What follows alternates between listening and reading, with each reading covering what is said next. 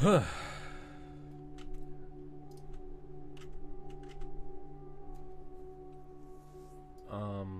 you should lower this around. Hello. All right. Around there. What's the volume that I have on the?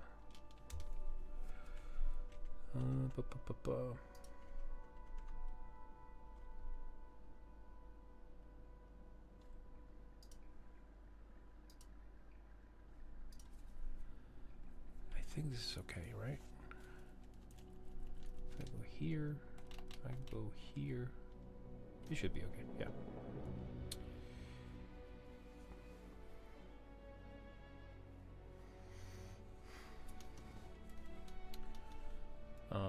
What else?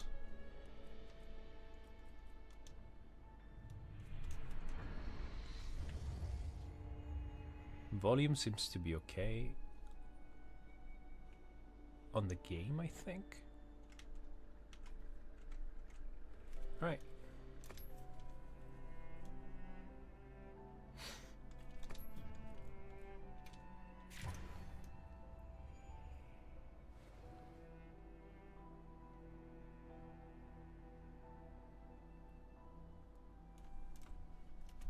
All right, let's see.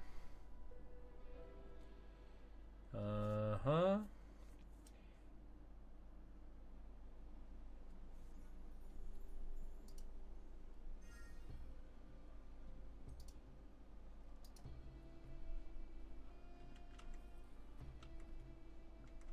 Right. How do I do that? Beat stream.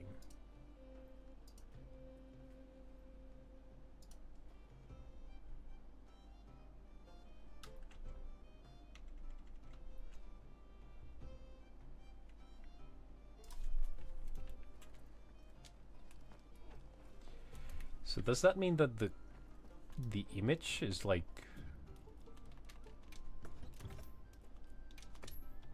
wrong in some way? Ah, it does look kind of bad now that I see it. How can I fix this? Is my monitor sabotaging me? Why am I so bad at this?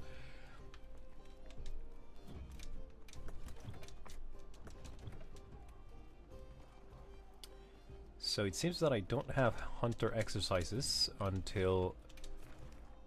Right. Oh, I do have them. Wait. How do I unlock more? Ah, there, here he is. He's on Wyveria. Alright, well. I'm gonna check on the image. To see... Oh wait, what is this? There we go. To see if the image is actually that bad.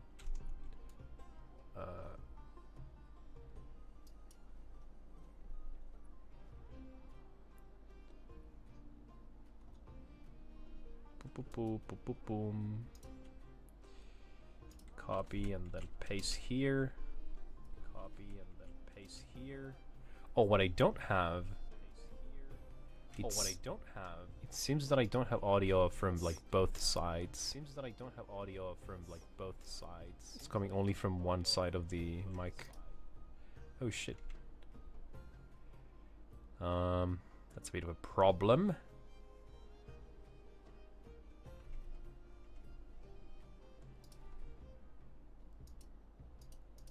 I'm sorry about that.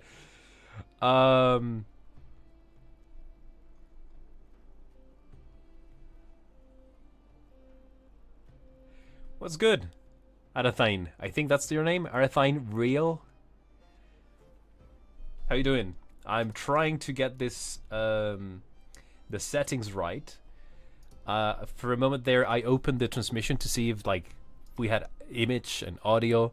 And I've noticed that I don't seem to have like audio from like coming from both sides of the speakers. It's like, or at least on my side, I can only hear myself on the right earplugs because I'm using earplugs.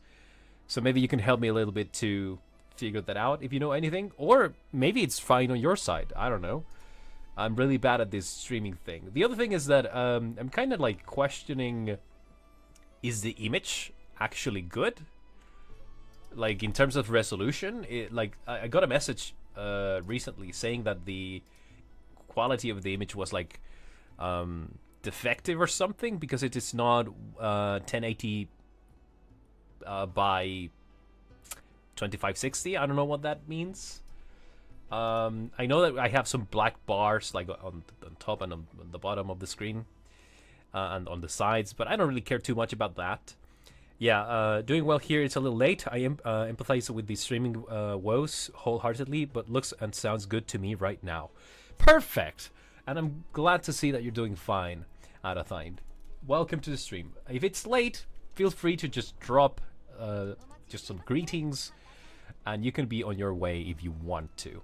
That is fine by me. It's already a big help that you came here to tell me that the audio was at least doing fine. So, are we gonna use Weaver Wasp from now on? I think we are. Yeah, I used Faux Beetle for the entire expansion. I think I'm finally changing to Weaver Wasp. Alright, let's just do one hunting exercise just to see just how bad am I at the game now that I haven't played for like a couple of months. Drinking my demon drugs, gonna have some food.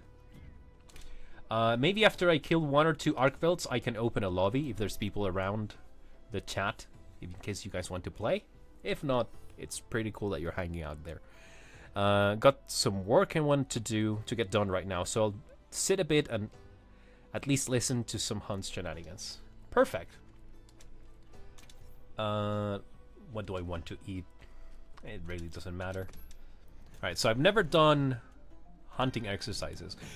Can you maybe tell me a little bit about the quality of the image? I don't know if you know this about me, Anathine, but I played Wilds for a whole year with the lowest graphical settings because I just couldn't afford anything else. And I finally changed my computer to something that is a bit more competitive.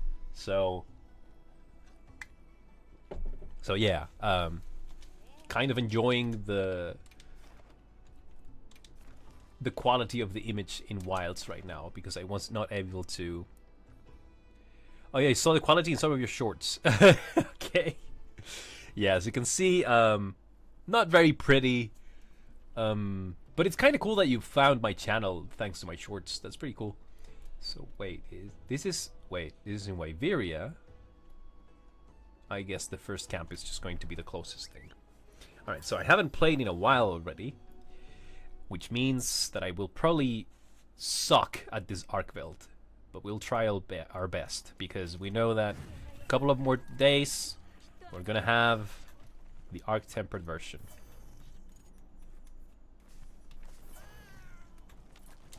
Don't do it. Don't do it!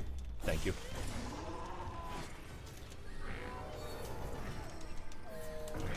Alright, so we already missed the triple stack there.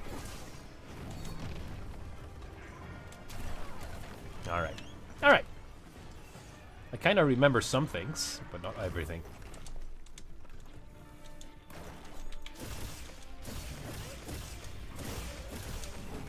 Offset? Perfect. Yeah, this is a Rising Spider Slash. Alright, that's good. That was kind of good. I'm getting hit by this one? No. No, thank you. I'm getting hit by the other one.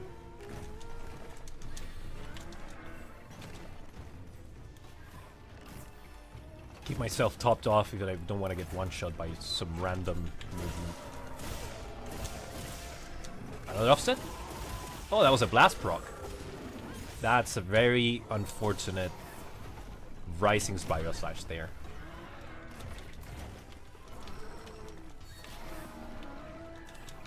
Can I get the focus attack here? I didn't! How? Oh, I keep hitting the wings, and I kind of forgot that what I have to get for the white extract is the legs. Never mind, I'm just gonna get the focus strike here, and that's gonna give me what I need. Can I Rising Spider Slash this? Yeah, I'm just gonna go for it. I don't give a shit. Red extract? Red extract. Thank you. What is it? Oh, can I get the flashbot here? Perfect. Alright, there's hope. There's hope to kill the Arc-Tempered version. I'm not gonna do it fast, but I'm gonna do it. I'm gonna be able to fight this guy. Oh, I see your message there. But I'm gonna... actually... I know that I shouldn't do this. But I cannot really like play and read at the same time if I really want to focus on the game. What hardware did you go for? Personally, my CPU is a tad older for the January update. Older, but the January update did wonders to my performance. Although I've heard good things overall from everyone. Yeah. Performance is like doing really well. I mean, it's not like the best that we'd seen, but for wild standards, it really became like a noticeable change. Oh, I'm getting hit by this? No, I'm not really getting hit by that one. Alright. Uh-oh. Alright, man engage.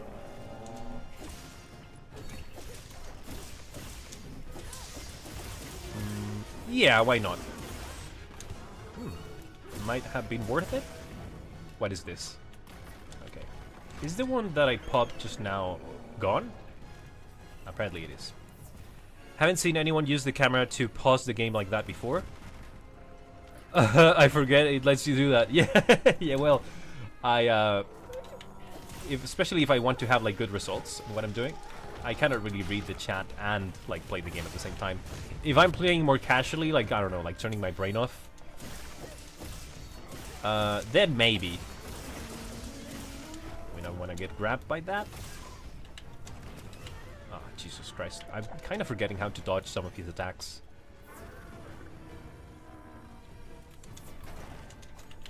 I'm also trying to like go for there it is, finally, it happened. I was really bad at like hitting his chains to get the topple here with the charge state.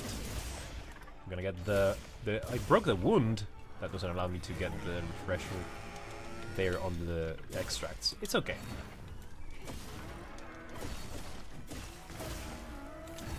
Ouch. Good news is that he's not hitting me too hard, but you already know that they're going to overtune the heck out of the Arc-Tempered version. I mean, not for nothing, it's going to be a 10-star, right? Okay, another charge on the chains. I'm not really sure how to dodge that attack anymore, I don't quite remember. I'm gonna tell you about my hardware once I'm done with this fight, probably. Fuck, I completely missed the flashback here because of the hit on the first attack. Yeah. I was a little bit irresponsible with my money to get my new PC, but I did it because I was getting kind of anxious. Like, if I'm gonna be taking content creation seriously, and I'm gonna be making videos next year, for example, it's not really looking too good if I don't have a PC that can kind of like, you know, last for a couple of years into the future, especially when technology is like just going crazy right now. Every year that happens, technology gets more and more advanced, and you know, it becomes like more difficult to keep up. So I needed something that, you know, let's just say that my finances took a little bit of a hit. I want to say a little bit, but anyway. And I was able to kind of get something that will allow me to, you know, have something to work with for a couple of years. Oh shit, I got stunned. I really hope for Star Arkveld will pull some stupid rainbow stuff. I think it will. I think it will, especially if you think of the way that they treated Arc-Tempered and Gigante, which was completely unreasonable. My only hope is that the fight is actually like fun and not just some bullshit like Arc-Tempered and Gigante was, right? Like, sure, it was like a fun fight here and there, but then the Pepega Slam really ruined it. So let's hope that Arkveld, AT Arkveld, doesn't have anything like that. The current hardware market is just getting worse and worse. Yeah, that was my main concern. Because, like, if I waited any longer, I'm not sure if I was going to have an opportunity to like buy a decent PC ever again. Right? It was one of those like panic spendings that happens because of like the crazy state of the market. So it is what it is.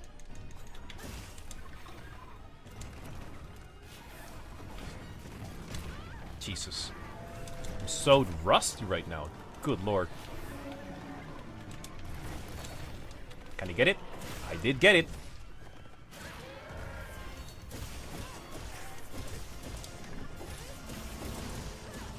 Yeah, let's go for it. Ah, this is beautiful.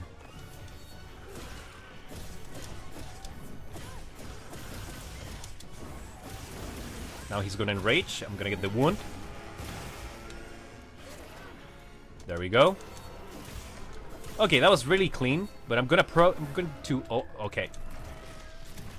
Let's go. There we go. We're learning we're remembering how to play this game.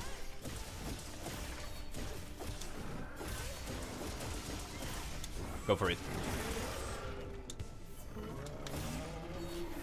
Uh-oh.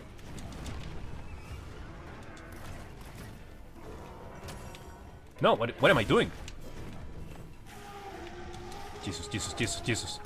Okay, we're fine.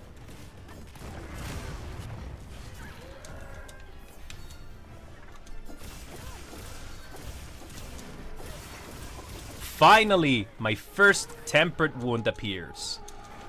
Great. Can I go for this? Ah, oh, that's unfortunate. This is also unfortunate.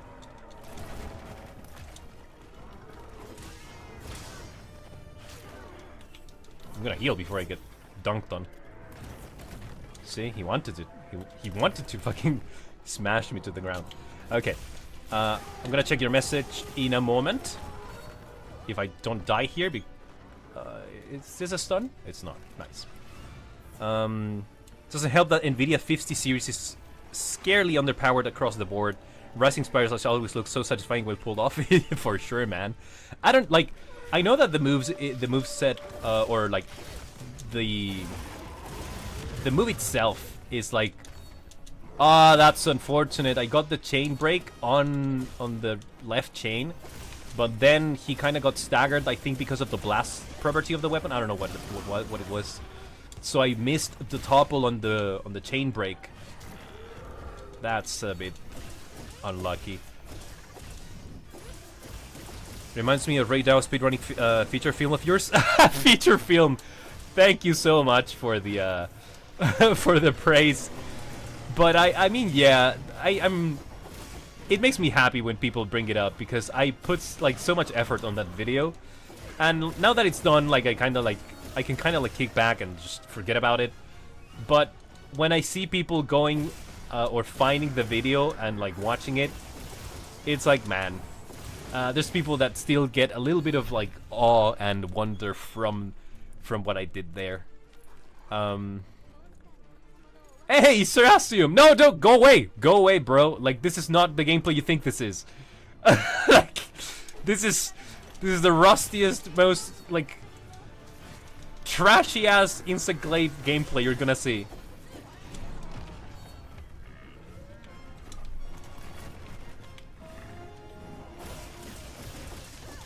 How you doing, bro? Welcome to the stream. It shows it's just such a nice Monster Hunter video. Thank you, man. I really appreciate it. I'm no speedrunner by any means. Like, I know where my limits are.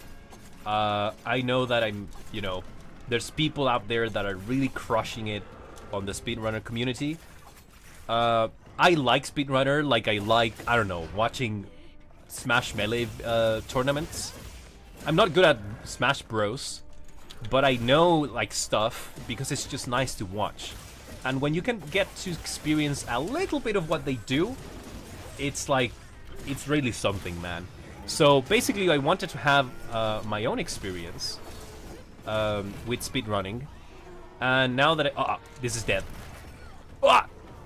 The diagonal chain. Once I had my own experience with the Raid Out speedrun, I was like, okay, I'm good. It's done. You know, like, oh wait, he's dying. Alright, so this is around like 10 minute, 12 minute. 12 minute or what? Like 13 even. Around 13 minutes. That's fucking terrible if you ask me. But I don't really care. I'm like trying to read chat. I'm streaming. Okay, 11 minutes 33 seconds. I think I could do better if I fully focus on fighting the guy and using more tools. But it's not bad. I think this is decent. Arkveld is actually kind of scary when you have to dodge all his attacks. He is, yeah. And there's this weird thing with Arkveld, at least it happens to me, where sometimes he'll get one hit on you, and that will completely throw you off balance, and he will just snowball combo you into 100 to death, basically. And it's like, you have seen his moveset many, many times. But then there's this one random interaction with him where he just drops you to the floor. As someone who crutches hard on lance, I cannot relate. Crutches, come on, man.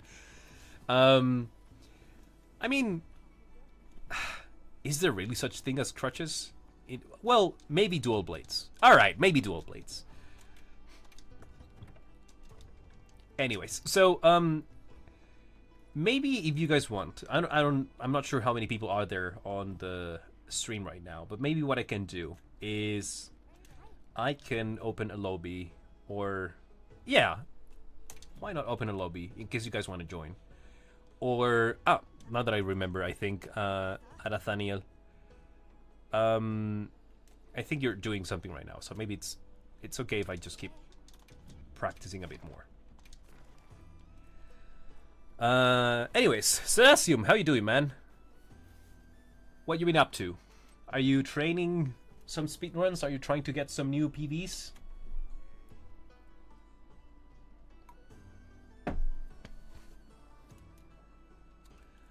What else do I have? I haven't really done these ones. Oh, I did this one with a friend to help them, but I don't really see the point on these challenges because you can just go to the camp and restock. So it's like, I mean, this one probably is like kind of scary because you have Seregios. Now, just studying math. Are you getting ready for something? Do you have like finals or something?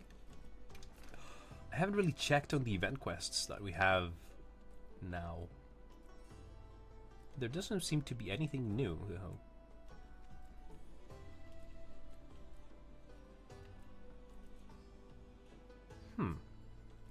I think they're gonna put more, I mean, not more, but all the event quests on the release of Arkveld, like together with the festival and whatever. So let's see.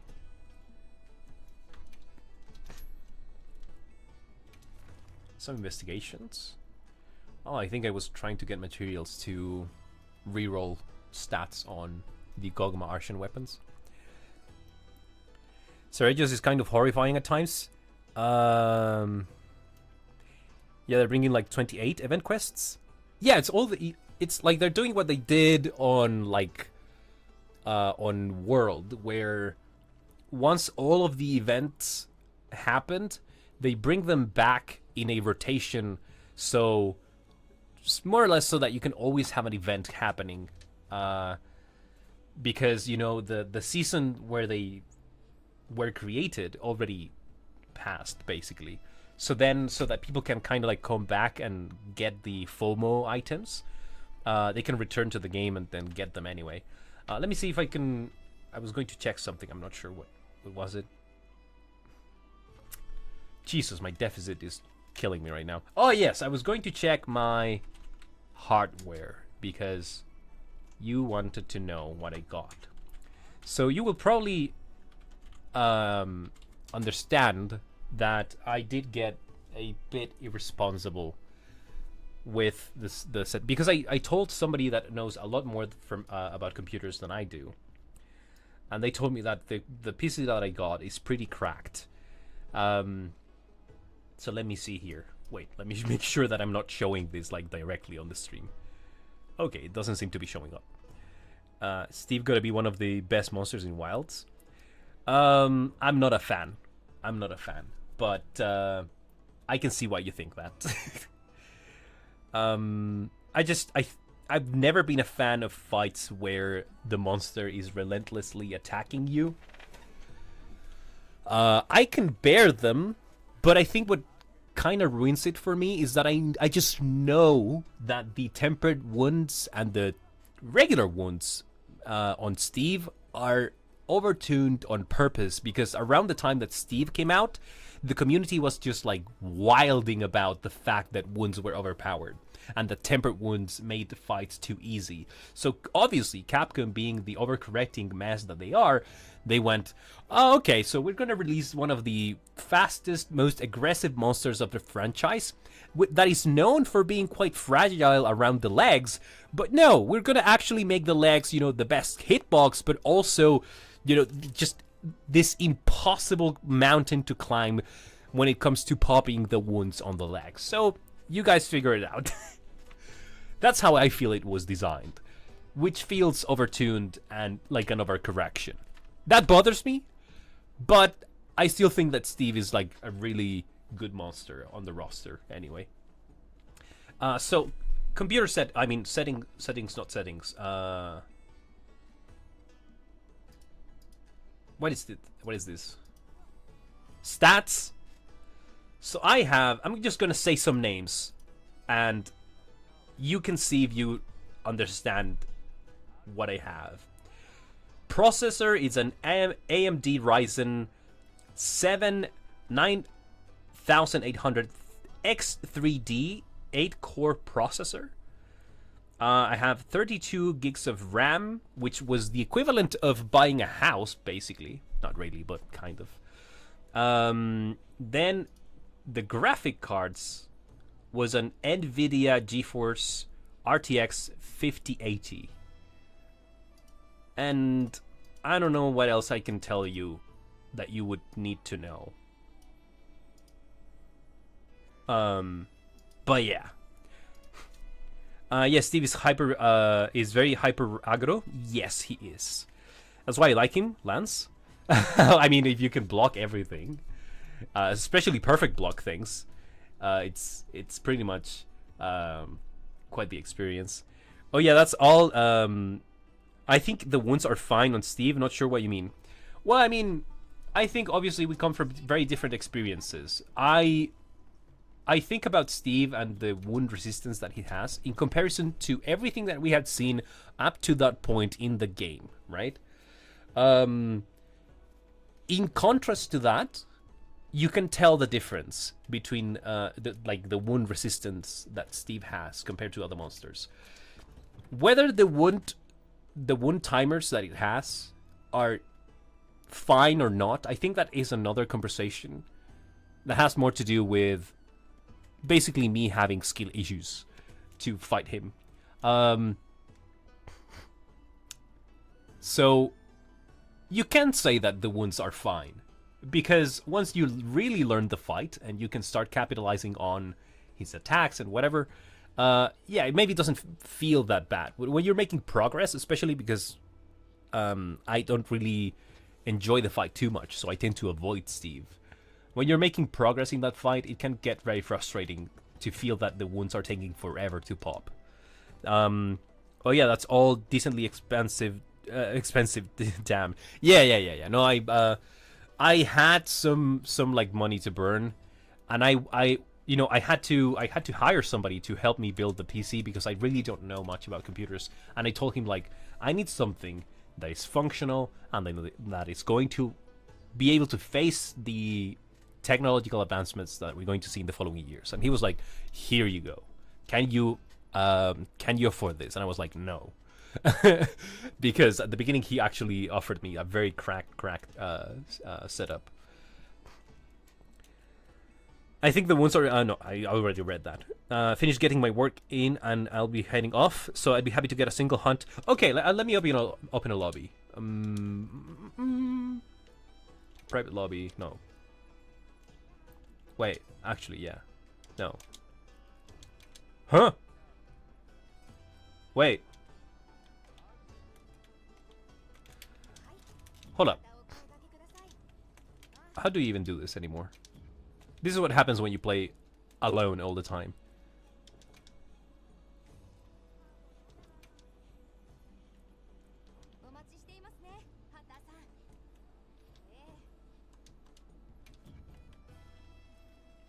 Damn, I completely forgot about this. The multiplayer in the game continues to be real obtuse.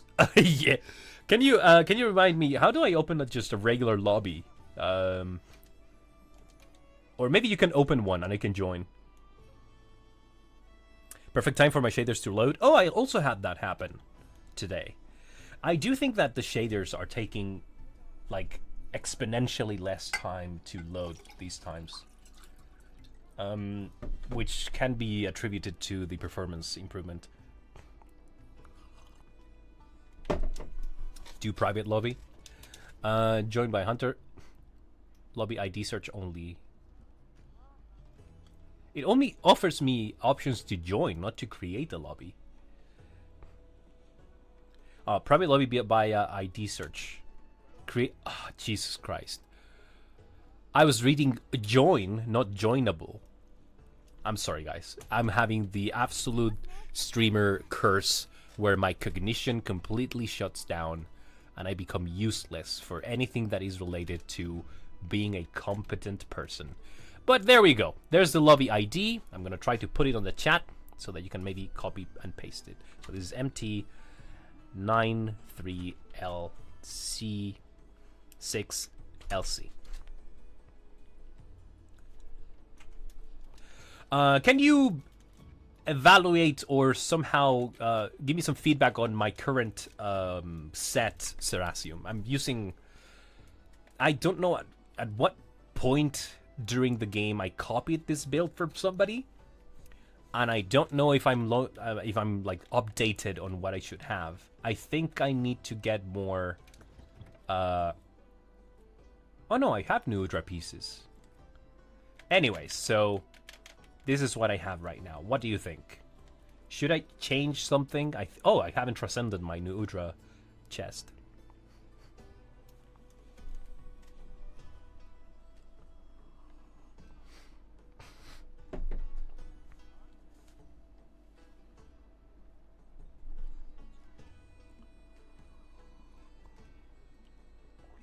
So let me know if you can join Arathine.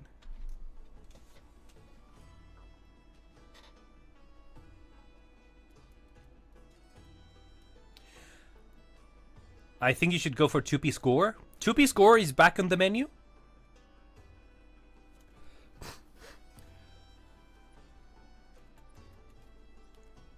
I do get hit a lot. So that's why I'm running latent power. Because especially with 9 stars, like they hit you 2 times, they activate latent power. Right? If you can get it on the weapon, right. So what do I have here? I don't think I have farmed too much Gogomasio, so I don't think I have it. I do! Wait, no. I do have it on the weapon? Right, and so I can have, for example, 1-piece score with the weapon, and then 3-piece Lord Soul. No, 2-piece Lord Soul. And then... we're in... I don't know much about set building at the moment, so I do know that running Lord Soul and Gog Archons is meta. Pretty much, yes, because what you're getting from that is Gogmasios gives you... I mean, not Gogmasios. This guy, Gormagala, gives you around 20% affinity if you have antivirus, right? So you slot antivirus on your set. You have 2-piece Gormagala that will activate Frenzy, and when you get the Frenzy bonus, you get 20% affinity from that. And then Lord Soul, oh, there, I saw you. Onslaught reminds me of the character from Marvel vs. Capcom. Ooh, nice lance. I didn't know that Lala Barina had a lance. That's pretty cool. So then Lord Soul gives you 5% attack bonus, right? Very, very fitting to have that emote with your current layered armor. Ooh, on the face. That's pretty cool. Nice. So yeah, so basically you're getting crit and you're getting an attack bonus because of Lord Soul. The other cool thing that Lord Soul does is that it prevents you from carting once, right? So it does lower your defense by a little bit. So it gives you attack, it lowers your defense, but it gives you the chance to survive a hit that would cart you otherwise, right? So that is why it is so meta. It's because it does so many things. Like you have crit with Gormagala, and you have attack and the ability to survive one hit KO with Lord Soul. If you can get it on the web. Okay, I already read that too. So, are you currently looking to hunt anything? Because I don't really need anything. I have pretty much farmed everything that I wanted to farm in this game at this point. I am kind of getting some bow stuff because I'm getting into bow a little bit, but I don't really need to hunt anything in particular. Oh, I see, that is very good. Yes, remember that if you're going to have Gormagala set, you have to put that antivirus decorations. It's 3 decorations. They are level 1 decorations, so they shouldn't really be too difficult to put on your gear somewhere. And that's how you get the most value out of Frenzy. Frenzy is also the go-to elemental weapon skill, because if you run Coalescence together with Gormagala set, Coalescence will proc if you get the Frenzy virus. Lobby member quests. What do we have here? Nothing posted. I'm just running 4-piece, so I'm anything. I don't mean anything, but can always do more GOG. Really up for anything. I'm mostly waiting for AT Arkveld to update my armor, to be honest. Sure, let's do one Gogmasios. I keep mixing them both. I think I'm gonna try to play safe, and just because I've been trying to play Gog with bow, but to be fair, I keep carting against him whenever I go Gogmasios. So yeah, so let's do one Gogmasios. That's no problem. It's gonna take us a while, but sure. You can post it if you want. Do I have everything I need? Yeah, I think I do.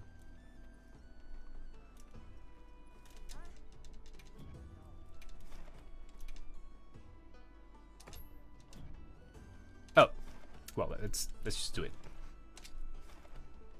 All right, I posted the quest, so you don't have to worry about it.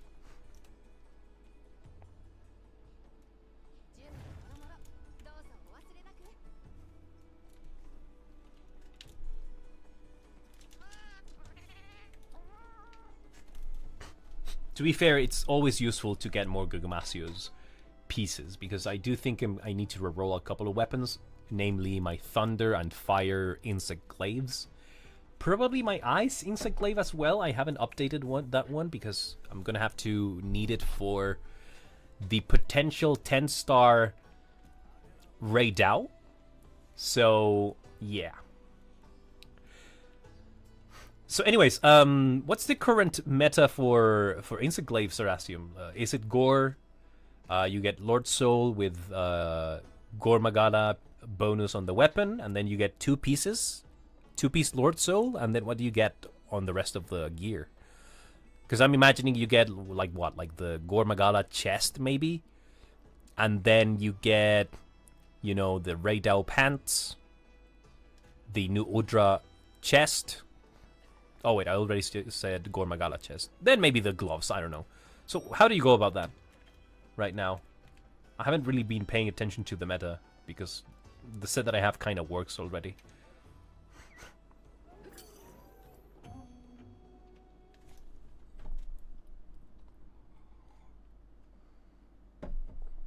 Yeah, it's Gore plus Lord Soul. Okay. I mean, that's nice. I've always liked Gormagala. Gore armor is usually legs, I think. That makes sense. Perfect.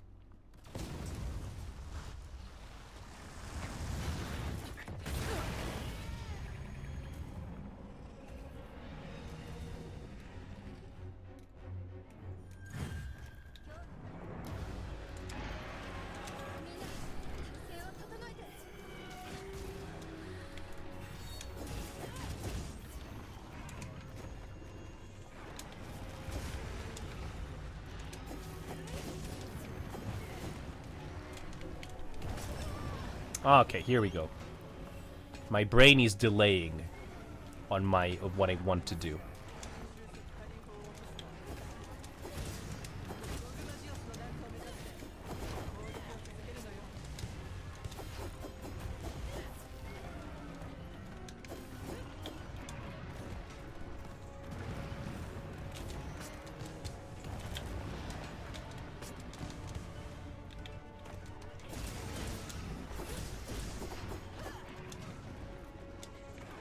I don't really like the fact that this guy moves so much and the like good hitboxes that he has move around the map all the time. Well, I kind of forgot that we can do this.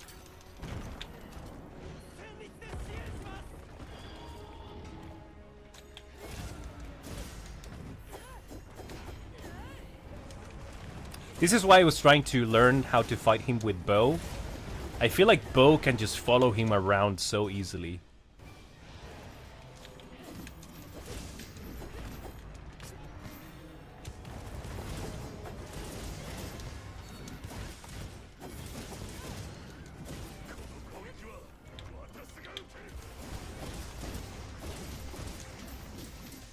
What?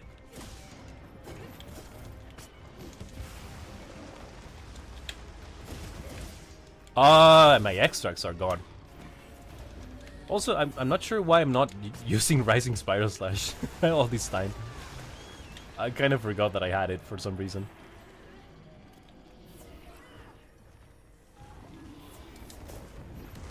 Oh, Jesus, scary.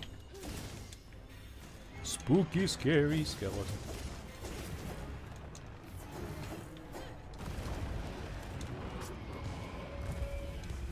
Finally.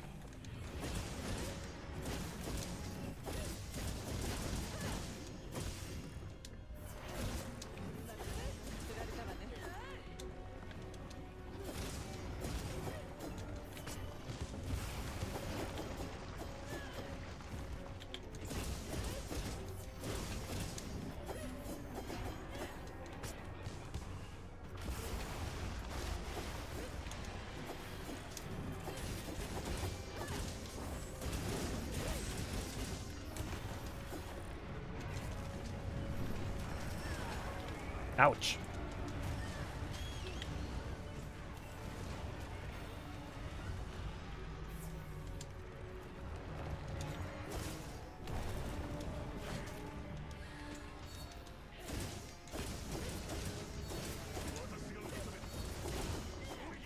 Oh, I should probably have used Rising Spiral Slash there. I was not really going to get hit by that breath attack.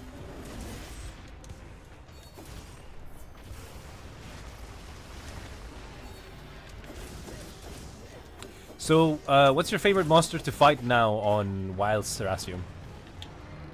Is it Steve? Are you doing some grind on Arkveld for the 10-star AT?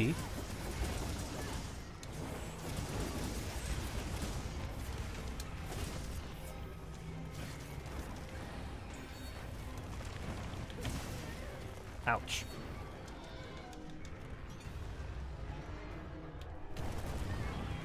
Jesus Christ.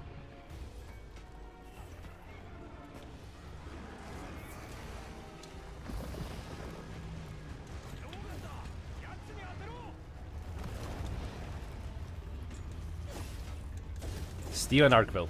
Nice.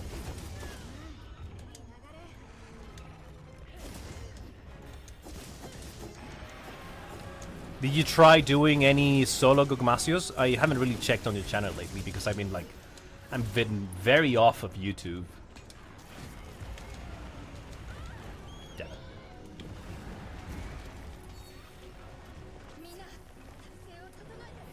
I have tried soloing Gogmasios and I don't really enjoy it, to be fair. It really, really drags. I haven't played in a while? Oh, that's fine. Yeah, me neither, man. I don't know, I haven't felt it. Nah, I don't like GOG? Yeah, me neither. I mean, in groups, it's obviously, it can be very fun, especially because you just, like, get a charge blade on and go burr. But yeah, I mean... Solo GOG is, like, really painful. Oh shit, it's the arms.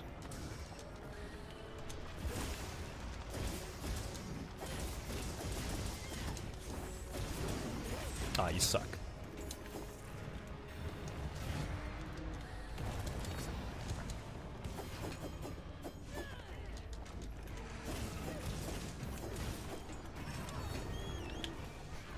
What are you usually looking for in a monster? Like, for example, Steve and Arkveld. No, not Arkveld. But you said that Steve is like one of your favorite monsters. And like, it's kind of funny that I don't really... I kind of despise him. But you're here like, nah, he's great. What is it exactly that you like about Steve? Obviously, for you it's like coming from a speedrunner. I'm more of a just some guy that plays for the vibes, I guess.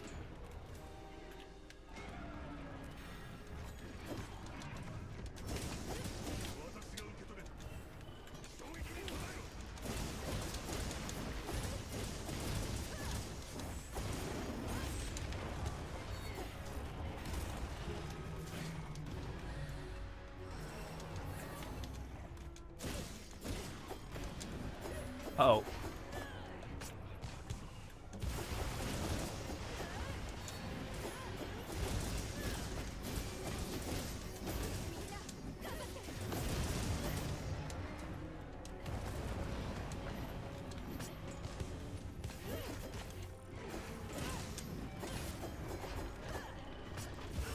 Ah, Jesus Christ, I jumped right into it. I think we're doing fine, though. As long as... I'm not gonna say anything, because I don't want to jinx nothing. Is this phase 2? I think this is phase 2, right?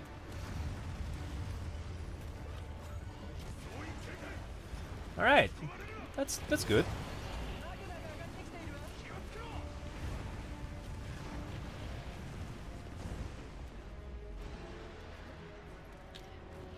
Alright, gonna grab the little buggy.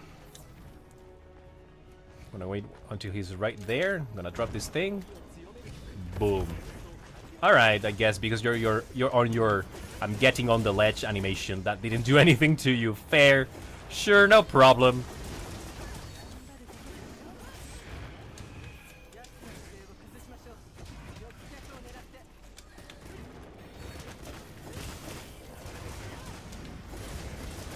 Is this gonna hit me? A little bit, yeah. I'm gonna start cheesing a little bit on the back. Gonna see if I can get some damage there.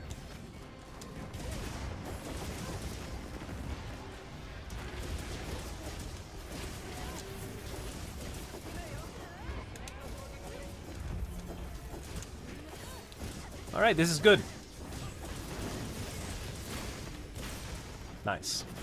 I probably interrupted my Rising Spire Slash a little bit too early there. I could have gotten more value out of that animation, but we're doing fine.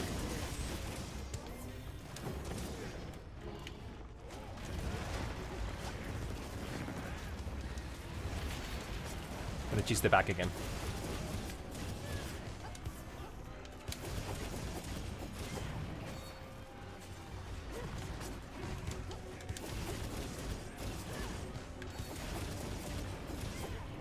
Oh no! Alright, it's fine. We can just do this. Wait. Wait! Forgot how to focus strike! Ah, there we go.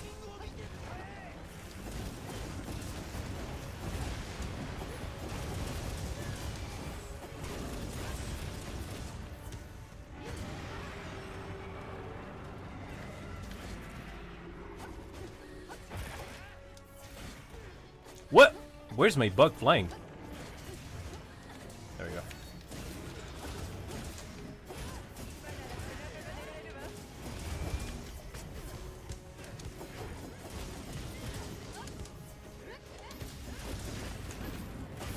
I'm just gonna go for it.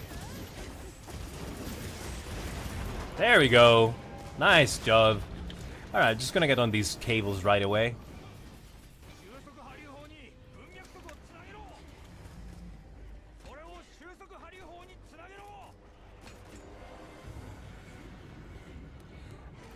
I'm pretty sure that there's a skill that, like, pretty much like in other Monster Hunter titles, that's called like Transporter or something. Like the same skill that allows you to transport eggs or to carry them faster probably allows you to carry these cables faster too. I haven't really checked for that, but it's such a like specific moment of the fight that slotting that thing just to be able to do this faster. I mean, the reason why I would want it is because I want to get back to hit GOG faster too. But yeah. I'm gonna go for a level 1. Or maybe not. Maybe I can do level 2. Nice.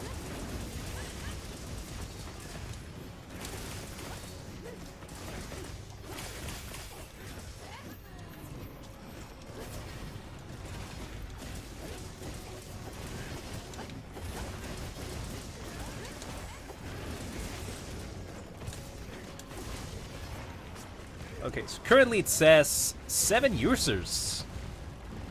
I'm not sure if that means viewers, but if you guys are out there lurking, just know I appreciate you. Maybe there's some new people here around the channel. If that's the case, it's pretty great to have you guys. Believe it or not. Alright, so I guess we should just fire this thing then. Spoilers, I miss. Did we pull the lever that we have here? I think we did. Yeah, okay.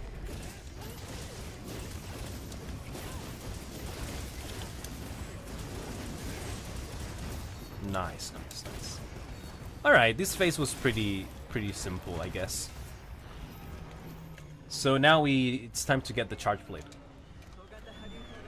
I'm gonna take the chance to get my healing items back. Oh, what was that? Pulled the lever earlier? Nice, nice, nice. Yeah, good job. I usually do it at the end because I'm not paying too much attention to that by that point. Alright, let's go with this sub-optimal Dragon Element Charge Plate set. But we're still going to put some work with this. And you guys are going to see how I miserably try to get my perfect guard against the barrel bomb, like the timed barrel bomb. To get my Savage Axe on, because god damn, when this guy is flying, you'd never get that damn buff. In fact, can I do it here? I don't think you can use items here, that's the problem. Oh, you can! Okay, let's try it. Wait, somebody taught me a method that was like, do this. Something like that. Again, I'm gonna try it again. Pretty sure it was like, run back. Oh, there he goes! Perfect! Alright, we got him! Let's go get to the fight now.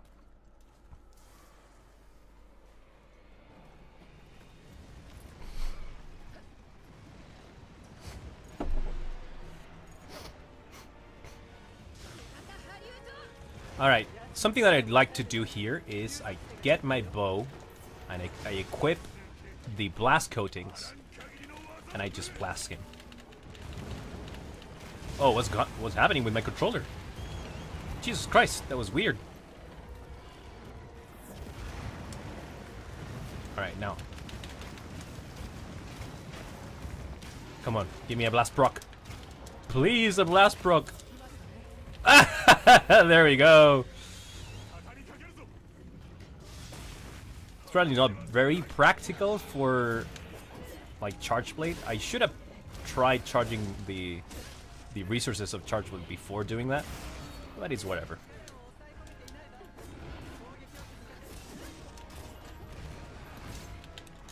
What I'm gonna do now, because I don't want him to fly, is I'm going to drop the thing.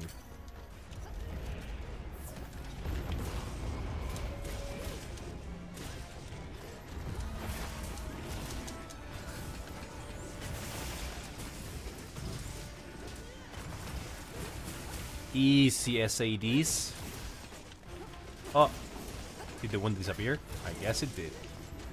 That's fine. I always try to have like a set of files charged. Ah, this is gonna hit me. scary stuff. Scary, scary skeletons.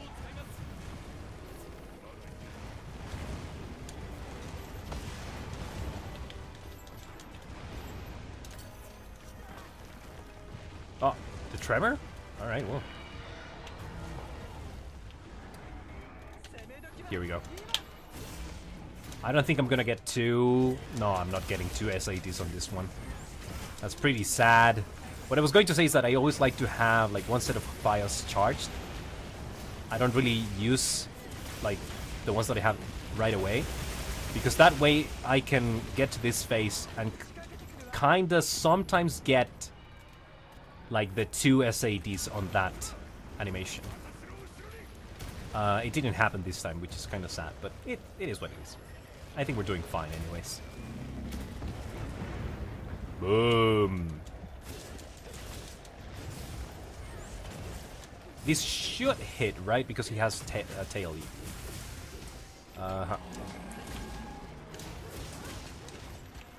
Another thing that I want to try now, because it's pretty easy, free damage. Let's go for a mount. Oh, that's not enough?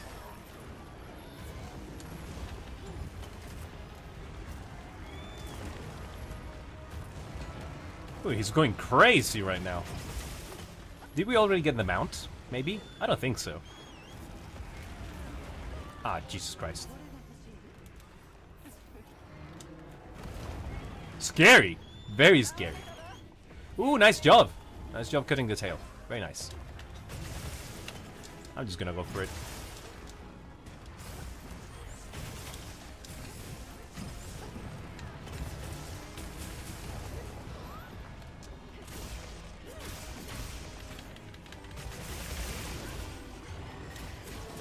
Nice.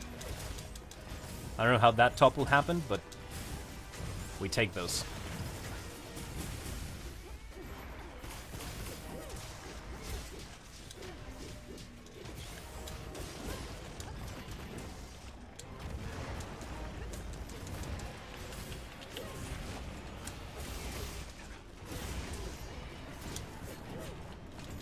Not again.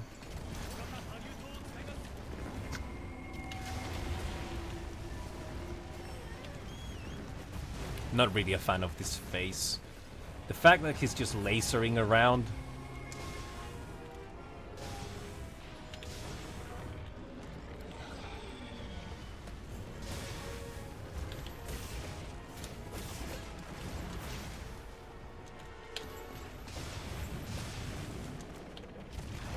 Ooh, scary.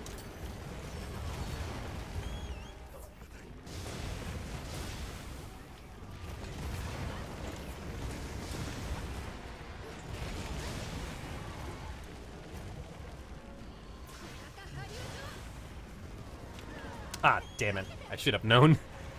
I saw it on 4K, that laser beam just melted my face.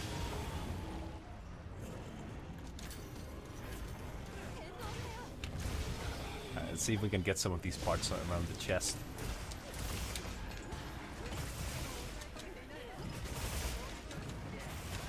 Uh-oh. Yeah, it was a good idea to let the explosion hit me instead of the slam.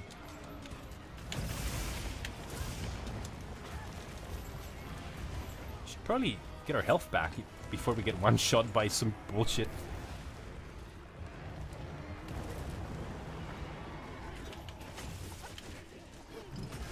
Oh no! Oh man, no savage axe? That's rough, buddy. Mount? Never mind.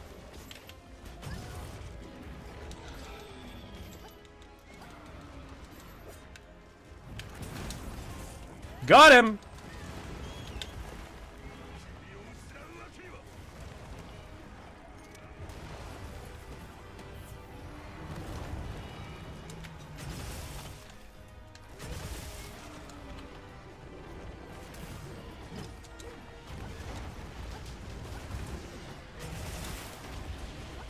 Oh, he's about to die. We should probably save. Yeah, exactly. Let's do it. Let's just start the SAD animation. So that when he lands, we are already discharging one. Let's see if we can get another one, maybe. Please, please, please, please, please, please. Hell yeah! That's 2. Damn, bro. Oh, what's going on, Manquito? It's okay, bro. I'm gonna be here for a while.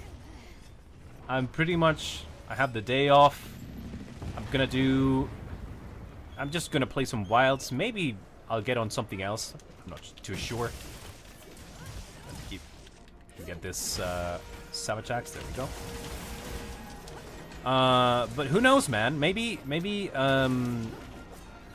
because usually when I stream, since I don't do it very often, I do it for quite some hours, and maybe we'll have the chance to play together. How about Monday? Nah, I'm not sure about that, man. I gotta work on Monday as well. The main issue I'm having right now is because I also have to test the internet, and right now I still have to figure that out. Apparently now it's rather stable, but it's not always like that. So yeah.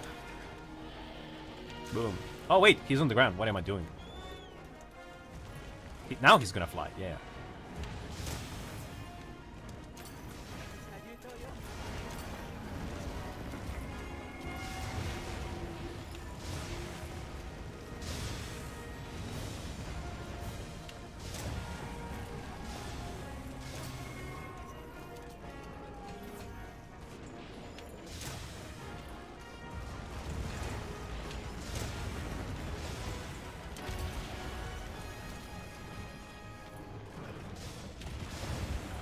There we go.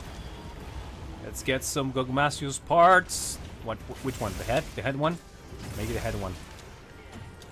Damn it. What happens if I drop this? What happens? Yeah, what happens? I wonder. Get the chest! Come on! There we go!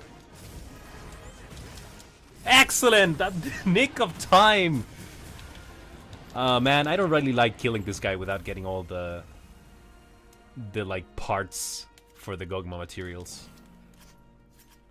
It feels a lot more efficient in terms of farming, even if it takes you a little longer in terms of time. Learned Charge Blade because of you. Stream looks good. Thank you, man. And when did you like when you say because of me, is this because like because of the elemental charge blade videos that I made, or is it because of the guide that I did like a long time ago, which is, by the way, a very simple guide. It's nothing too complicated. By the way, Arthine, that was a pretty clean hunt. A bit long, but I think for 2 people that was pretty good.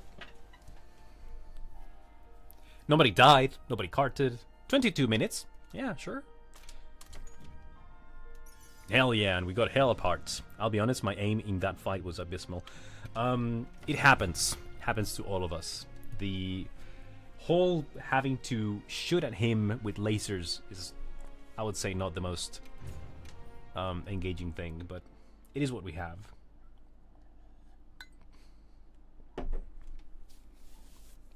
Now that I actually have the ability to look at the details on some of these things in the game, I've noticed that the Charge Blade is basically, well, everybody knows that it is a door, right? It's basically a door with a bunch of seals. You know, that's what it, I think that's what the 5 like or 6 circles represent. Really looks like the Yggdrasil kind of layout, where it's like the Tree of Life with different nodes. Each node represents a different realm from the realm of like the Vikings in their mythology and their cosmology. Kind of looks like that, but the detail that I was never able to really notice was that at the right at the center of the Charge Blade, you have these fingers that are trying to like pry the door open from the other side. It's like bony fingers that are just squeezing in between the Charge Blade. and they are trying to open this door. And that has made me appreciate the weapon even more. It's such a cool design. My 300 DPI mouse skills are rather rusty.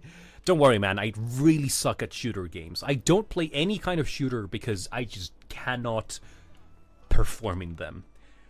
Like the circular node tree. Exactly. That's precisely what I'm referencing. I probably tune in later. Gotta go to work. It's fine, Magito. Maybe we will still have the chance to see each other. Don't worry about it. I wish you all the best on your endeavors. Thanks for coming into the stream and just saying hi. Alright, so we got that Gogmasios down. That was pretty good. What else could I do? I mean, I should farm Gogmasios, but I think I don't want to do that if I don't have at least a team of 4 people. It's just, it drags too much. A very, very lengthy fight otherwise. So what I can do maybe, one thing that I haven't done, is I could do the challenges. I have so little experience fighting Lagiacrus, man. I think that I saw it, I was like, wow, he a cool monster, and then I left it there because I don't know what was it that I couldn't really connect with the monster too much. But yeah, why not? Let's do this one. If I'm going against Mizu and Laggy, so if I'm fighting Mizu, I should probably use just Paralysis. It's just the most comfortable to use. Or I could just use Lightning. Now that I have the decked out charge blades. It's very slow, yeah. I'll be heading to bed now. Thank you for the hunt. I'm glad to see that you got to witness Wilds in its full glory now with their new rig. Thank you, man. I appreciate it too. And it's not just Wilds that I wanted to like.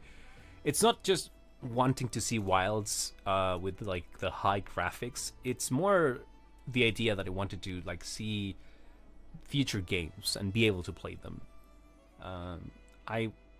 It's a bit of a FOMO thing to say, but I didn't want to miss out on the great games that are going to be coming out in the future. Hi, Zun. Roberto, how you doing, man?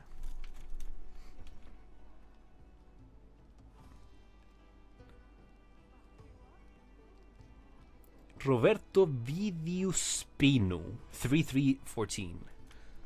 What's up? I'm about to head out to a hunt challenge. I haven't done this before. Mostly because I'm a bit lazy.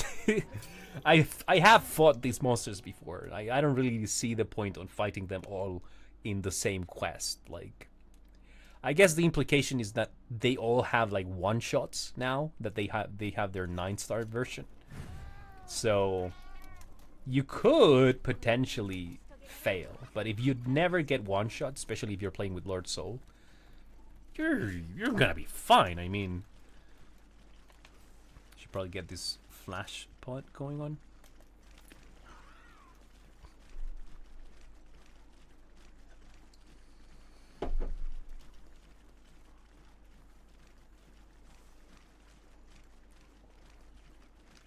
I'm okay. Might be me, but I only hear you from the right headphone.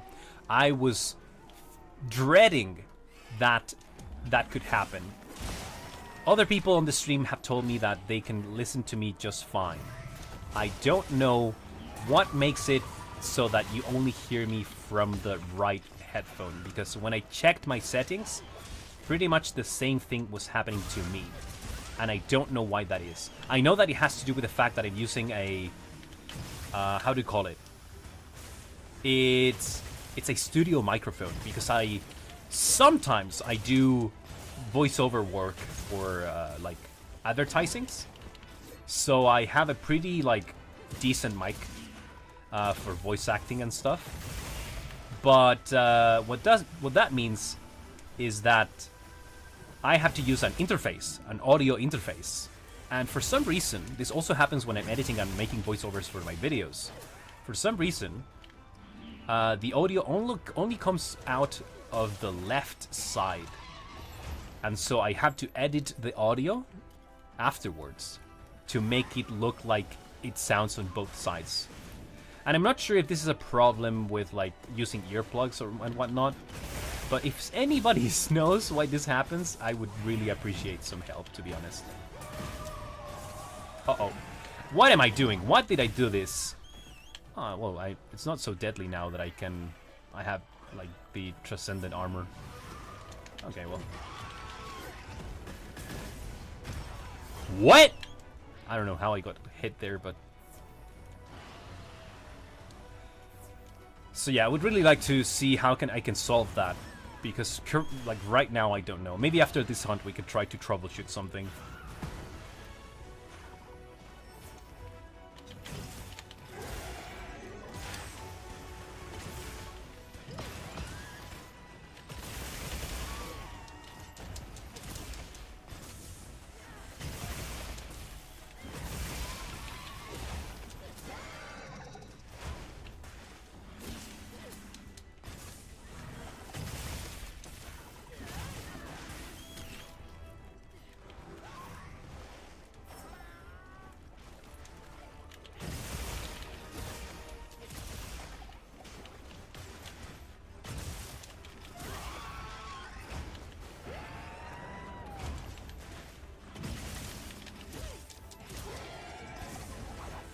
What am I doing? Why do I keep trying to trade against the one move that can kill me?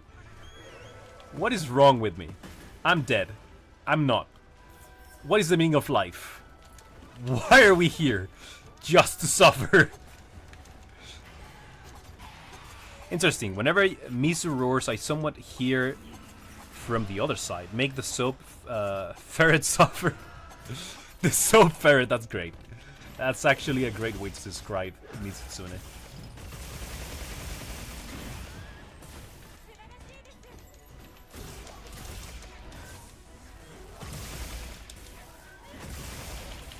Damn. The lightning particles on this thing are going crazy right now. Ooh, boy. Oh boy, that's painful for you.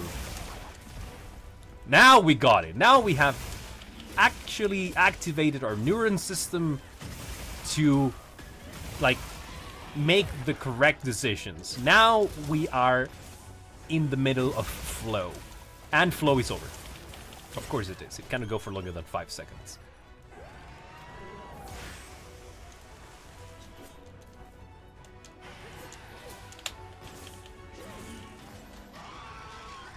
Now, why am I going for this SAD? Nobody knows. It should be illegal, actually. It's like so unethical that I tried to SAD. Oh, I guess, but he's dying. Ah, okay. Wait, what? No, stay there. I don't want to fight you any longer. Just go in the box. Thank you. Wait! Huh? What do you mean? What do you mean trap immunity? What do you mean Pokeballs don't work? So yeah, I don't know how or why that is happening. It probably has something to do with the channels, the audio channels, where my microphone is only producing sound on the left side of the audio. I don't know how that works. Ooh, paralysis! Nice job! My Palico carrying the game once more. Why did I do this? This was so unnecessary. Completely... Oh, okay, he's dead. For a moment there, I was like, man, I just had a paralysis proc, and I decided to go for that tempered wound, completely screwing up the CC chain. But we have prevailed. Oh yeah, you can't capture it if it's a slave. Oh! Oh, you got a point there. I didn't realize that it was a slave quest. Alright. Thank you for that, Roberto. And once again, the terminally online yapper that makes videos on YouTube about a game that they think they know about doesn't know how the game works. classic. How can you even have a YouTube channel if you're not ignorant about everything that you talk about? Anyway, do you have something for me? Thank you, boy.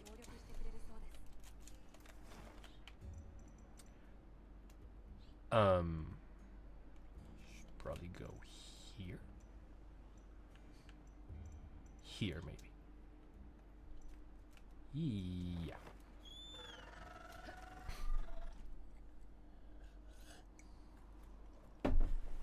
Wait, can you even capture Jean? Is that legal? Is that allowed?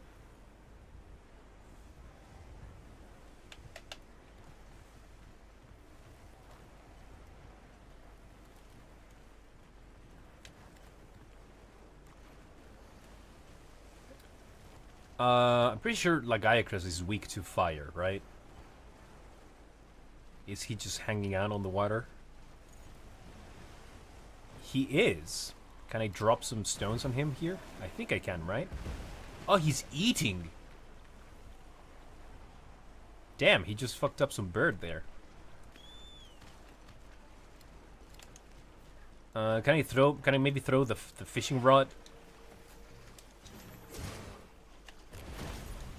Got him! Easy. Savage axe. Don't do it.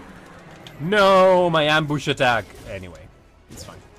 Alright, so you'll see the worst Lagiacrus gameplay that you will see in your life. Already trying to contest the worst attack that I could have eaten because I don't know what self-preservation means.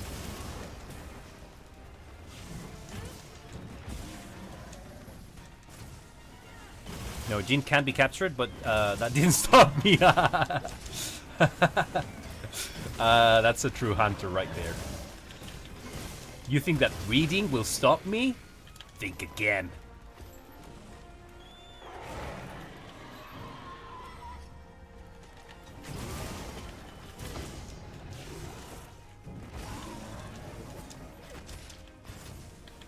Should I just try to SAD this guy? Not anymore.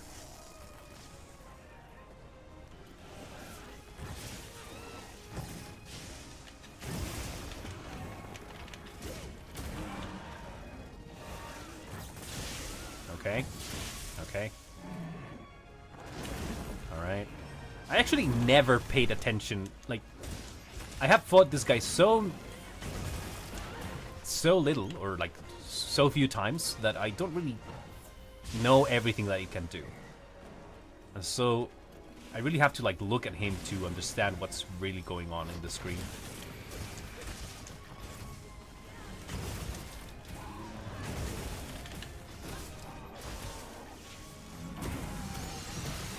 Jesus Christ. Where read when you can do a big flashy move for the 10th time in a row. It says there that I can do big flashy move for 10 times in a row.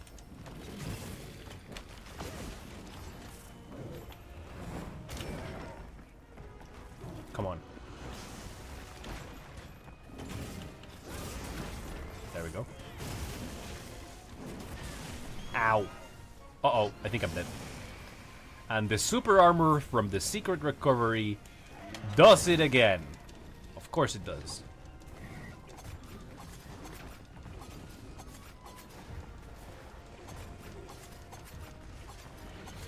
Hey, I think we have 10 people in the chat, or like on the stream. That's pretty good, man. Thanks for tagging along. What the fuck was that? Anyway, I think I'm just gonna go for this one. Yeah, this is an SAD. Boom, boom, boom, boom. Huh, hey, that was actually good damage. SAD spam? Is this SAD spam hours? I think it is. I think it is. Yes. Yes, I can feel it. This is a tempered wound. It was promised. Okay, I'm not gonna make that joke. Also, I didn't cancel the animation to to Morph Slash there, so I wasted a little bit of time, but I got what I wanted anyways. So that's good.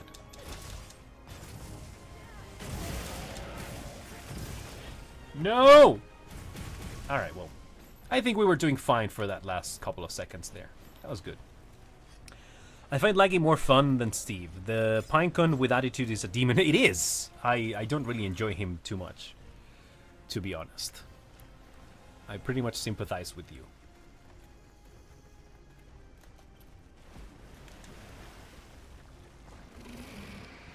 Ambush!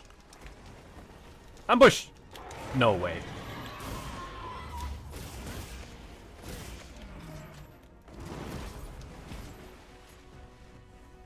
I gotta do the minigame. I guess I have to do that. Yeah, okay. Yeah, sure, I'll do the minigame and probably carton the process. I don't even remember how you do this thing. I think I have you pick up some rocks. Roxanne! Jesus Christ. Okay, alright. So Fire Stinger, Fire Hook Slinger. Okay. Did I get it? I got it!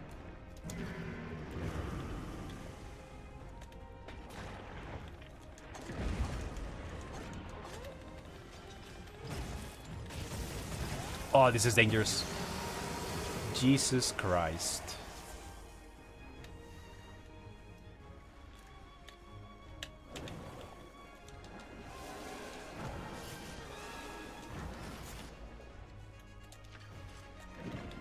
The other button. Oh my god, I don't know how to do this thing.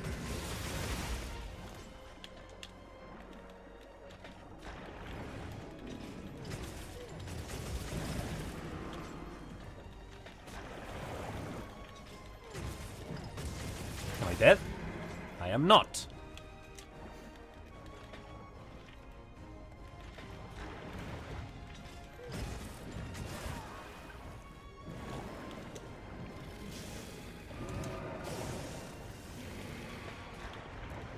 Come on already. Oh, scary! Okay, we're good.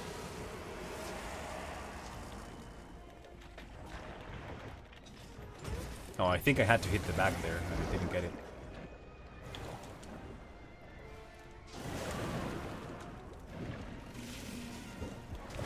Jesus, he wants me. He wants me dead right now.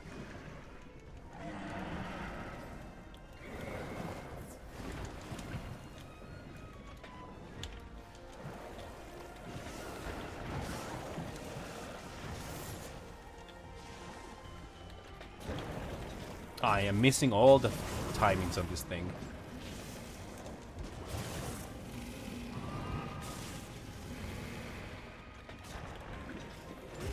Can we go up? Please? Can we go up already? Is it over? Thank you. Thanks. I appreciate it. I was actually getting kind of frustrated with this, so... Oh wow, this looks very good when you can actually notice what's going on. Damn, okay.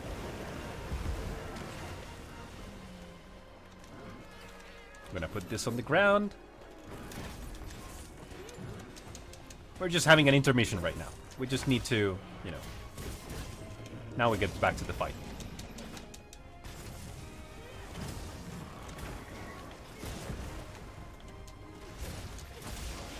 Uh-oh.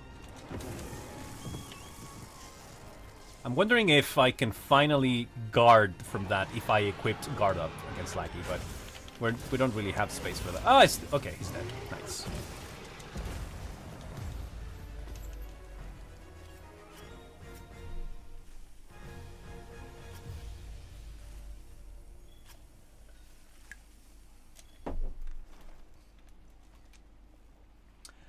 And now for my fat boy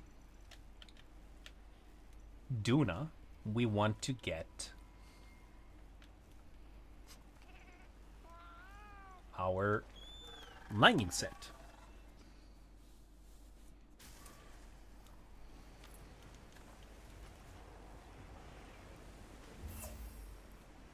You got the topple?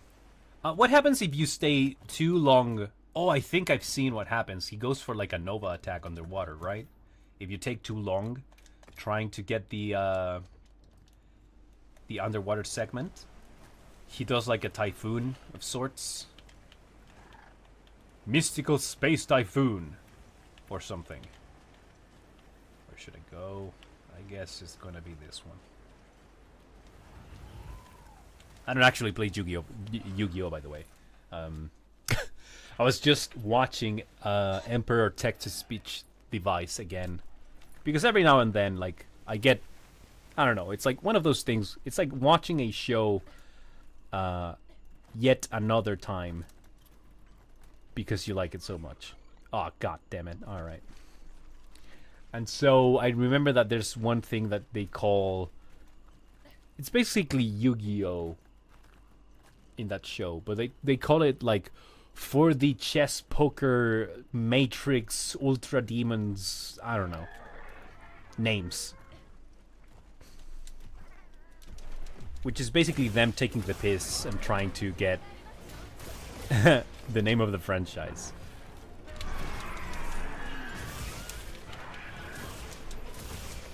I get it before you can do anything. There we go.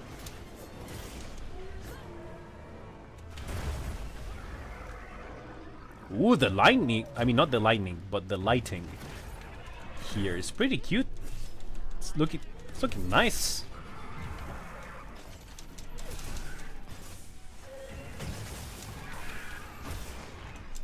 All right. SAD. Yeah, I can take that trade.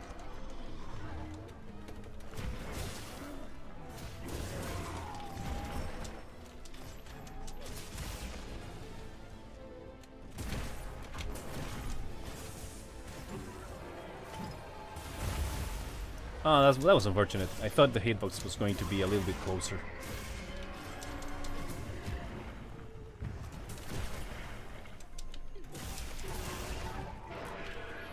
Finally, we have this thing. Okay, let's go.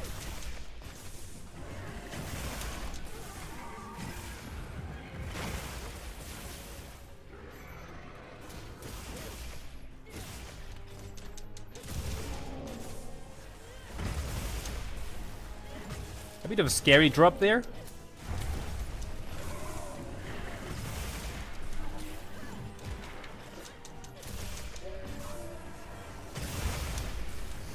With Duna trying to pull its pro wrestling moves on me.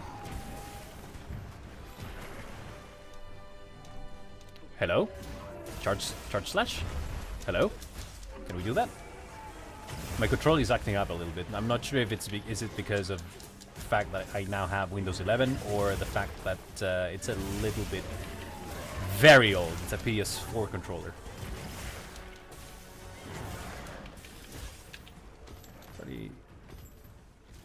My Rocksteady is gonna run out. I don't want to like get caught off guard like that and die a stupid death.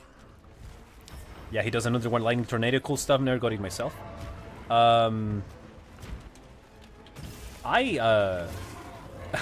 don't know. I probably was just lucky there that he kind of like got next to the stones at the beginning, because I didn't feel like I had much control over the fight in that part. Uh-oh. Alright. I had to use my files to get shield because he was about to one-shot me. And of course you do this. Of course. I got Uthnuked, but that's fine.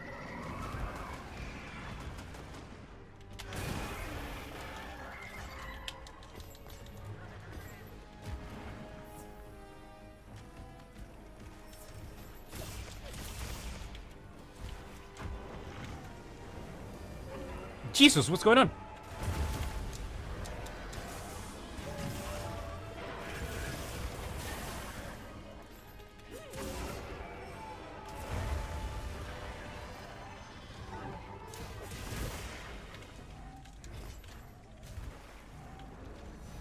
Alright, I'm not sure what's happening to my controller. It's getting scary. It's like possessed. It's putting inputs where I'm not really doing any. But, you know.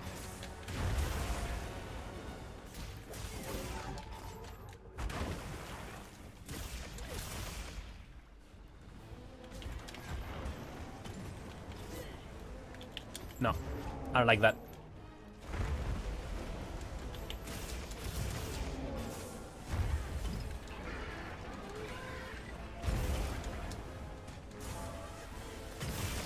I think I've been very, very sloppy with the managing of like the part breaks on the legs. Because I haven't really managed to get any topples.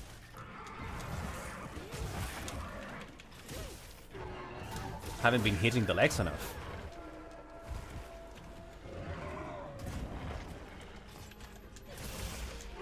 Okay, this is kind of a free SID, I guess. Ah, you suck with tuna.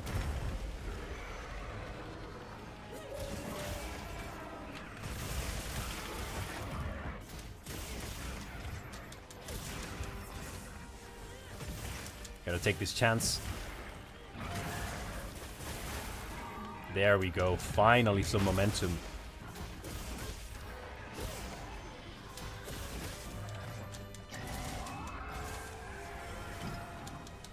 What was that?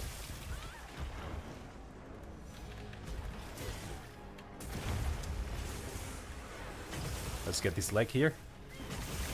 Let's not get hit by this. And we get hit by it.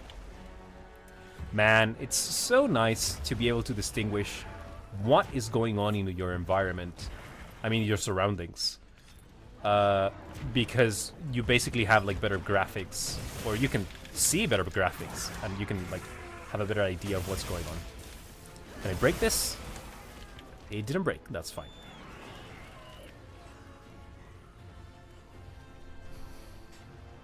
How long have we been in this quest? Damn. Around 25 minutes? Jesus Christ. Okay, I've been taking a while with this.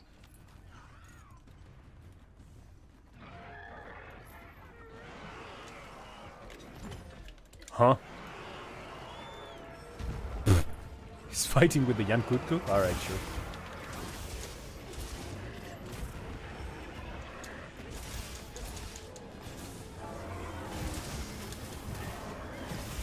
Very weird position here between all of the Congalalas and the Congas. But I'm not really known for being patient. If I want to hit something, I'll go for it.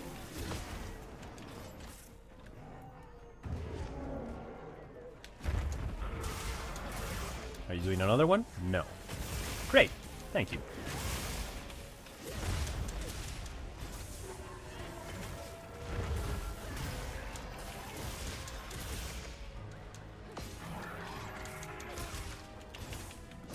He's almost dead, actually. That's good. Let's get this tempered wound if I... hello? There we go. Now we hit the head. There we go. Okay, I kind of like recovered by the end here because I was playing really, really sloppy for a moment. And now I'm like looking a bit more solid with this fight. Let's get the one so that he doesn't run away. Nice! Alright. That was a lot better by the end. Okay, okay is my case. You know what I've been doing? For no reason. I don't know why. I started playing Warcraft 3 and StarCraft 2 again. And I think it has become a form of self-torture because I'm like really bad at RTS games. Like having a game where you have to be thinking about so many things at the same time stresses me the fuck out. This is why I usually tend to gravitate towards more I'm not sure if I can call it like skill-based games, but maybe like hand-to-eye coordination games, kind of like platformers, Metroidvanias, RPGs to some degree, like these one, for example. Because having to manage like all of these units and buildings and stuff, it just makes my head hurt. So what changes do you want to see with the subspecies? I want basically is like subspecies, like a blast of Uthduna. If anything, I think that Uthduna is gonna have. I mean, this is probably a bit overused, but maybe it will get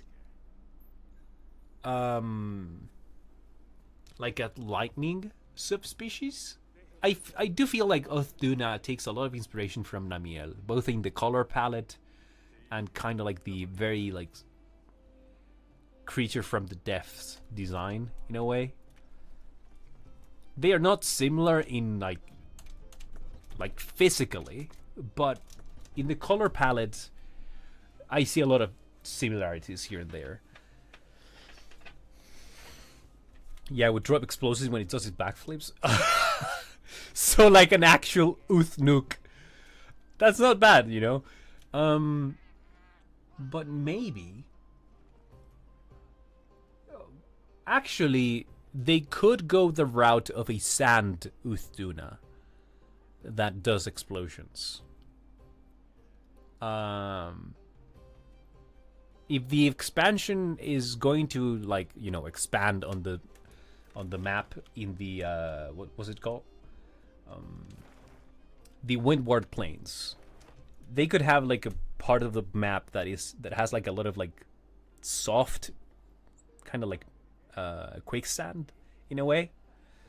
And there you can have an Uthduna that is able to swim in this environment. And also eats like volcanic rock or something, I don't know. Alright, so we did that, and now we have to do the absolute bane of my existence, that is this quest. The good thing is that I can smoke ooh, I forgot the name. Dosha and Reidao. But I'm gonna have a terrible time against Steve. Do I have food? I should probably eat before going with this one because it's gonna run out. Lightning is an idea I didn't think of. It will give him Jin lightning so he can use magnetism to fly. To fly Ibushi style? Alright, yeah. That would be very cool. Because I don't know what is it about like fantasy tropes, but the idea of a flying whale is something that I constantly find in RPGs. Especially like Asian ones, like Western ones. They'd really like... Maybe it's something that has to do with their folklore, or I don't know what it is. But it's this creature, this idea of like a fantasy creature that is basically just a whale that can soar the skies. Very, very common trope in fantasy. I think that a similar prospect of that could be Jen Moran from Monster Hunter, but he's on sand, you know. But basically this idea that whales that are oh, so you are with your friends. That's fine. Is it now? Is it really fine? Find out on the next episode of I don't know how to play this game.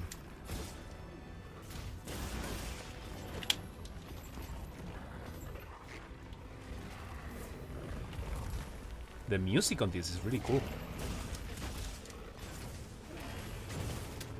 Oh wait, so the entire pack is temperate doshas?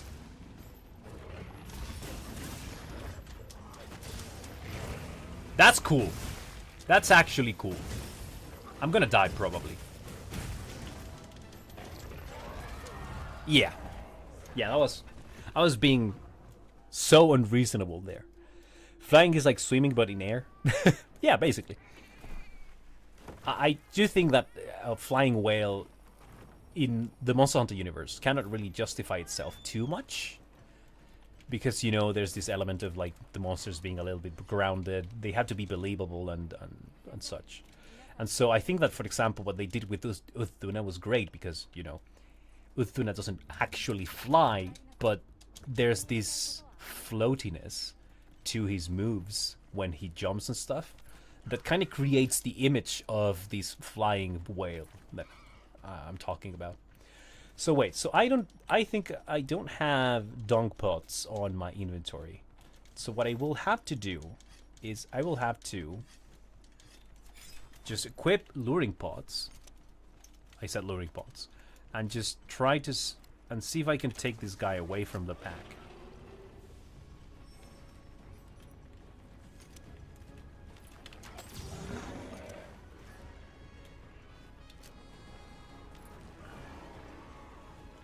Unless the idea is that you fight him with all the pack there.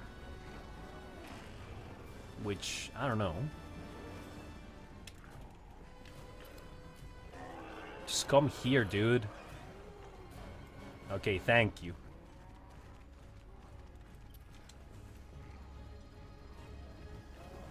Don't do it. Don't join the guy. Don't join the alpha.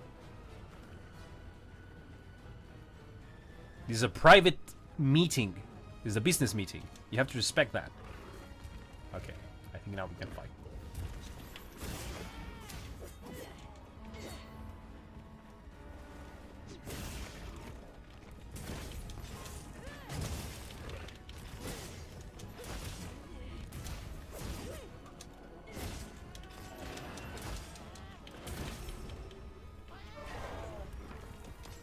Well, we did have that on one flying whale from online.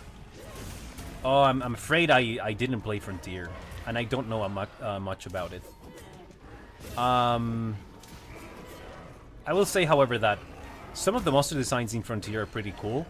I just wouldn't like that they applied the same design logic of Frontier to baseline games. I wouldn't like that because they were like making monsters difficult for difficulty's sake, and I never really enjoy when developers do that, especially in what it creates on players. Because I know what it is to play in a game that has like a lot of difficulty, where you kind of like rely on what's going on here. Oh, nice. All the doshes are coming to the alpha one. Maybe what I'll have to do is just like start killing them separately. Man, that sucks. Are all of them here? 2 of them. I can find the other one maybe.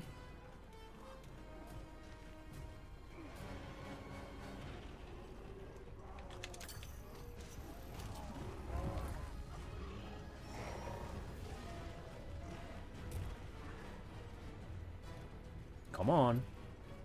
No, don't flex on me. Just keep walking.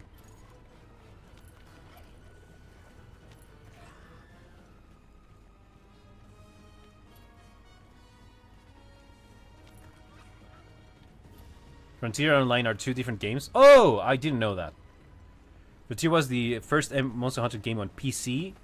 Online was a Chinese exclusive mobile game. Interesting. I had no idea.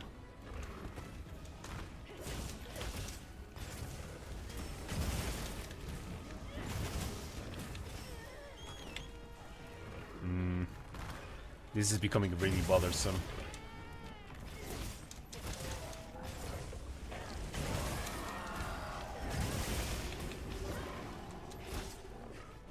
Oh, I fucked up the focus strike.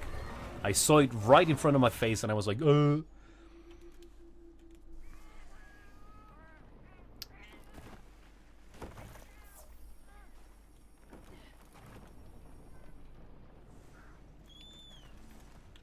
Man, the whole reason why I am completely like failing at this quest is because I'm too lazy to equip some damn dung pots on from my inventory. All right, okay, I get it. I got the message. Jesus Christ. All right, where is this?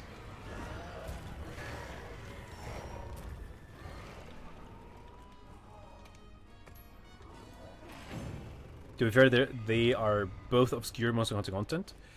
Yeah. But I have seen some monsters from Frontier that, well, they do look very, very exaggerated and like fantasy-like. There's this guy, you know, I'm not sure what the name of the monster is, but it's like a fire and ice dragon dog. And when you see it, it's like the model of the monster, it looks like a lot. It's just a lot is going on that monster. And I saw some people try to... I remember Team Darkside made a video about, like, can these content creators kill the hardest fights of these Monster Hunter games, right? And the guy basically has like a roar. The fire and ice dragon has a roar that one-shots you at the beginning of the fight. Imagine what it is to make a game where you basically have to make the player learn how to iframe the roars, because if you don't even get to play the game. I think that's a bit much.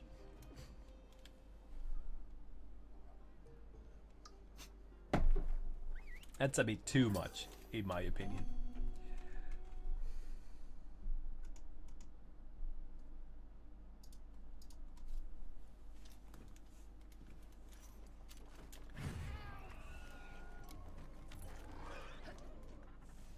Alright, we have the thing. Now I will shower you with poop. I should probably have kept the luring pods, god damn it. Here you go. Get pooped. And you. Why cannot I... What? Huh? I was not able to ambush attack him. That's fine.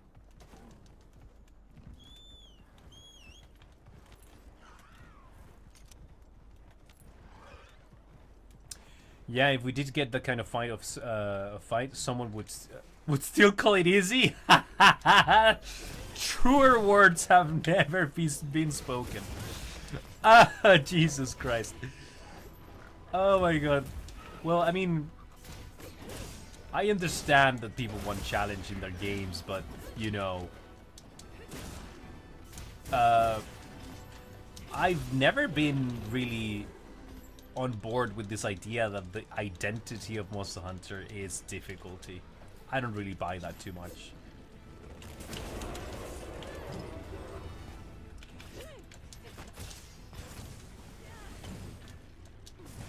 I'm going for it. I shouldn't have gone for it.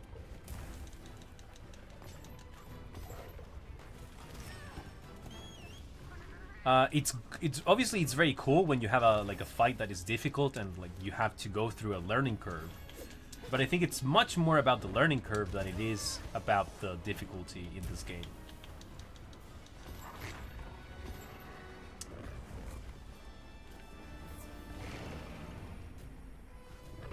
Like me right now, for example. I'm clearly not really climbing the difficulty curve with this fight. I'm just getting hit. You know? Alright, let's get some hits on.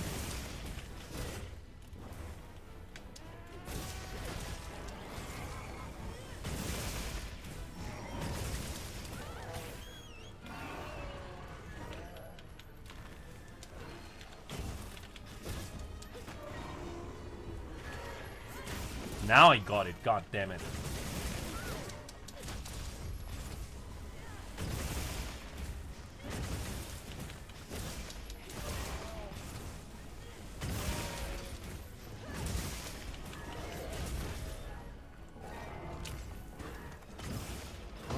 Me?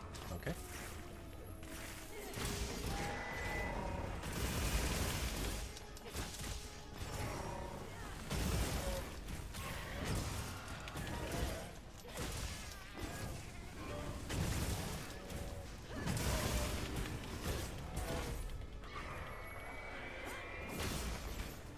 I'm gonna die because of this focus strike. I didn't for some reason. We take those. We absolutely take those. I think we got to see chains correctly. We did. This is the freest SAD I've ever seen on my life. My life for ire or something. That's a great point. Well, yeah, how would you see it anyways? Because that's what I think, but I could understand if like nobody in the community really thinks that way. And that's fine.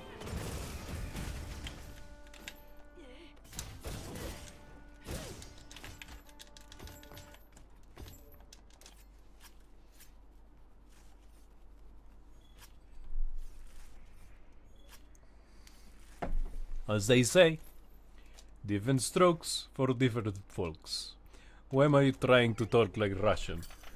I cannot even do the accent properly. I cannot even do accents in my own language. What's going on with this? Battle Cruiser operator. Oh, Jesus, the vocals team's going crazy today.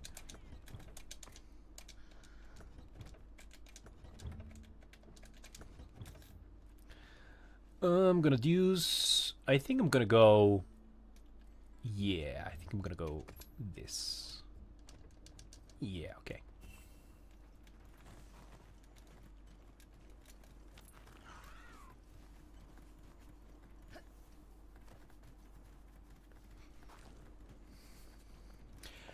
Now, this is the worst matchup for me personally.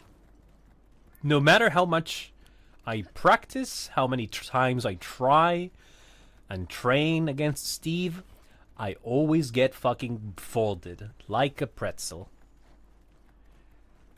Yeah, IG is one of my main weapons too, yeah. I have a video on the channel that where I like was trying to make like a Raid DAO speedrun. I was really sweating the fucking fight. And I did it with the insect glaive. This is what I'm going to be using probably for what is it? For AT Arkveld too, probably.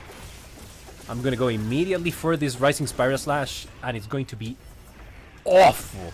Just the worst Rising Spiral Slash of my life. Missing the entire hitbox. Absolute disaster.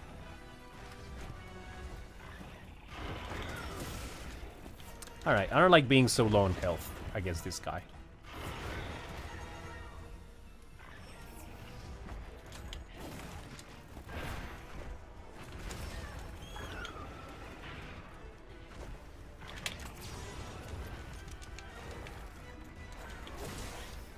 Also, why did they make him so resistant to flashpoints? Like, he's resistant to every form of control in the game. God damn it.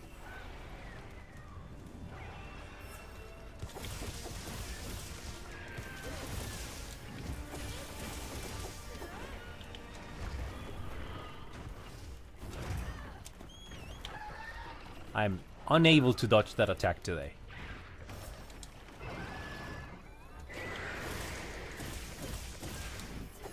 Do a pro gamer move and blame it on Steve being so small? Right.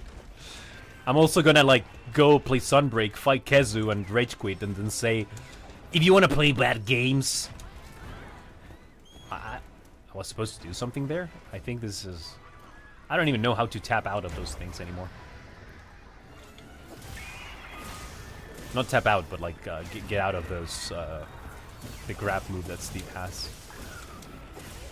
I'm getting hit by a Balahara while I'm in the middle of this fight. Losing precious health.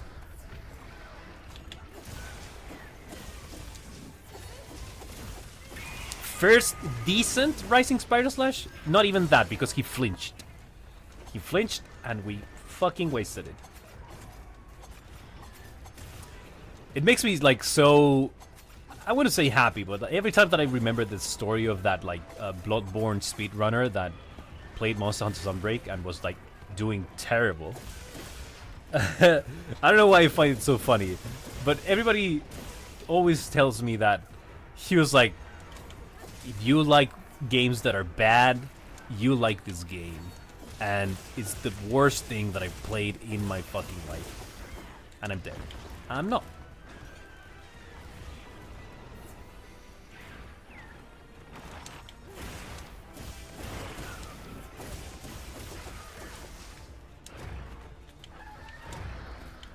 Can we get this? We didn't get it.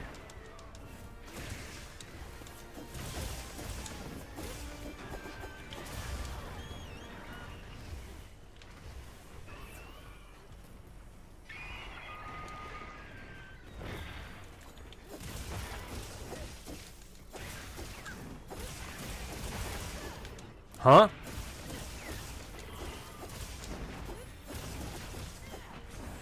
Why did I go for this Rising Spire Slash is beyond me. But I did it. And it missed. Give me a wound. Thank you.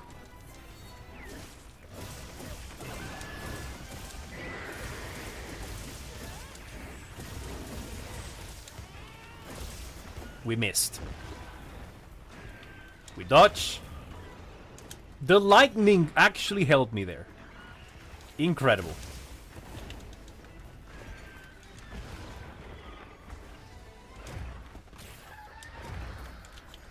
Focus strike. Alright. Actually something going on for me. I'm not sure if like I'm just like some kind of masochist that I need to get like hit a couple times and then my brain finally makes some synapses.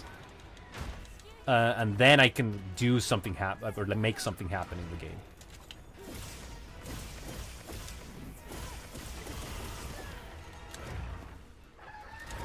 Ah, come on. And that's how I jinx it, you know? It's because of Gezu. Gezu makes everything...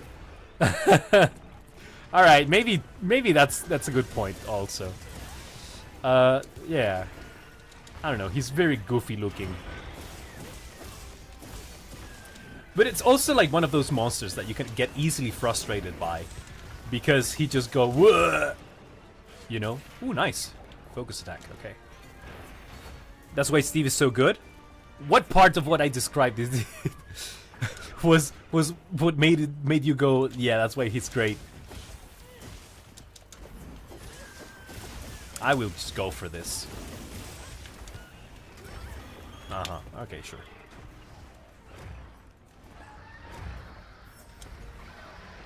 Is this a focus attack? I don't think so. Still. Oh, come on.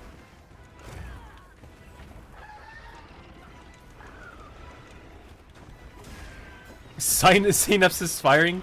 Okay. Ooh, yikes. Alright. The moment I get careless with this guy, I just get carded. That's how it goes. So you're looking at my gameplay now, Serasium, and obviously you can see that I'm like doing horribly. What exactly is, or could you point out what are some bad habits that I'm clearly engaging with that are really sabotaging my gameplay right now?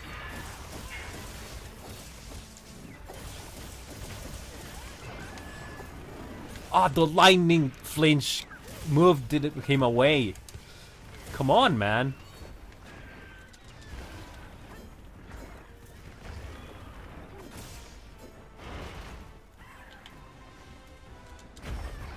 The hitbox on that, what? Steve put an end to those synapses firing? It did, definitely.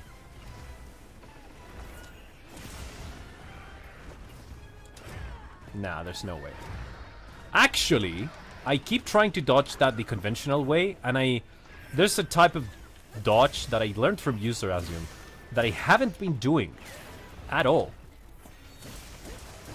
So that's completely on me, actually. You'd have to learn from the punishes and moves it better. Alright. So basically just fight the monster more so that you don't let the bad habits that you already have completely screw you over. Are you gonna do the thing?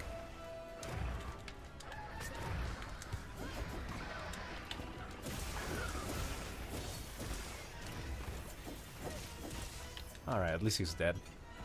But also you should do you should be doing forward side step slash come instead of going sideways. Right. Is it because you're trying to like constantly get under the legs? Because the ooh, alright, that's a dissenter. Nice. We take those. Because the hitbox, so that would be no, that would be normal into, no, just a regular strong grouping slash. Going forward with the sidestep slash. How's that? No, it's just higher damage. Forward slash.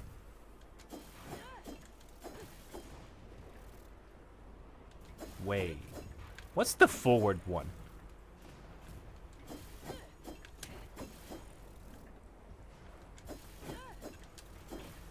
Oh, is it because I have to adjust like the focus mode?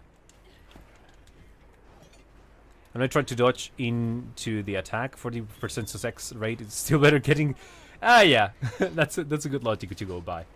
Definitely. I was doing the same thing anyway, like dodging inward. The strong thrust animation from previous games. Okay. Yeah, the animation is quite faster, to be honest. That's true. Alright, so now... I'm gonna say that this is a fight that I actually know. And it's still going to be probably very bad. We'll see. Where's this guy? Oh, he's right here. Okay.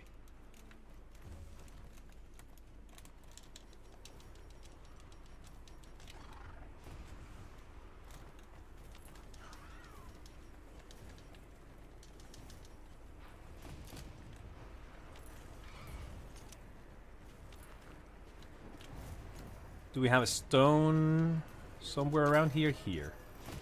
Hey, sir, can you look at the ground for a moment? Hey, right there. It's right there. Right there? Right there. It's right there, sir. Please. Please go down. Alright. Okay. I should have just flashed.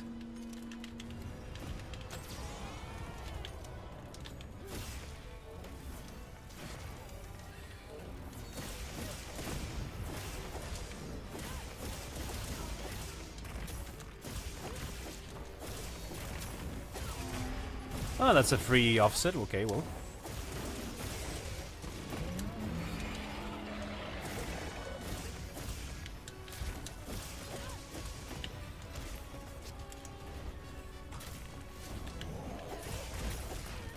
Ain't no way. The camera screwed me over a little bit there.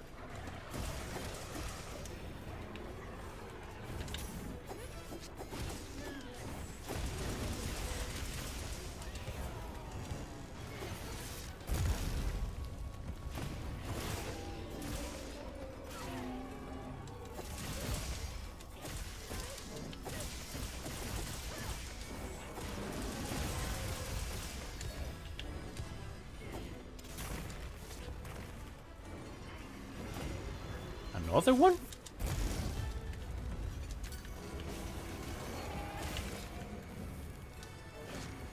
Huh? Okay.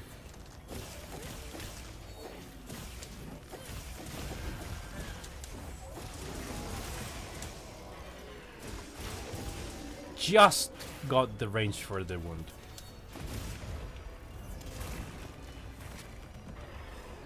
Wait, he's gonna do another one, right? Yeah. Perfect. I remember things from this game. Except how to get the orange extract. There we go.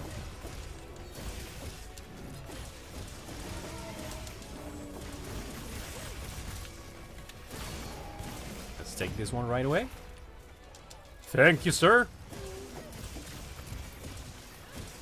Ooh, tornado slash. Getting creative here.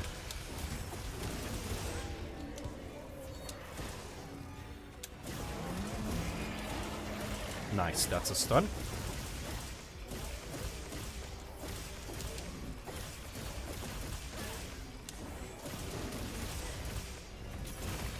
I tried to go for the wound on the head, but sadly, no cigar.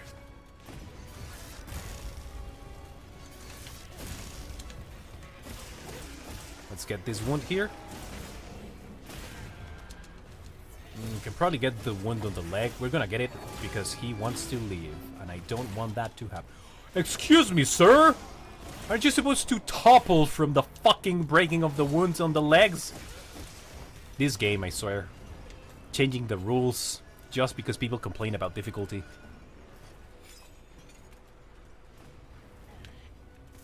Alright, let's get another flash bot, I guess.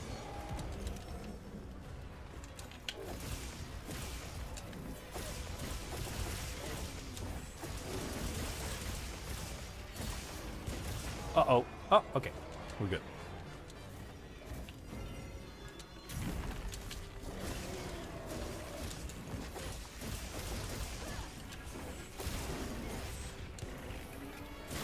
I think it's good. What's good?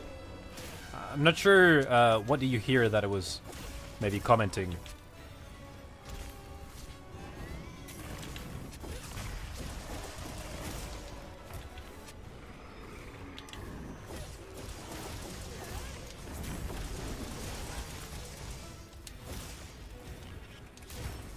Ow.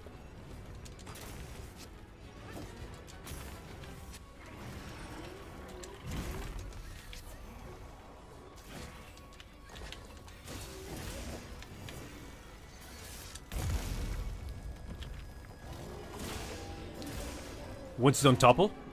I mean, I'm of the idea that they shouldn't have toppled from the beginning. Like, wounds that can play as a part break, that's a bit much. Got him! Hell yeah, I love when I can do that. I agree with you. The problem that I have is the fact that they changed the rules, but not for like every monster. It's only the 9 stars that, you know, sometimes will topple when you break a wound on a spot that supposedly should be working as a, you know, wound break slash top, right? That bothers me. It's the fact that they changed it in a very weird and arbitrary way. If they never broke, or I mean, if the wounds never created topples from the beginning, I wouldn't have any problems with it, to be completely honest with you. Alright, let's take this one.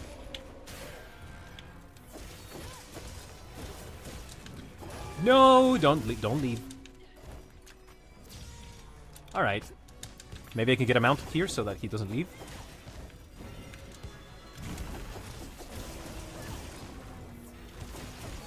There we go.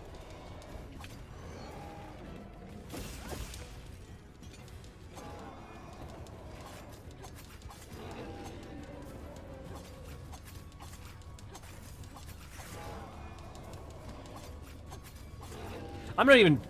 why am I even trying to open more wounds? Like, he's about to die anyway.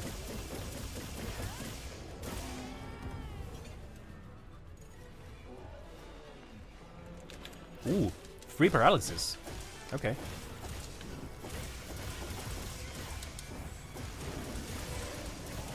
Ooh, that was a nice one. That was a juicy Rising Sparrow Slash at the end. Alright, Ray Dow was pretty good. I still, you know, have some muscle memory from when I practice it. I would have preferred if wounds toppling got removed and the amount of wounds stayed the same as at launch. GG. Thank you, man. We try our best. Yeah, I mean, I think once... I've said this in a video. Obviously, this video was not really too... This was back when I was still, like, starting with content. But I think wounds are an extremely elegant solution to tenderizing. Capcom clearly liked the tenderizing mechanic. And so they wanted it back. They wanted to give players like a little thing that, you know, you hurt the monster, and when the monster is hurt, you can deal more damage to the part that you hurt. Perfect, good, amazing. You put wounds, you can now deal more damage to the monster, and you even have a way to interact with that mechanic through the focus strike, right? Amazing, really good. You don't separate the combat dynamics between, oh, I'm trying to make tenderizing with the clutch claw and actually fighting the monster. Now they are both together in the same interaction, which is combat. Through combat, you now get wounds, which is what tenderizing was in Iceborne, basically, right? Super good idea. But then yes, you have the problem of wounds can now create part break topples. They should have not been the same. And it's pretty crazy because I think, I'm going to say this, I don't have any problems admitting this. I think the only reason why I actually managed to get such a good speedrun, for my standards, right, for my player level, the only reason why I managed to get a quote-unquote good speedrun on Raid DAO is because I was able to control the part break interactions through wounds, meaning that I was able to kind of like leave a wound open and then break it whenever I needed to keep the CC chain going. And it felt pretty good to do that. To be honest, it feels pretty good once you understand how the game works.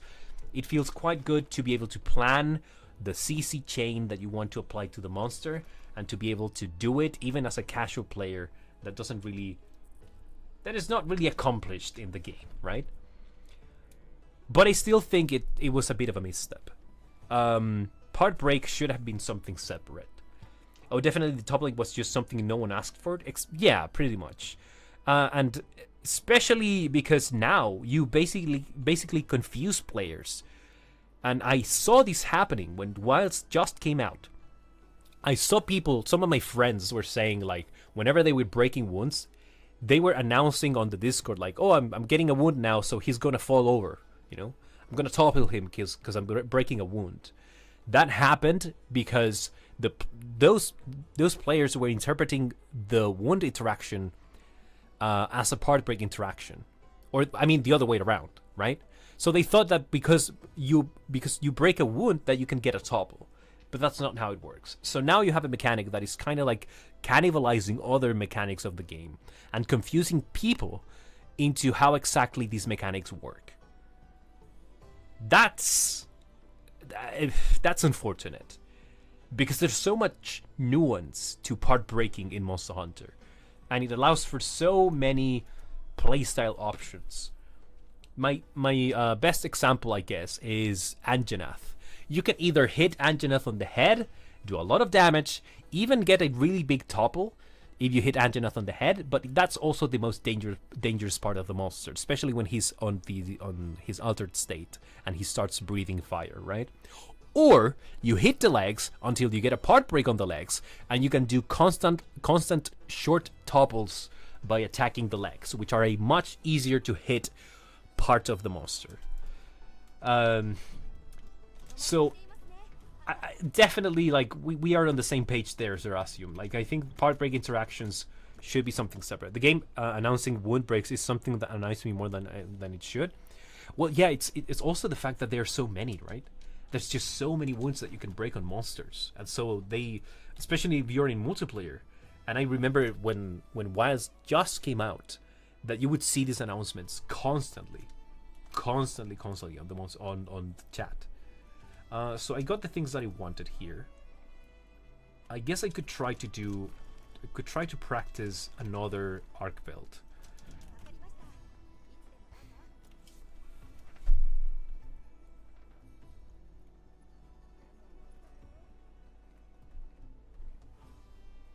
Onigira di... Is this right? Onigira dilade. I'm not sure if I'm pronouncing your name correctly. I'm sorry. Oh, no, wait. It's Onigiradilde? Jesus Christ. What is this? Onigiradilade.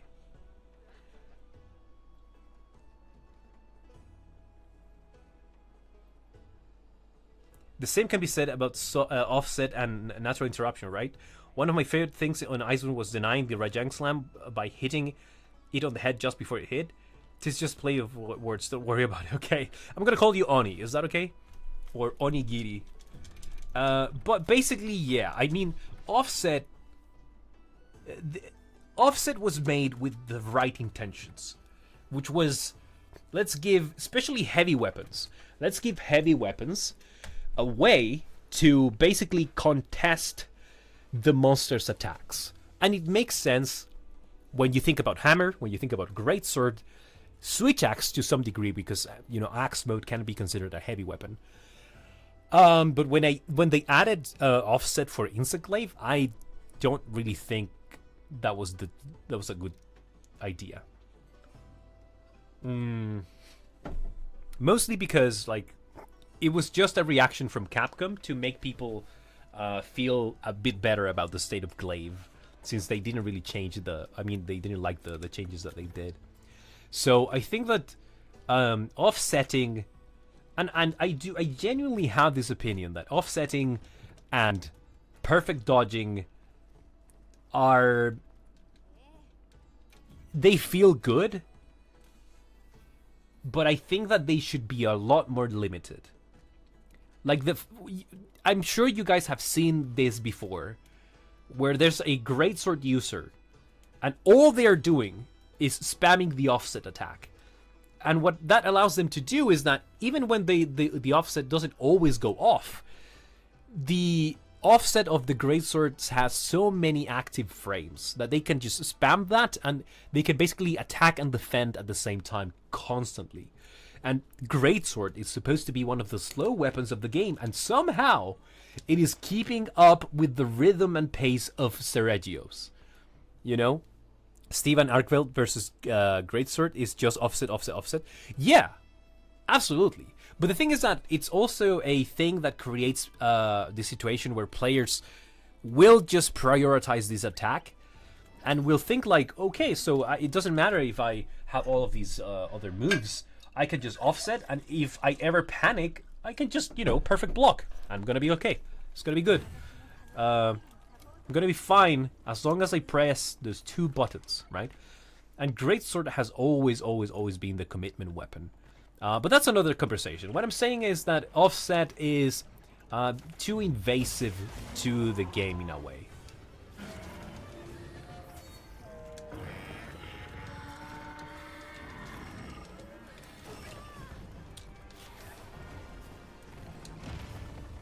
And now, okay.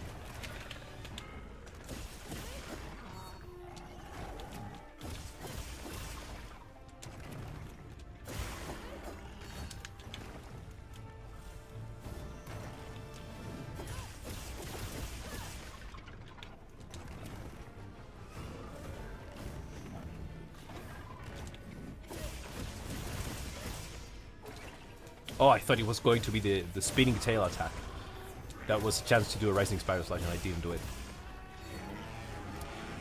Man, I'm making weird decisions with this Arkveld right now. I tried to go for an offset there, and it was heavily mistimed.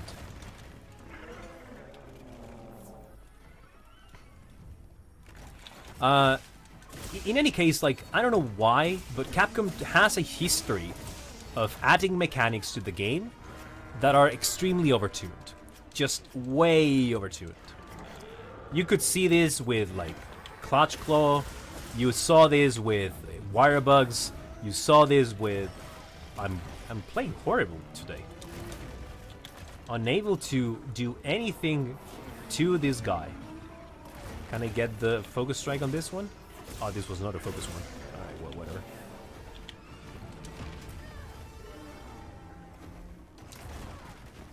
My brain is completely shut off. I'm unable to do any kind of processing right now. What is going on? How am I going to, like, fight AT Arkveld if I keep going like this?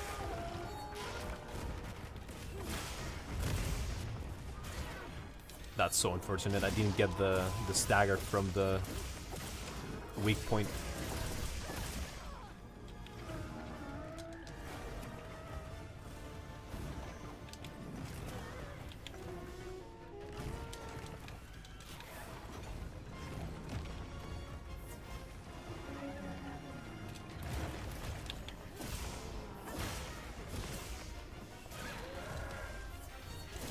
The spinning tail gets me even when it's cut.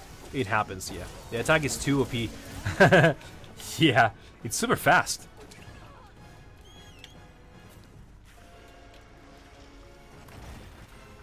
Man, I'm so fucking out of shape with this.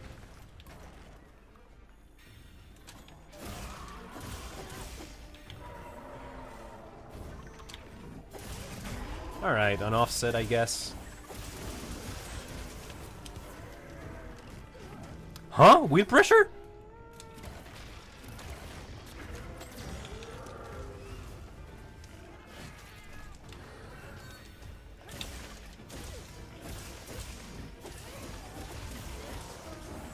I don't know why I went for this, but I guess it kind of worked.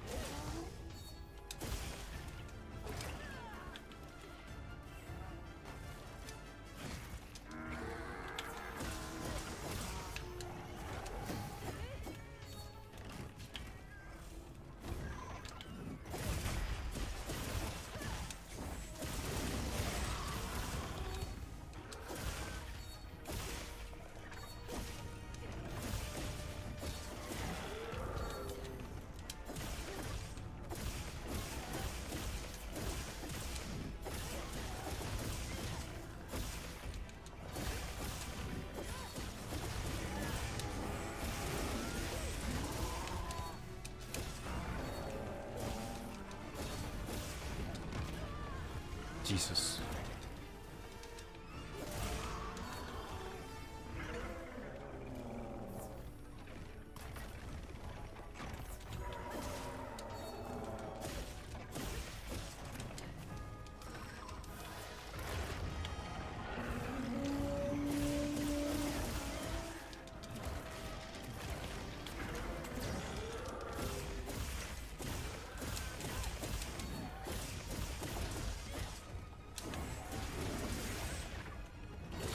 Heavily mistimed Rising Spider Slash there. It was not completely like standing up yet.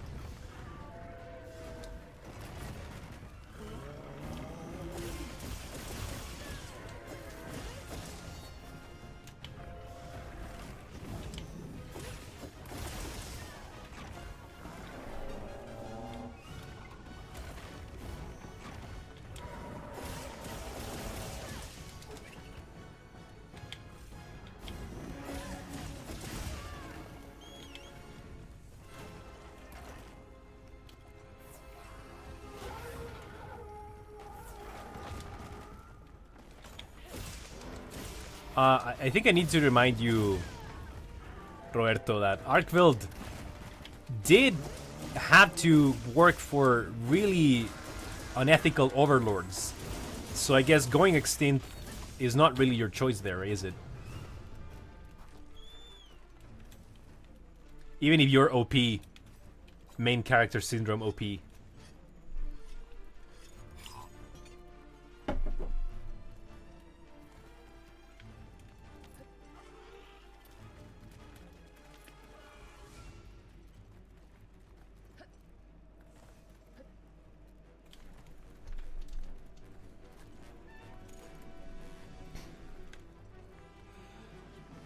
Oh, there's boulders here.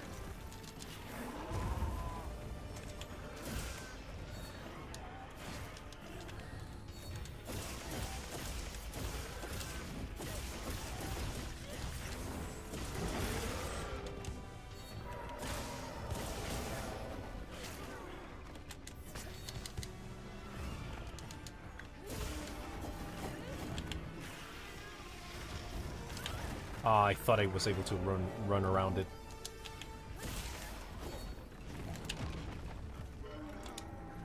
Oh! Alright, well.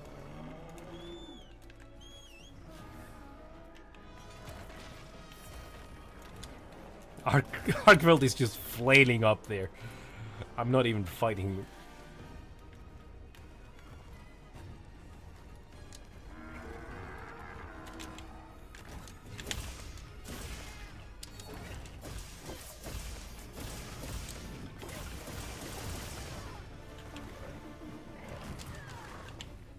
Jesus.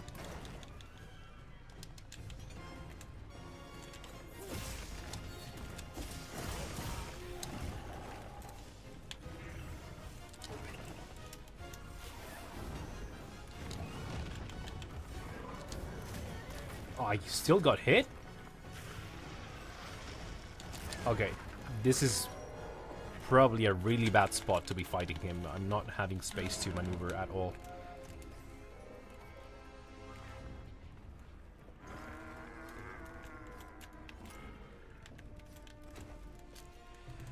I thought they went extinct slightly after his Guardian version got created. No idea why. I'm assuming that. Well, actually, yeah. No, they didn't really say why it went extinct, right? Now, my explanation could be that he's just too dangerous to like leave it be. We also don't know if like it is Arkveld's nature to like eat everything around him, or if it was because the you know, the version that we see in the game is just trying to kind of like break free from his genetic programming, we could call it. But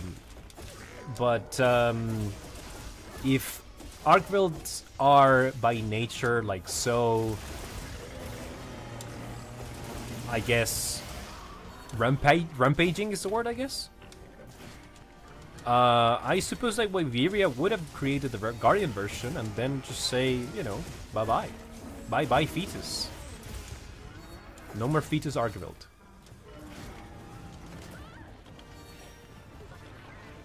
Oh, I think I'm dead. Yeah. Like by then, there were already super few of them left.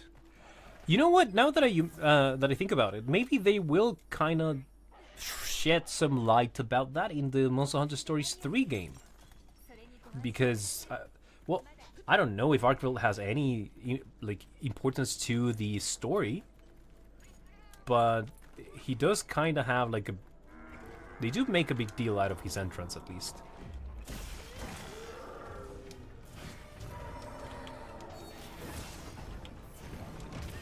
Ow.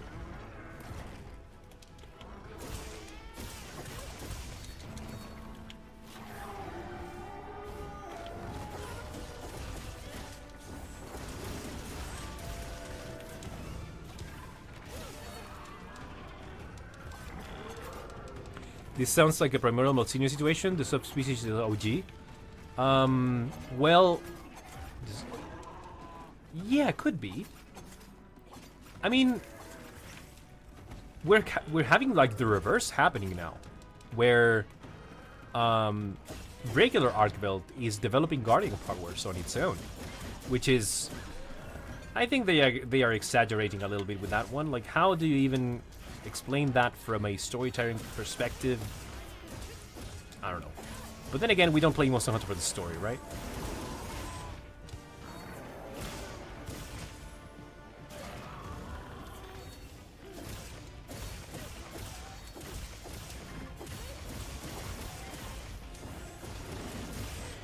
Oh, terrible Rising Spider Slash there. I think I mistimed it. I should have probably done a few more attacks before going for it.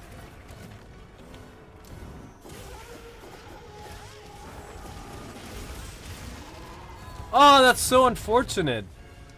I wanted to get the focus strike after that animation to refill my extracts. It's fine.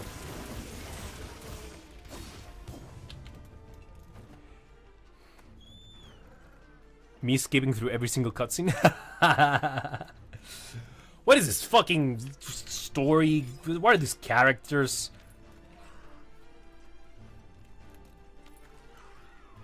Let me hunt.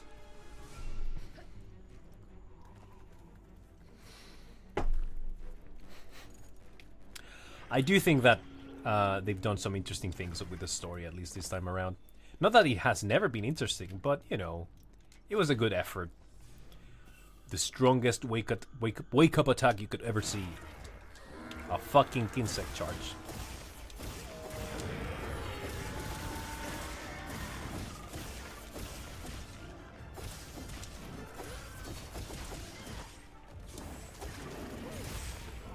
Wow. Even that was heavily mistimed. Anyway.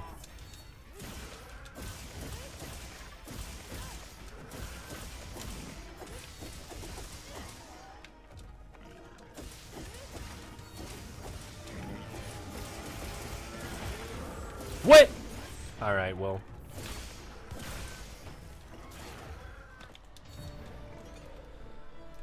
Okay, we kind of recovered by the end. It always happens this in the same way. Like, I get trashed on the first half of the fight, and then I kind of wake up. Dead in 20 seconds, surely? 26 minutes.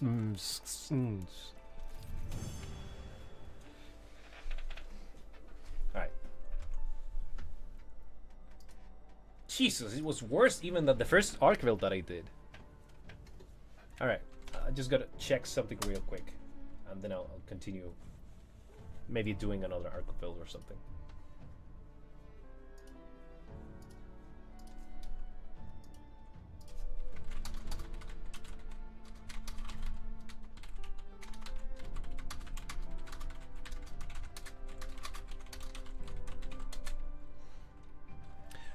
So anyways, are you guys having fun, or at least being mildly entertained by the stream? Is the quality a bit better now? I've changed some settings. I'm trying to try out different internet providers and stuff.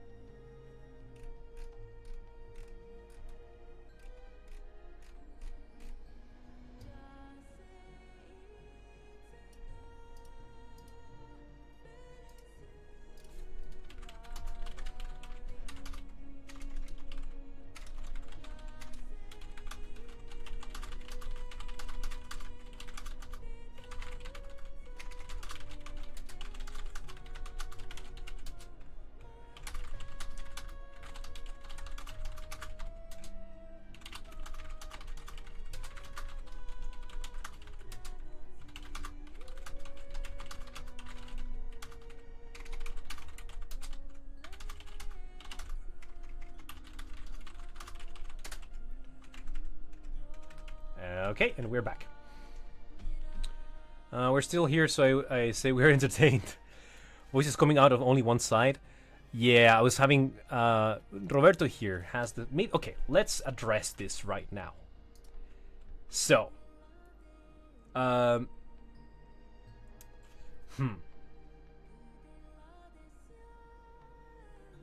don't think you guys should be able to see any kind of, like, information from this. And if you do, well... I don't see why you would try to dox me in any way. So let's see here. Properties. Yeah, ultra wide. Okay, so this is what I have right now. I know this is gonna be kind of trippy. I'm sorry. I'm really sorry. This is what I have right now. And as you can see here on the audio tab, there's like input coming from only one side of the microphone. Let me see. I don't see why it would change anything, but let me see what happens if I go here. No, discard. If I go here, I click OK, I mute this mic and I put the other one. Hello? Does this do anything? It's a channel exclusive feature. We don't know what. Can you imagine somebody like just to fuck with people? You can only hear from both sides of your earplugs or earphones if you have a membership on the channel, guys. You have to pay for the membership if you want to hear my voice from both sides. But anyways, nope, still the same. Shit. Why is this happening, man? I also have like the same kind of input device, but in like repeated a couple of times. What happens if I do this? Ah, shit. Still on the same channel, but now it has only one bar. I guess when it goes red, it's because I'm like oversaturating the audio or something.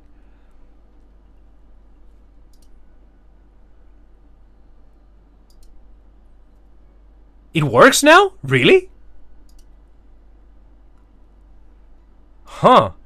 So which one it is? Input 1. Okay, gotta remember this setting then. Alright, perfect.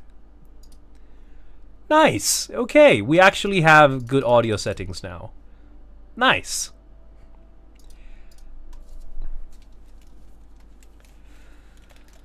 Man, that was... I was like... Usually I'm not really the type of guy that worries too much on the settings of the stream.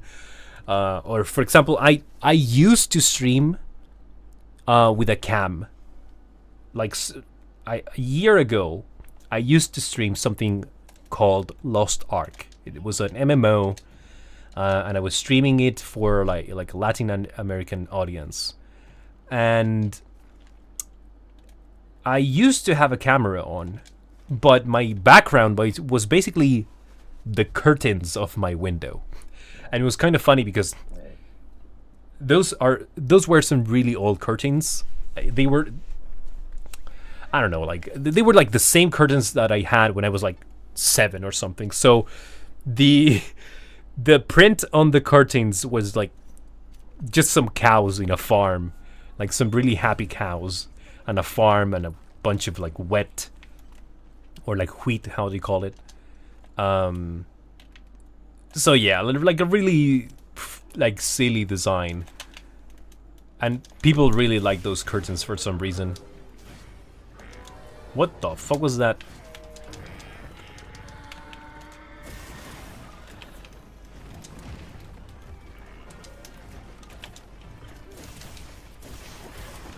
Uh-oh. Uh-oh! Okay. God damn it.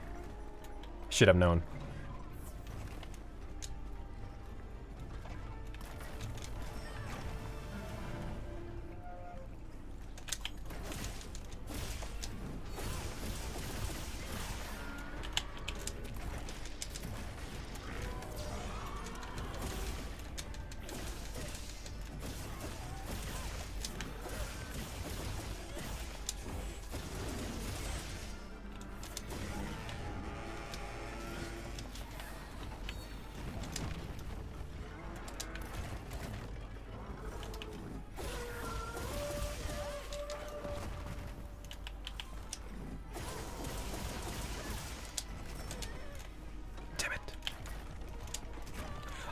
Why am I not jumping over that? I can jump over that.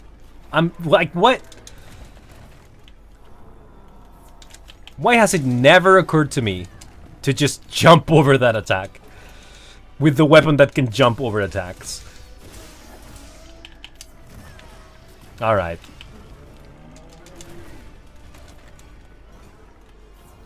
Curtains got personality. Mine are just green.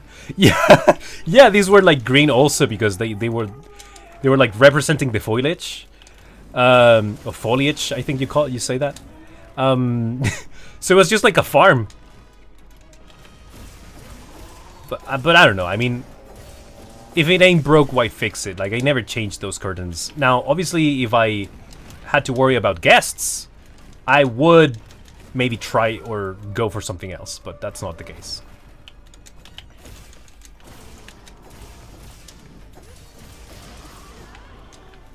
Can you jump over? I just assume the hitbox says no. Maybe that's the case, but I will try it next time, because, come on. I didn't even use my Rising Spider Slash. This whole time, my extracts ran out. How bad can I be doing with this thing? Okay, here you go again.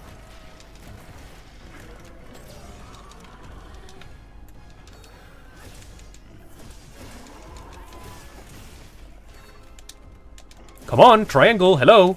Okay, there we go.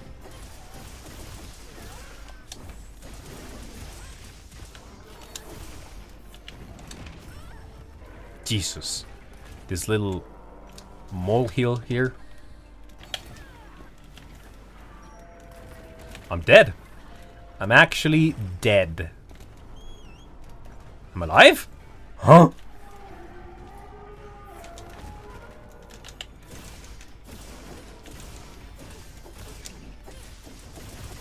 I'm just gonna go for it. Fuck it, this.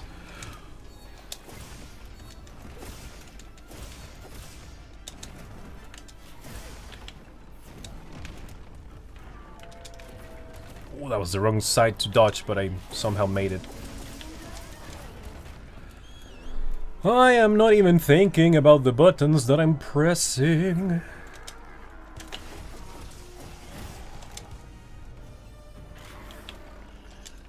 Hello? Can I have some control over my camera? That would be really nice.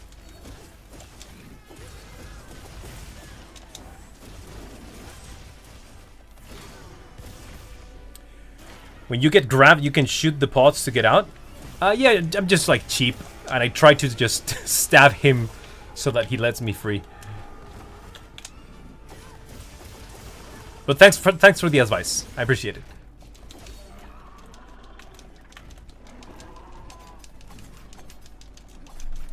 The other thing is that if I use flash pods on like trying to get free from the grab, I cannot snipe him out of the air when he does the other move. I mean, not that I cannot do it. It's just that I'm using flash pods for that thing, and then I might miss the chance if I run out of them.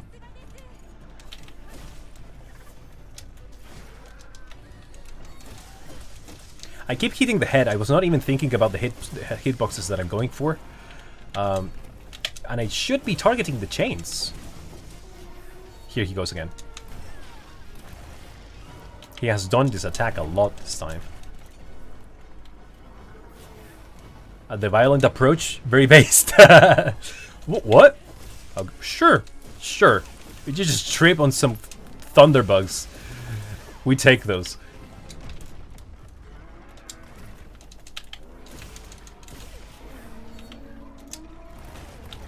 Can I do the thing? I can do the thing.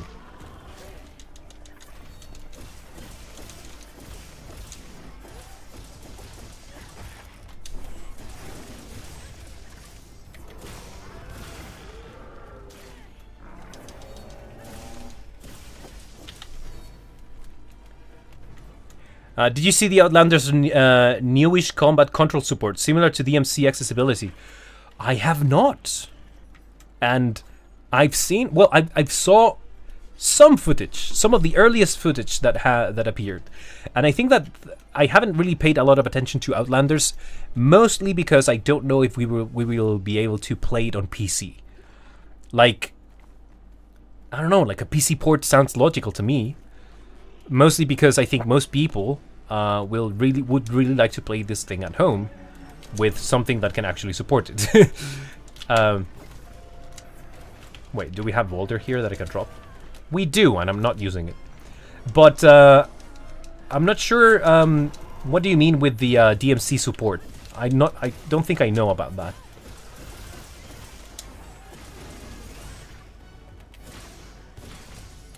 Yeah, no interest to play without PC. Pretty much the same for me, because I don't really have a phone that I think can run that game. Ow.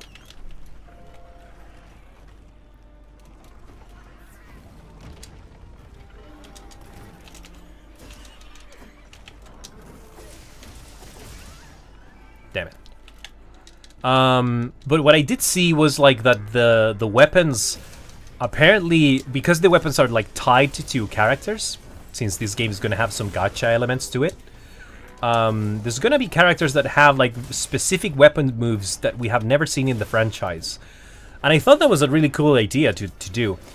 My theory is that Outlanders is going to become the testing grounds for new combat moves and techniques, or like just in general new movesets for the weapons.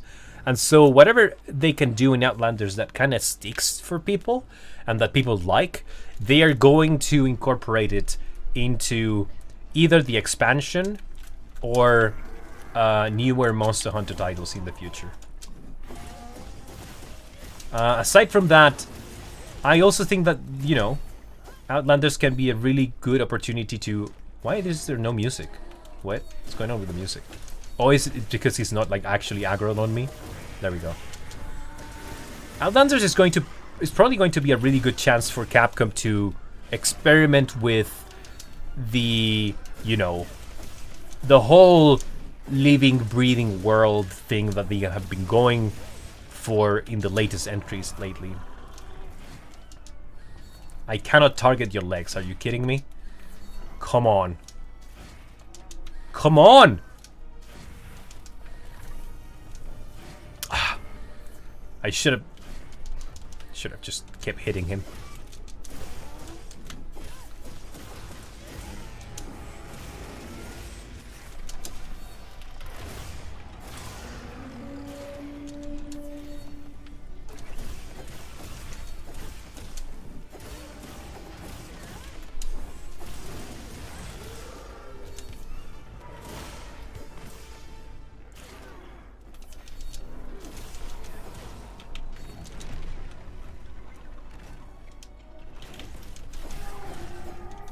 Oh, I dodged horribly there. Terrible way to dodge. DMC could just enable an option to press attack and the combos are performed automatically. For Outlanders, they would split inputs in attack, defense, and burst for new players. Ah, so it's like the... Okay, I think I understand. I think a similar thing can be seen on Dragon Ball FighterZ, where you don't actually have to know combos. You can just like press square on a controller and the characters do the combos quite easily. And I think that's the reason why Dragon Ball FighterZ, Z Fighters got so popular. It's like the accessibility of that game was crazy. You could still see people that, you know, could learn combos and could learn different tech from the game, performing better because they could access other options that the average player wouldn't access. That was pretty cool. But, you know, you could just grab the controller and play some fucking Dragon Ball FighterZ, thanks to that system. I like that idea quite a lot, actually.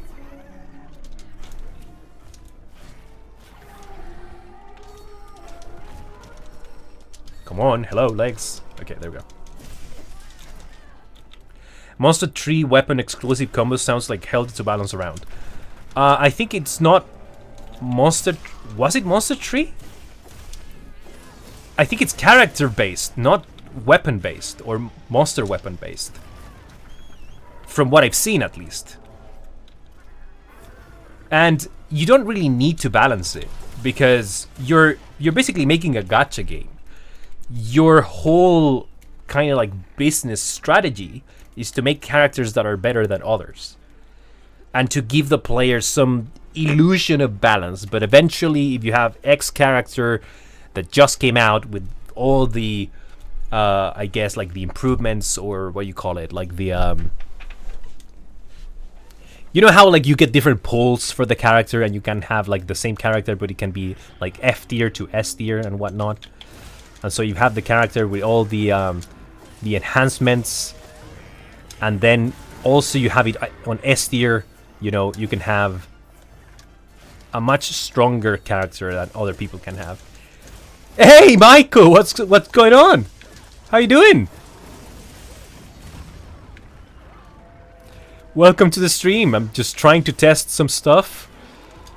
And it's been pretty enjoyable so far, practicing for this Arkveld, since we're gonna have it I think in like 2, 3 or 4 days. So I'm trying to get some practice here, and I'm not getting a lot of success, to be honest.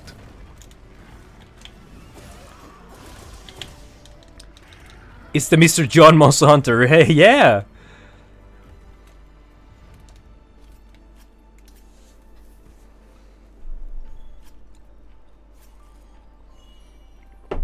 Ooh, that's a gem. The orange. Hey, I see more people with the Clippy icon. How you doing, Orange Man? Approx 71 hours. So that's like 3 days. Nice. Dude, let's go. I hope you had a nice break. If you got any time off through Jan. Oh yeah, well, I did go on a little bit of a vacation, right? I've been trying to take a break, but then what happened was that the break kind of extended because I'd been like struggling to get back into the YouTube thing. I don't know why. I have no idea why. It has been so difficult to get back to writing scripts. And I'm just like constantly thinking about it, like, man, I should probably just sit down, write a little bit, and then, you know, make something happen. And I've been able to write in the last couple of days here, but still, like, I'm just trying to get back to it. All good, Broski. Working on Lords of the Fallen plat before fishing for God knows how many Wetfin plus. Why are you trying to get Wetfin plus?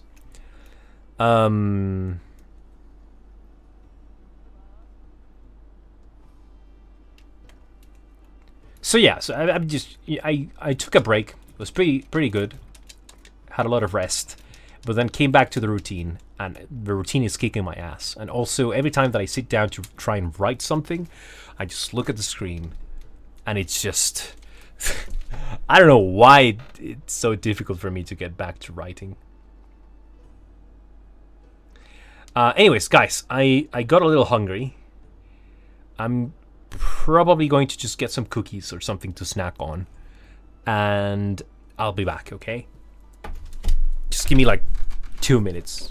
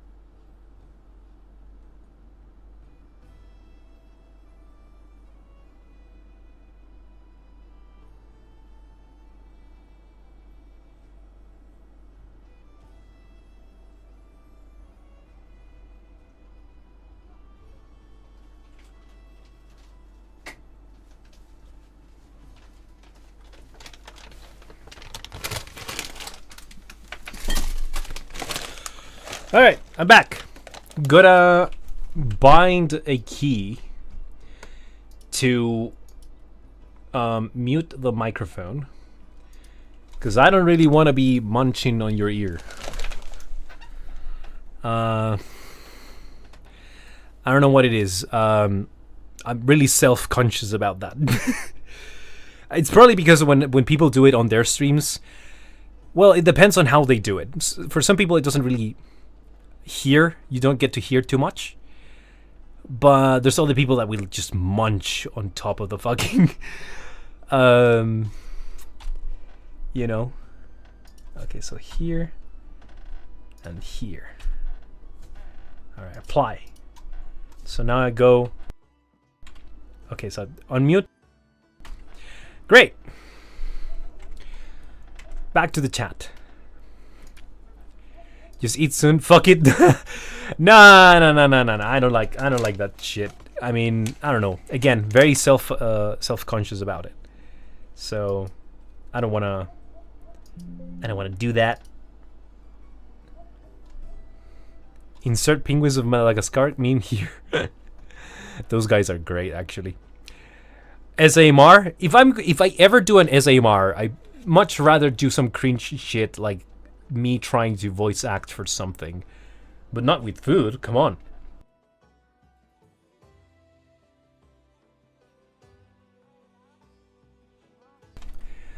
I can do the Spanish accent if you want.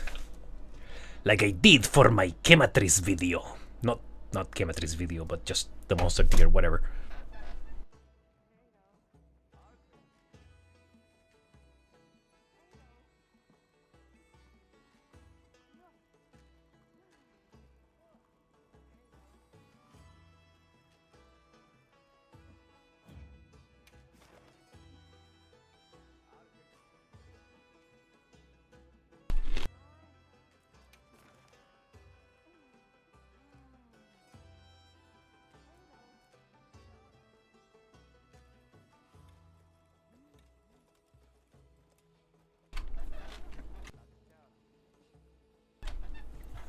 Okay, I think we have a lot of people here in the chat.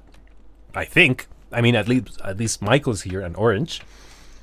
Are you guys looking to hunt anything? Do you want to maybe join the lobby? See if we can hunt some stuff. I'm not really looking for anything right now. I was mostly practicing Arkveld, getting trashed by it, and I could still use some Gugamacios because, if I remember correctly, I guess the other thing I could do is get the right armor set for my IG, because I was talking to somebody on the chat and they told me that I should be trying to use Gore set, and I don't know if I have the Gog Lord Soul combination on my weapon.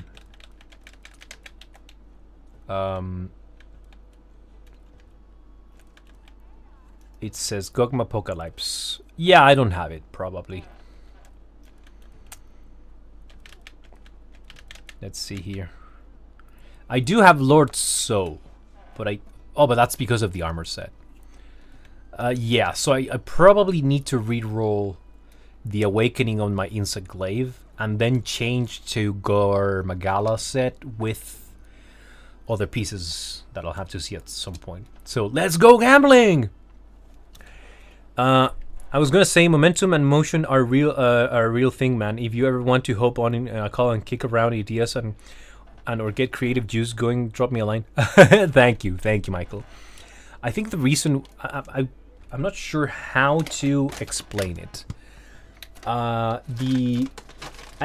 don't like making up excuses, because you could say, oh, because I've had to get back to the routine, or because I had to move not so long ago. I will say that moving is brutal. Like having to move, just putting all your stuff in boxes and carrying them miles to another place. I don't know. In general, moving is such an ordeal, but it's fine. It's part of life. Whatever. That happened, but then I've been I finished moving around 2 months ago, and I've been just bashing my fucking head against these scripts, and I've been saying oh, I'm gonna make a video about Nata and this and that, and I want to do that. That's the thing. I feel like I have something that I want to say about Nata and the story that they tried to do this time, and I want to make it like a documentary kind of video, but every time that I've sat down to make that video, even though I have the ideas, I have the general concept that I want to pursue, I kind of more or less know what I want to say and talk about for that video.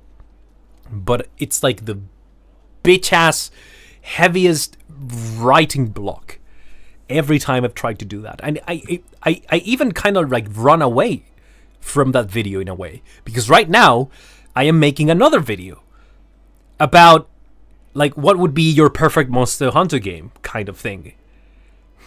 If you guys want, I can even show you some of the script, because the whole idea of the video is not only talking about the things that I like the most about different Monster Hunter titles that I played, but also to ask around and give the audience a little grid that they can fill with their perfect Monster Hunter game and what that would look like for you guys.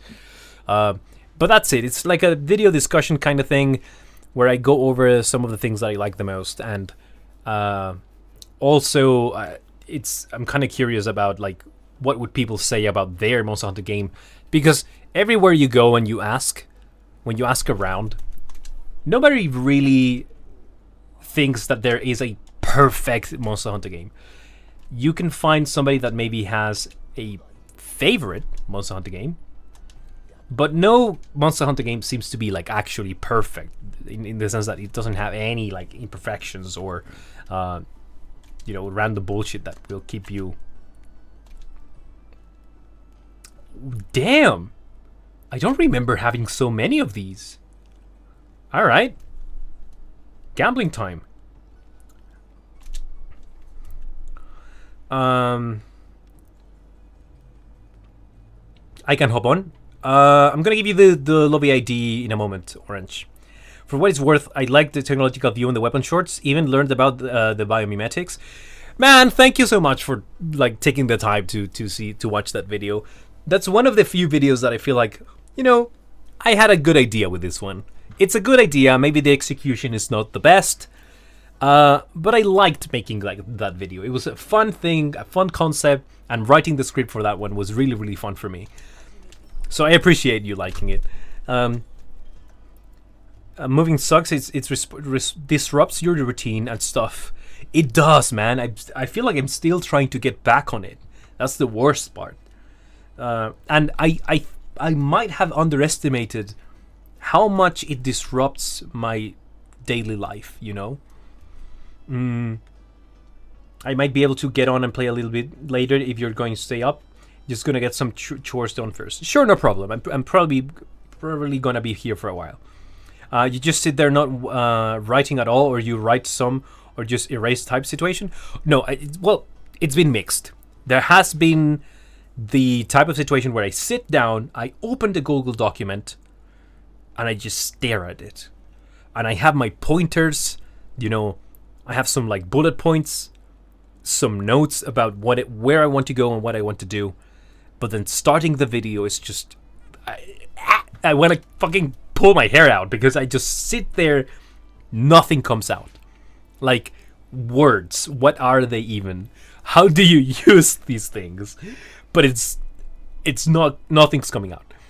And there has been other situations where I write something down, I come back to it, I don't like it. I try to kind of like paraphrase it, or sometimes just change the point of the idea and stuff like that. And I run a little bit in circles like that. But I guess there's no one true way for the creative process, and that's fine. That's okay.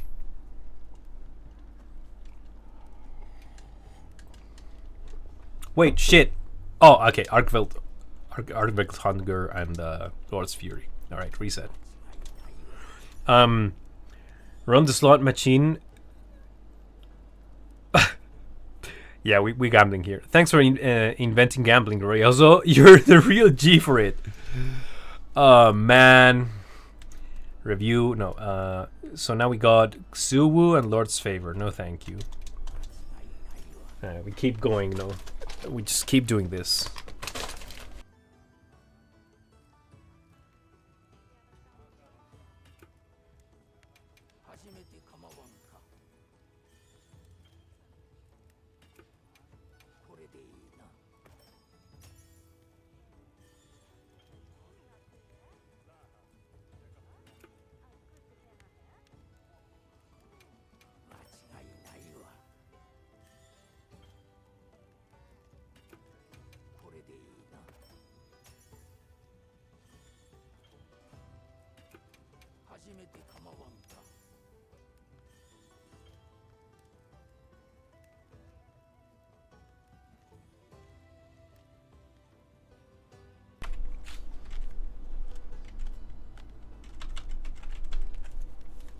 You got outdoor writer's block, just stuff to stew on, throw some ideas out, and ultimately spitball.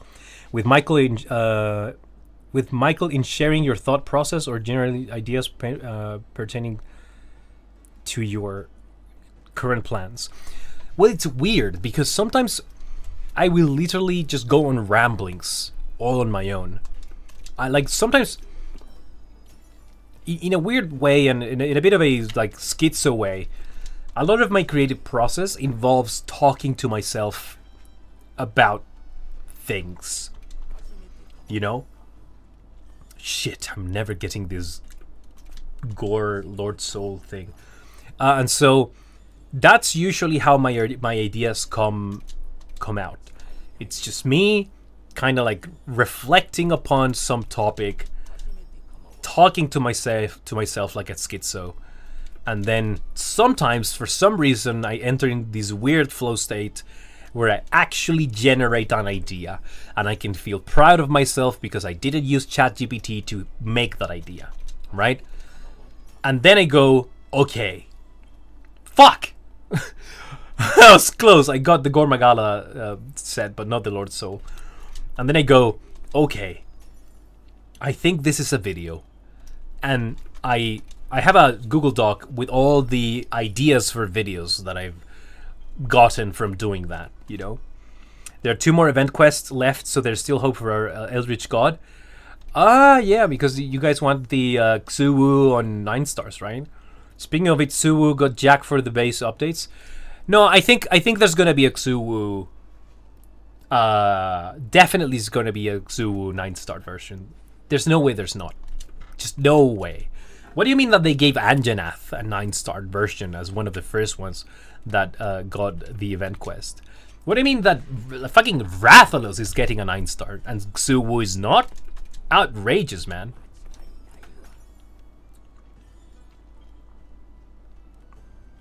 I feel that a lot. Definitely one of the hardest things is getting started on something, and even just conceiving of something is like the hardest part, and then you get on a roll once that's done. I do kind of have that, and I hate to talk about this because it's the fucking typical, oh, I'm a content creator, and because and as such I must have some kind of mental illness, right? But I do think that I've gone for too long with unmedicated ADHD. And the more I think about it, the more I study it, the more I, consider it, the more I am convinced that I have to get that shit checked. Because, I have all the fucking flags where if I'm trying to start something, I always get paralyzed when I'm trying to start it. But then if I already started, nobody can stop me from pulling an all-nighter in trying to complete a video. That actually happened to me. The last time that it happened was with the Dota X Monster Hunter crossover. And then sometimes I'm doing something, and then I remember that there's something else going on in my life, and I just go do that, and I drop whatever I was doing at the moment, get completely distracted by something else, and then I'll just go on a rampage of doing a task, finding out that something else needs to be done, and go and do that task instead. By the way, this is the here you have the ID of the lobby in case anybody wants to join. So it's not that I'm trying to say like, oh, my poor HDD soul that I need like special fucking attention or help to do basic tasks. No, it's just like an energy leak. You're doing things that are not complicated, but you're spending 3 times the amount of energy just because you cannot organize your dumbass.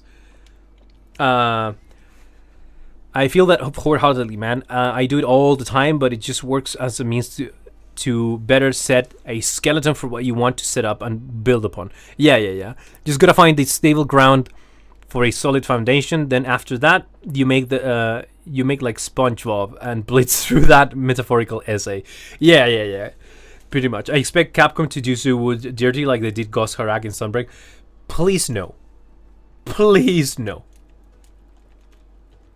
I'm actually fully expecting Ghost Harak to return in Wilds, by the way.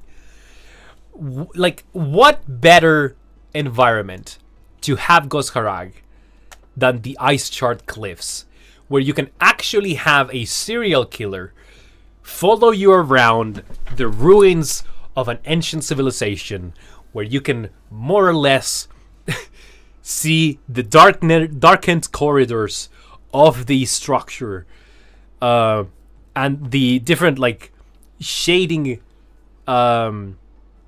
waves created by these rags that are hanging from the ceiling. What better place to have Gosharag than a place like that? I reckon that's kind of normal, honestly. Like with anything creative, it's huge mental exercise for a lot of the time. It's easy to come home from work and relax instead of using a lot of creative brain power. Everyone deals with that, and with shit they want or need to get done. Yeah. It's also half the length of dosha. There's no reason not. Yeah, exactly. Do I need food for this? Not really. Who is here? Oh, I think this is orange, right? Oh no, I think I'm starting to lag. No, I was doing so good. Why are we getting stutters? Am I lagging? No.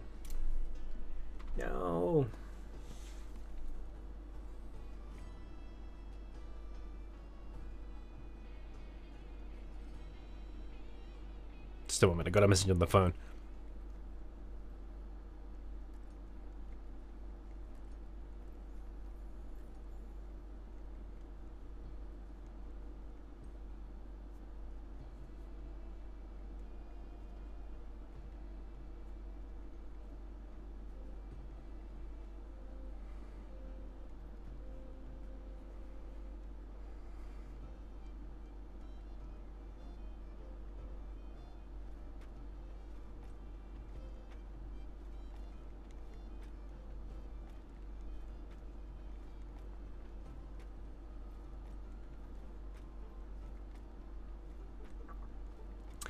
Anyways, one thing that I liked about talking about this is the fact that I feel like I needed to address this at some point.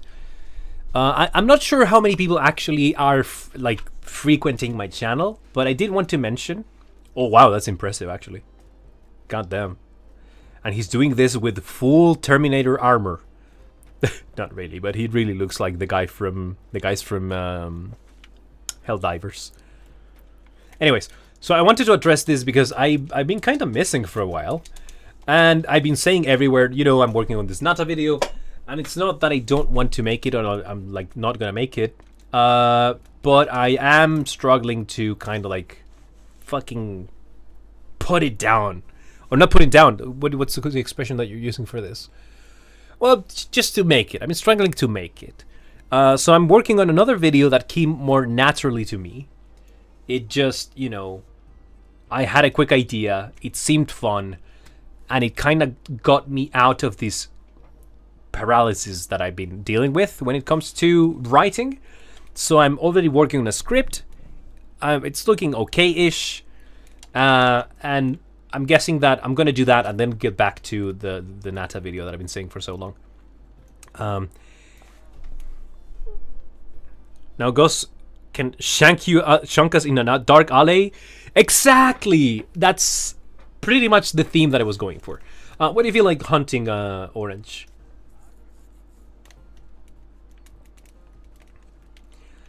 Yeah, by the way, what's the situation with the new rig and everything? Is it new PC? Yes, it is.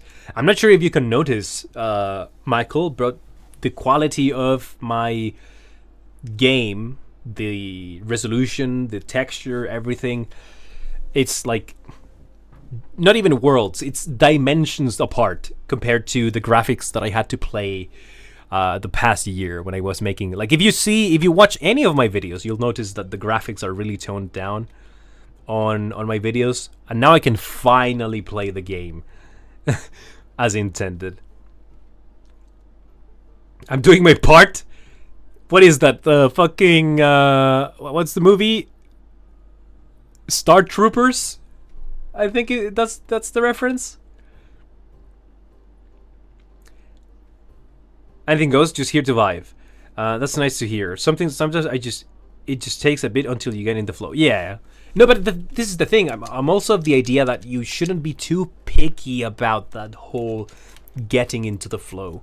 A lot of the videos that I put out last year, I did them despite not feeling quote unquote inspired.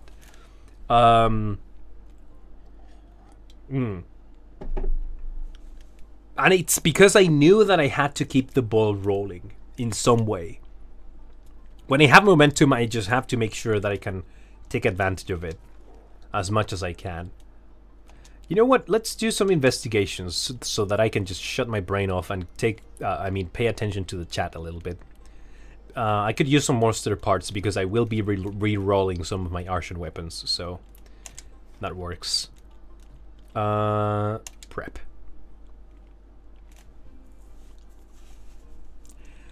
And yeah, always here for any help with those with OBS and settings and stuff. Thank you, man. I think the only issue that I had today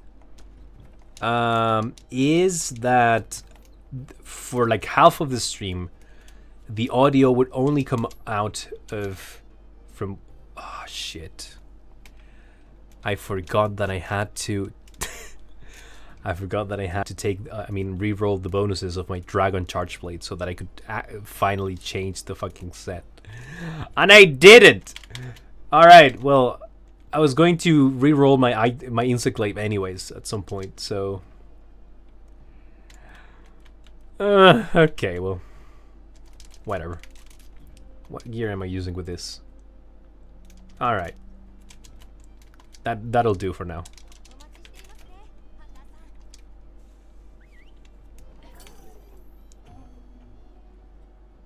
Anyways, as I was saying, I was having some trouble with the audio. But we were able to figure it out here on the chat. The chat helped me figure out the thing. What was happening was that the audio was coming off from only one side of the viewers' audio, I guess. But now it seems to be fixed.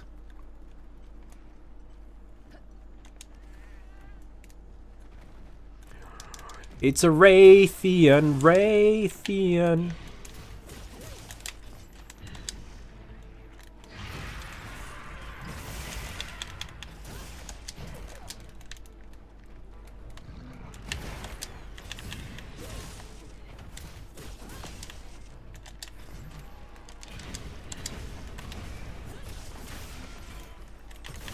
Trouble? You mean the channel executive feature? Yeah. Yeah. No, I was actually still trying to set. Oh, I completely missed the ESID. That's wonderful.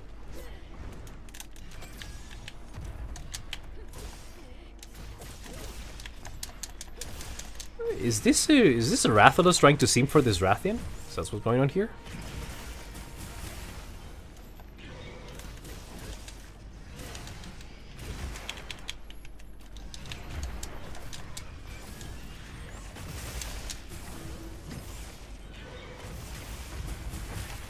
Damn, the damage on this thing.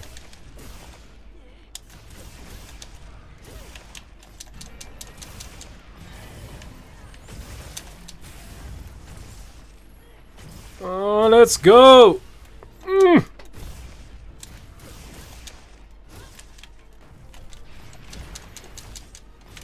You think I care about your poison stuff?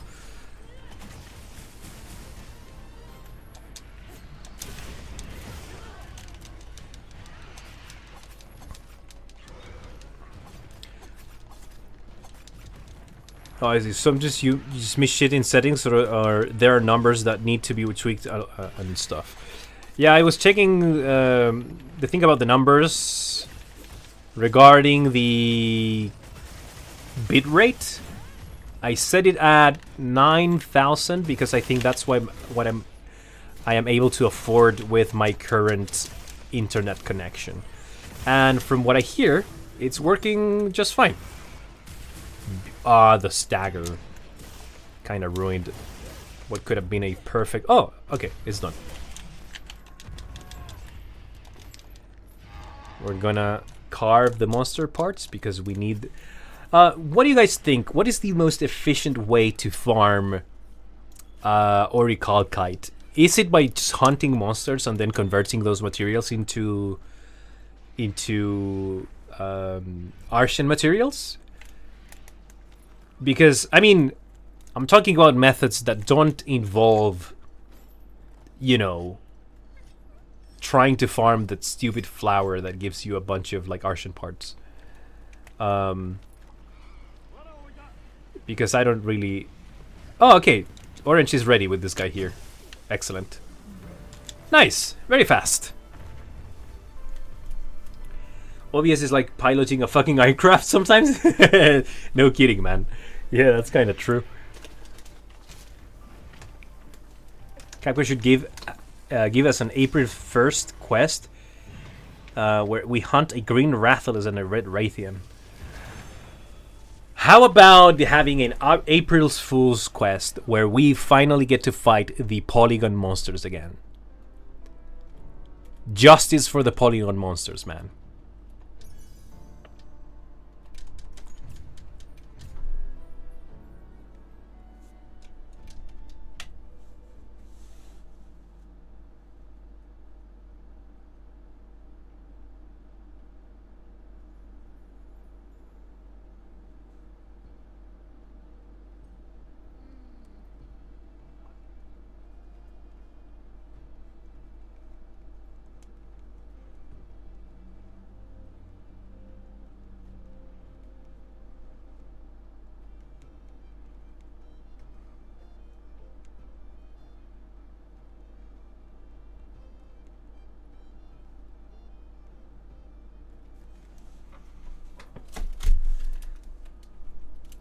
Right?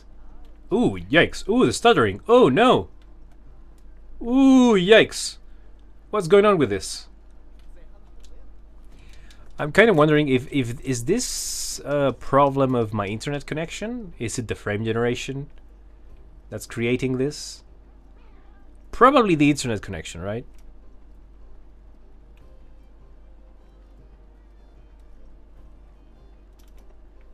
Anyways, next quest. So I have here Raytheon. I'm not sure why I keep saying Raytheon. Rathian and Rathalos. Shit! I didn't put prepares. Sorry, Orange. You can join anytime.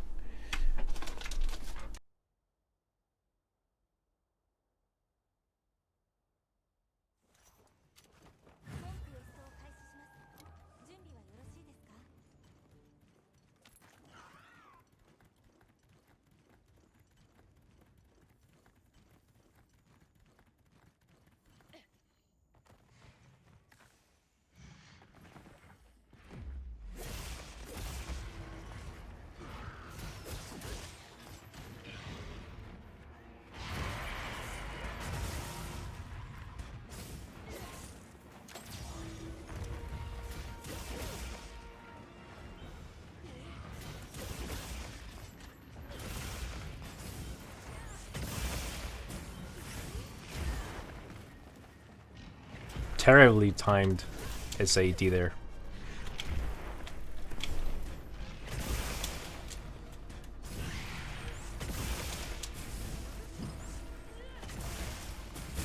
Dunk!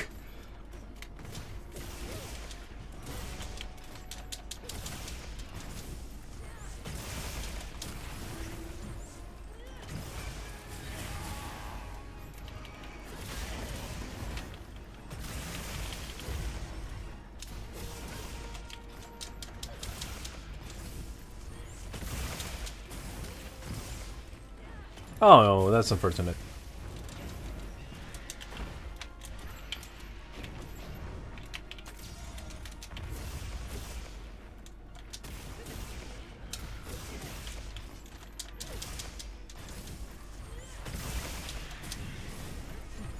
Where are you going?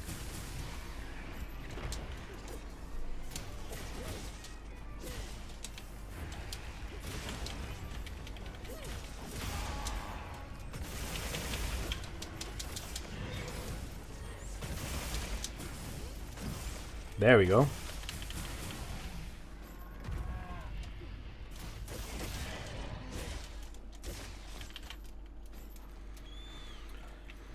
I feel Orichalcate makes sense as just a byproduct of going between 9-star tallies runs.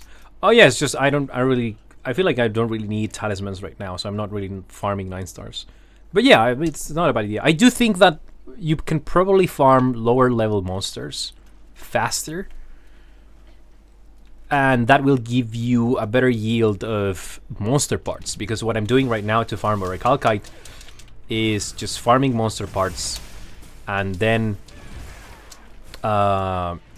converting them into Orichalcite. That's what I'm doing. But I'm not sure if maybe I should be just hunting, you know, 9 stars? Oh, why did that happen? I was not meaning to reload my shield.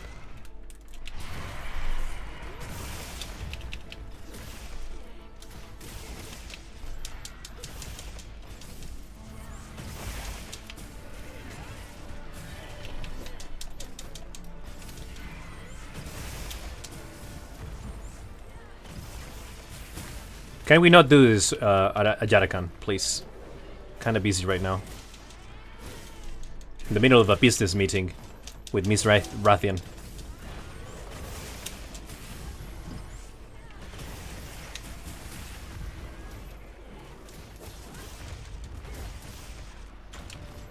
Alright.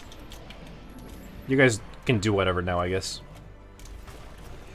Because all those high tier mats get exchanged for a decent amount. High tier mats. When you... what?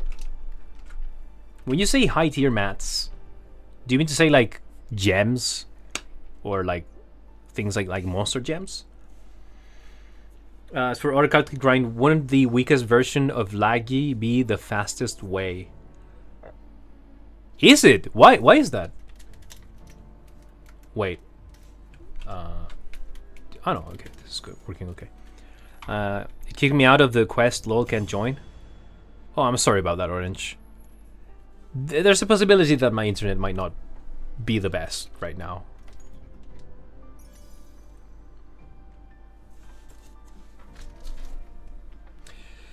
So here, for example, here I'm not doing these for like the Arshan mats that they are giving me, but instead for the monster parts, because as far as I know, like the monster parts are the only thing that you can convert into Orichalcite.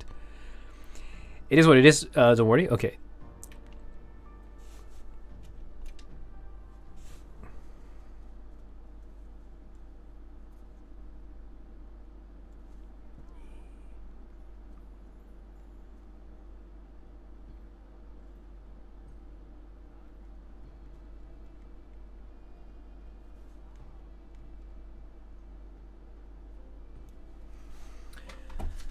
I mean, Laggy has the 3rd highest points per materials used.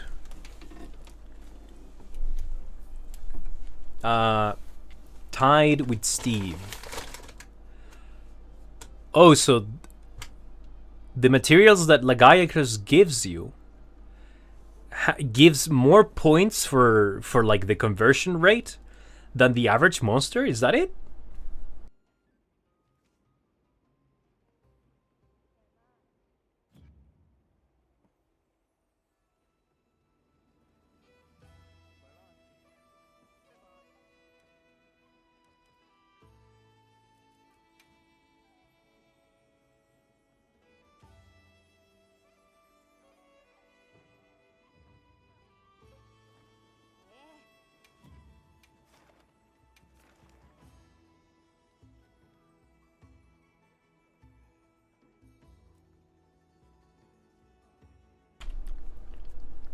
Interesting.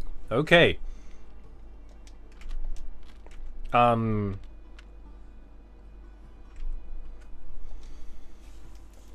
I guess I'll have to learn how to fight Laggy then. It wouldn't. I don't think it's gonna be that bad if I fight him like on, like as an optional quest. Especially if I can get him to die before going into the underwater segment. The other thing is to find an investigation on the arena, and if that happens, not now, for example. Oh, that's a 9-star Rathalos. Interesting. Wait a second, Orange. I'm actually gonna take the tomatoes and garlics that Tashin has for me. A Chatakara scale and a Laggy scale have different point values. Yeah. I'm assuming that it's because like they are different tiers, like monster tiers. But also the fact that what's the What gives you the highest points then? Oh, I'm guessing like plates and scales. I mean, plates and gems, right?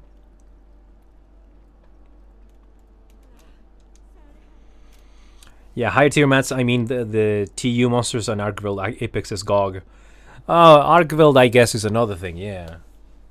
Shit, man. I did so much Arkveld, I don't want to do more. Laggy is one of the TU monsters who have an optional quest where it's always 7-star with 3 strength. Yeah, exactly. That's the one I'm referring to.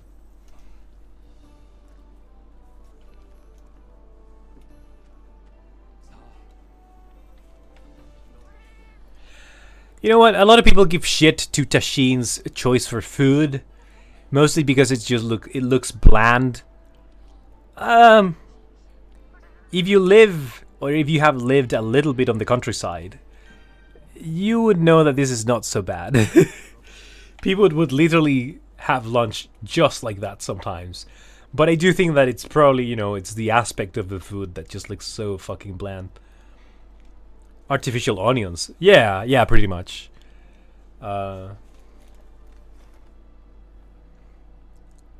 Artificial gen food. Yeah. Generative AI food, basically.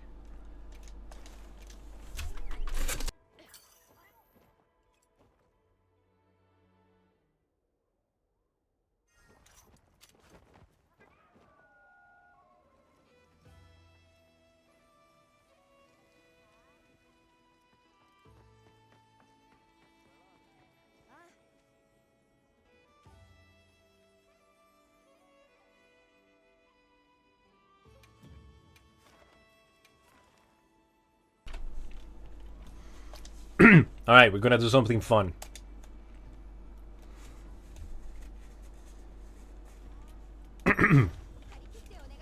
Tashin moans his loan and serves to us in a platter. Pretty much, yeah. Ooh, the stuttering again. I'm not sure if by trying to host the lobby, my internet is not really being able to handle like streaming and having a lobby. That would be very sad, actually. My RAM is 5 times the price just so we can get I fucking love that meme.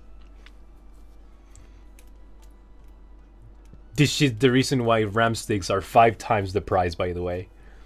Best way of like just shitting on a piece of like whatever slop.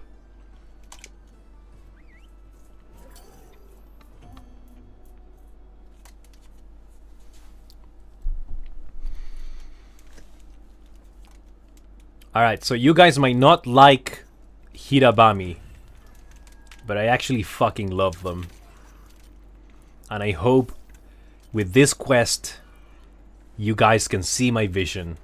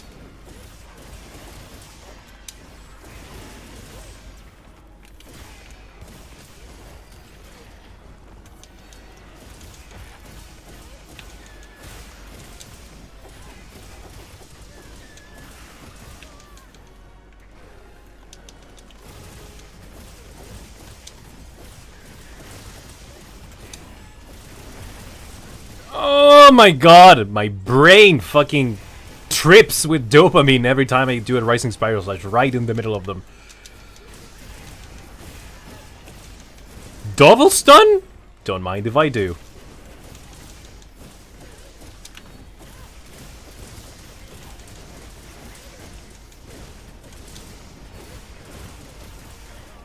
Ah shit, I got tackled.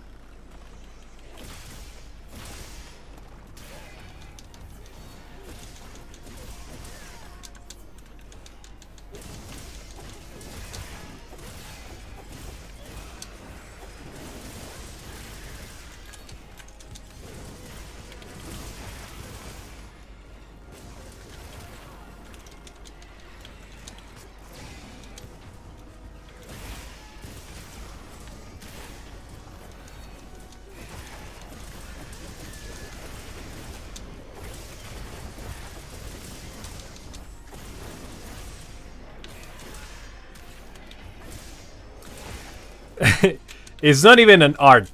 It's just the fact that you can stand in the middle of a group of Hirobamis, rising spiral slash, and just see the most ludicrous numbers known to man. Exactly. God damn. Brutal. Just an onslaught.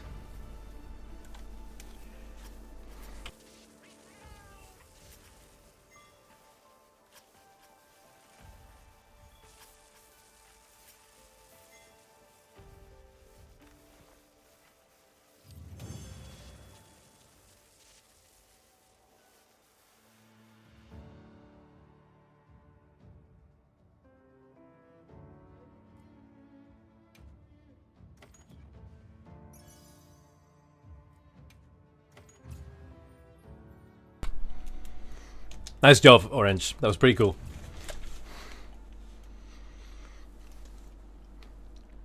If you guys don't know, which you probably know anyway, my boy Meatman has a Discord.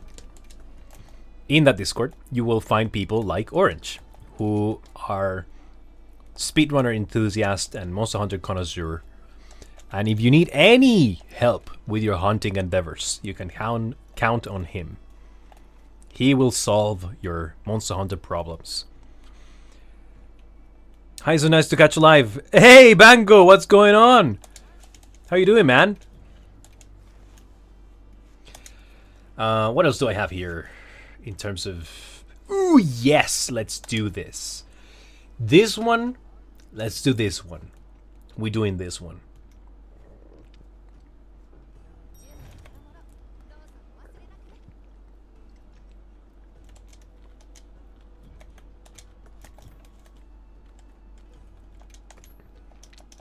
I didn't farm the fucking perfect rolls Arshan weapons for elemental charge blade for nothing. Good, thank you. Great, man, nice to know. Welcome to the stream. Where do you know my channel from?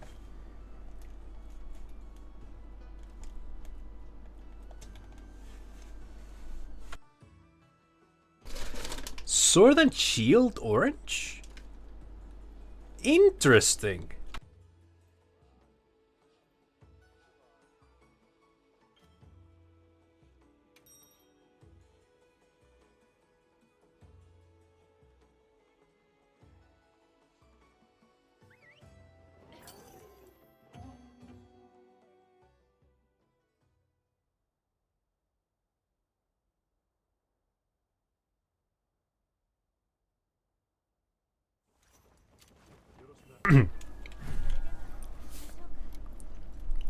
Pretty sure it was from your video with SD Shep. Oh, nice.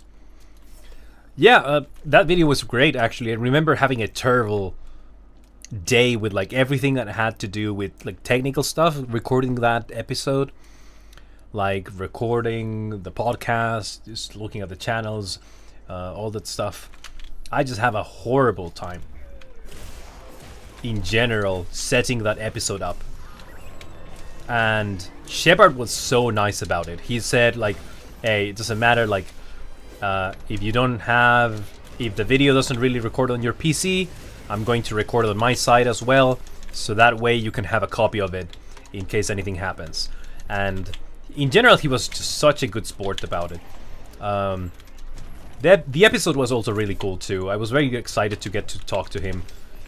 And after that episode, I haven't really been doing more Curious Hunter. Despite the fact that I probably should. But I haven't really thought of like a good guest for it, you know. That's unfortunate. I didn't do Savage Axe because I thought he was going to go for the second slam. Oh wow. I should really have thought of bringing some shock absorber to this. Because goddamn. Ooh, what is this stuttering, man? Why? Woof. What's going on here? Jesus.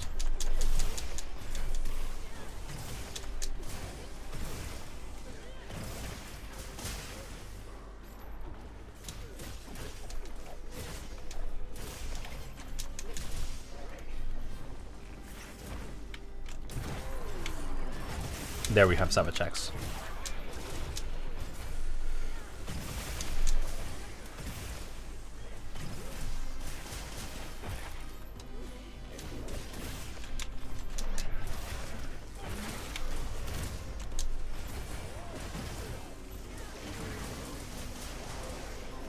These poor little octopus.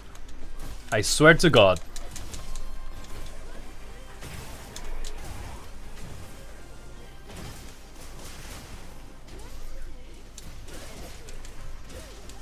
Oh, there's somebody else here. Mira.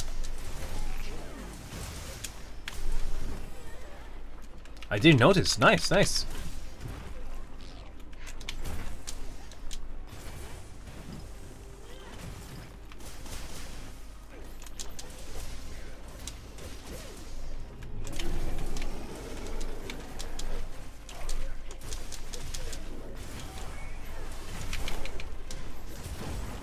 Nice. Got the perfect.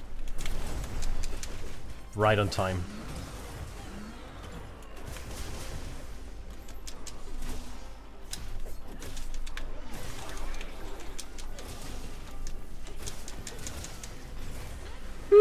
Is somebody using DPS meters, I wonder?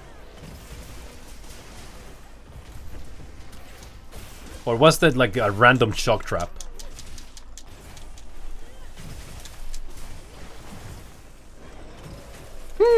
Suspicious activity.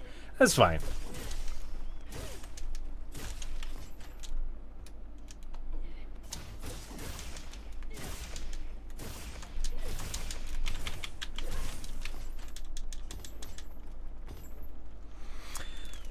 Yeah, he's a cool guy, one of the old guard who offer criticism of wilds. Yeah.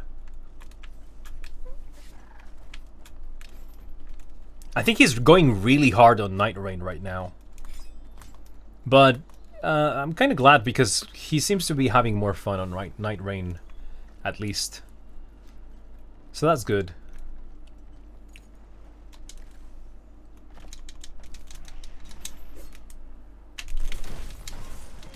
Got him!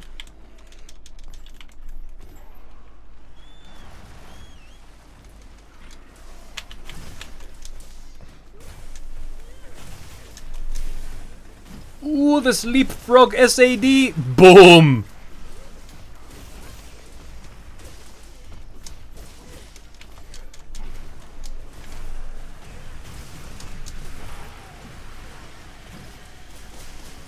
Jesus Christ.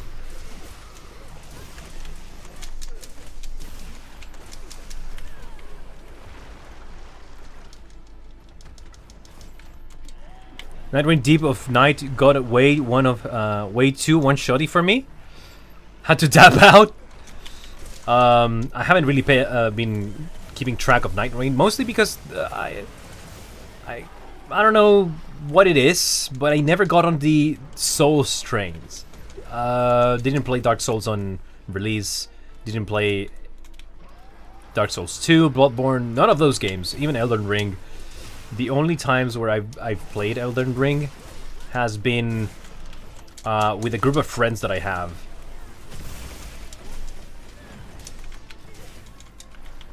Can I mount, maybe?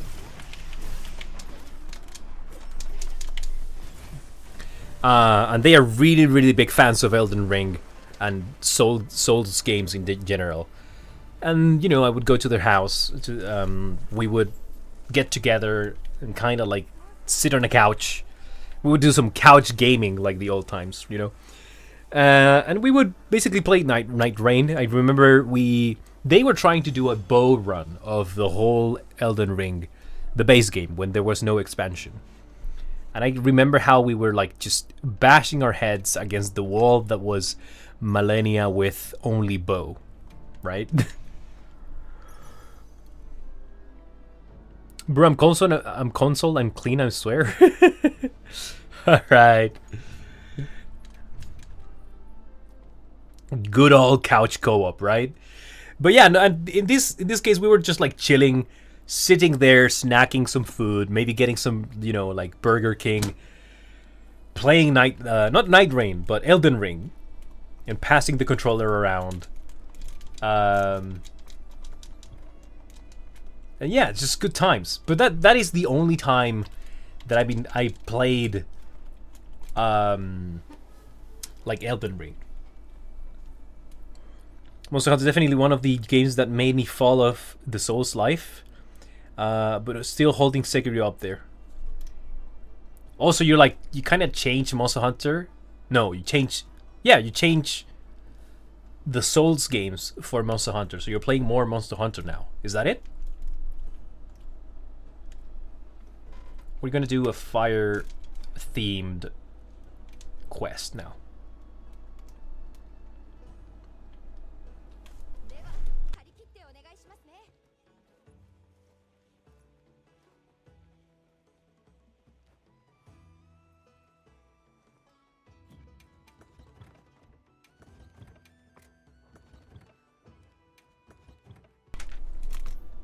So, I don't know if like funny story, but I'm just gonna tell a story anyway.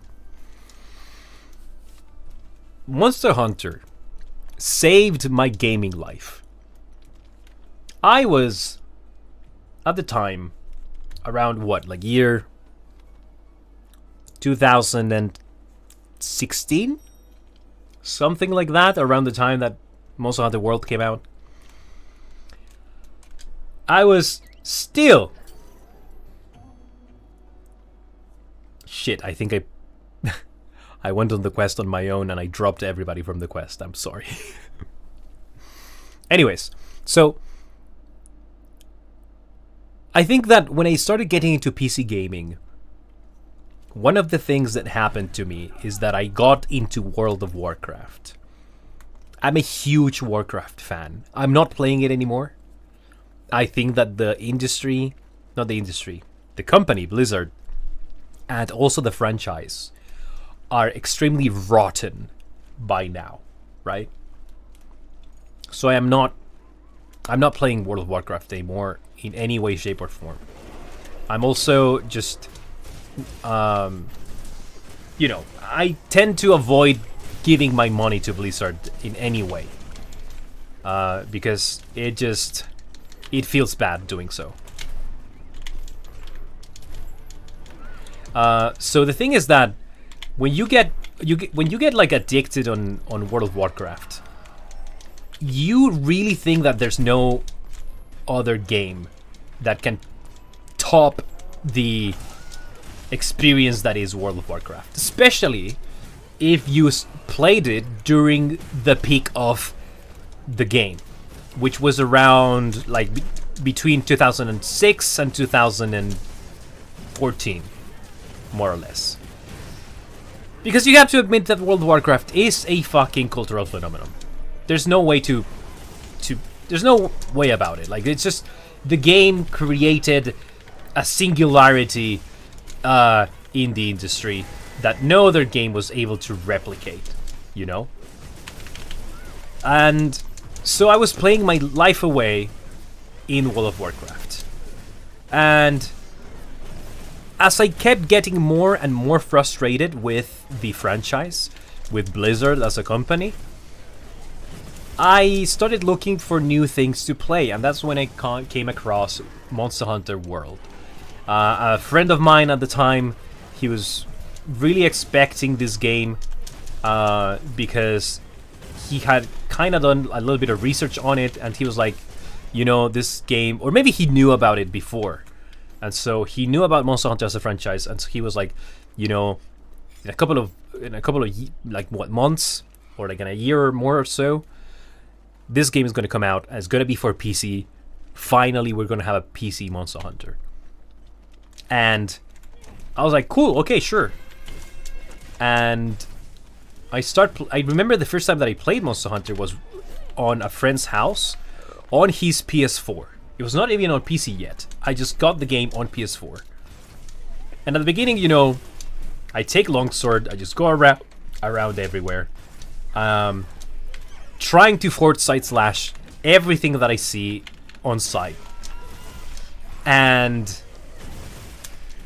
you know how people like to say that Monster Hunter has this thing where the game sometimes clicks for you, and you basically become addicted to it?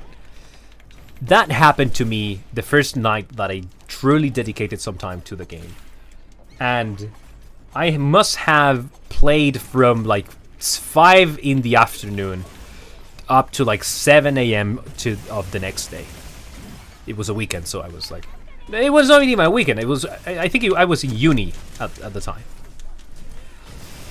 So yeah, but the thing that started happening to me is that as I engaged more with Monster Hunter and the progression curves, not the progression curve, the learning curve, the progression systems, and just in general the design behind the game, I started noticing that I had cornered myself into thinking that there was only one way to have fun when playing video games, which was to trick my dopamine system into thinking that I was getting somewhere, instead of paying attention to the intrinsic value of just playing video games.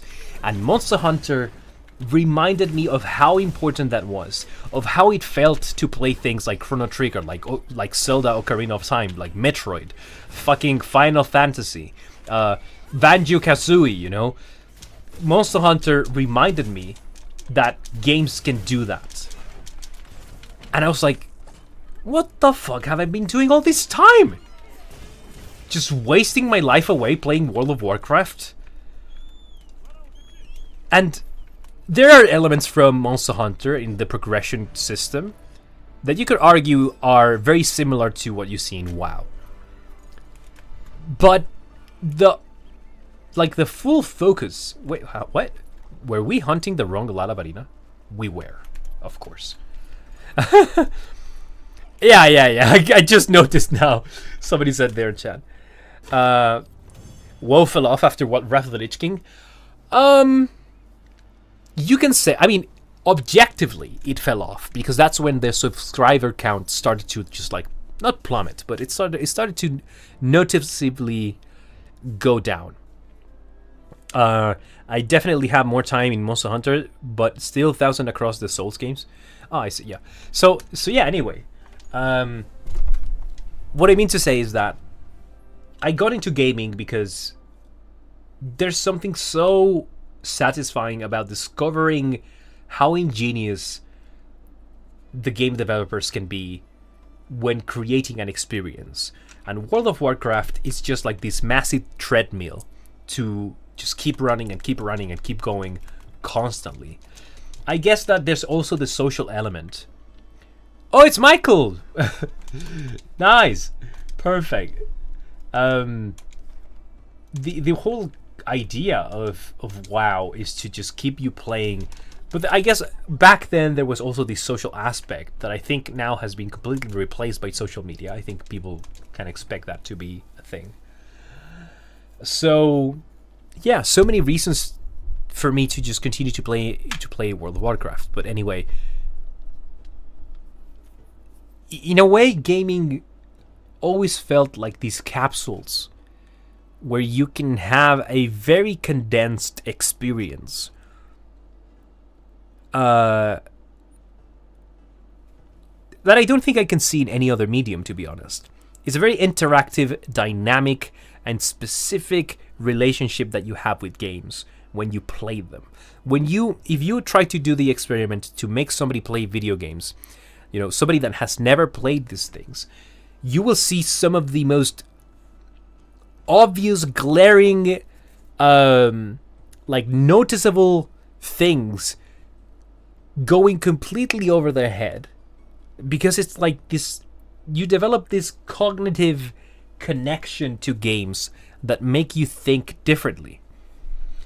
Yeah, the social flavor definitely is the hardest change. New MMOs are still suffering through it. Yeah, definitely super difficult to make an MMO today because, grouping up has been completely removed from MMOs as a concept. Also, I mean, as an aspect. Simply because people don't like the feeling of not being able to progress if you don't have a group to play with. But anyway, and so when I got into Monster Hunter, I finally felt this thing that I had completely, not forgotten, but just replaced by the constant dopamine hits that was playing WoW.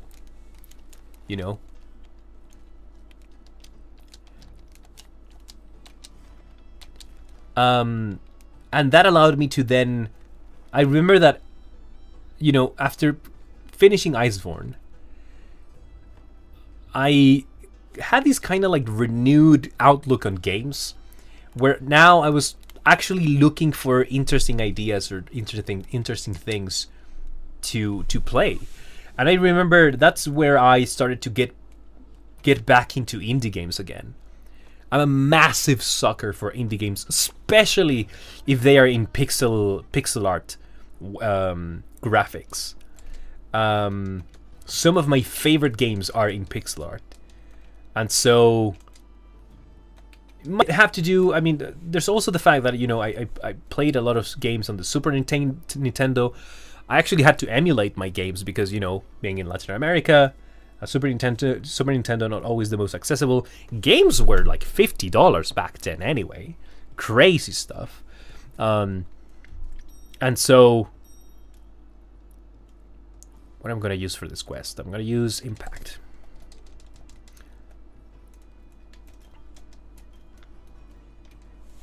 And so, yeah.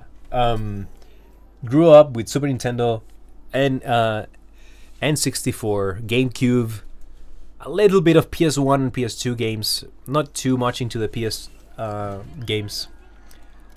And that made me, massively into indie games. But I'll never forget the fact that, I felt like I recovered something important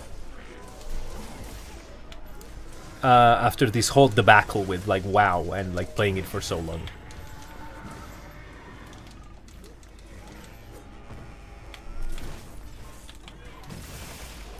I'm not sure if this is maybe I'm just rambling right now. I don't think maybe if anybody can relate, but something that I wanted to share because I get on this channel to talk about games and game design and this and that, and I guess I just kind of wanted to share a little bit of my background with this hobby.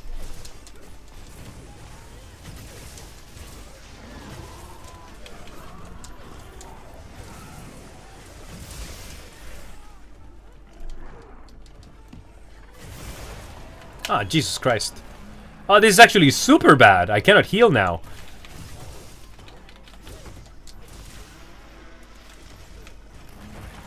I think a large part of that feeling is because Mon Hunter gameplay is so good. Exactly. It's just the fact that you get onto this game and you hunt the monsters. There's no bullshit, no grinding, no daily quest thing that you have to do, no like trying to hit the level cap. It's just the gameplay. The gameplay is incredible.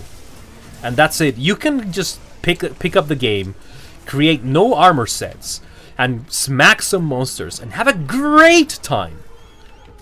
Oh, I think I'm dead. I am not. Right? And that's exactly how I felt the first time that I picked up this game.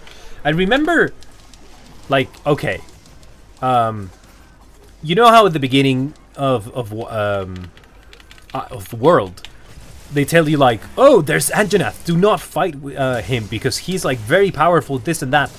That monster is too dangerous. Of course, I tried and slap him. Obviously, I got one shot, especially at a time that I didn't know anything about the game, so I was really bad. But I still tried to throw hands at him, even with no armor set. And it's because when I had to fight Great Jagras, I was having a blast. So I was like, okay, so more monsters mean just more gameplay, basically.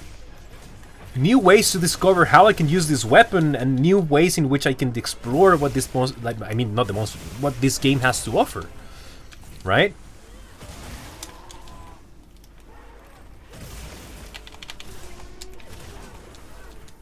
Nice, paralysis proc.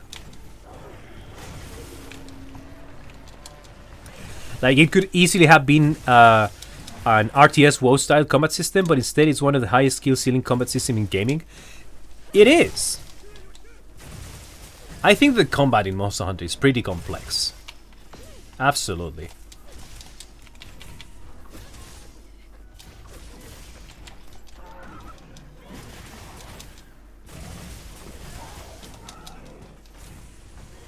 Especially when you see speedrunners like pulling off some crazy stuff. You realize that the game is just super complex and has a lot of depth, both in combat but also in the design of the monsters. Like, one thing that I really like to kind of think about is how the developers of Monster Hunter have always presented the monsters as the protagonists of the franchise in a way, and this is a big reason why. It's because I mean, you can see it in the design of their behavior and their attack patterns, their special states, the part break interactions. There's so much thought behind these monsters. Low rank Anjanath putting the fear of God into folks since 2018. I mean, for me, I don't remember getting walled by Anjanath. I remember getting jump scared by him, and that is a good thing. The same thing happened in Generations, for example. I think that it's really cool when there's moments in Monster Hunter where you get like a jump scare from a very strong, scary monster. Because I remember I must have triple carted to Anjanath once. Triple carding to Anjanath once is not getting walled by him. Absolutely not. Right? It doesn't make you go, what the fuck am I supposed to do? I'm so confused. Like, am I missing something? Do I have to troubleshoot? Do I have to reorganize the way that I'm approaching this whole thing? No, right?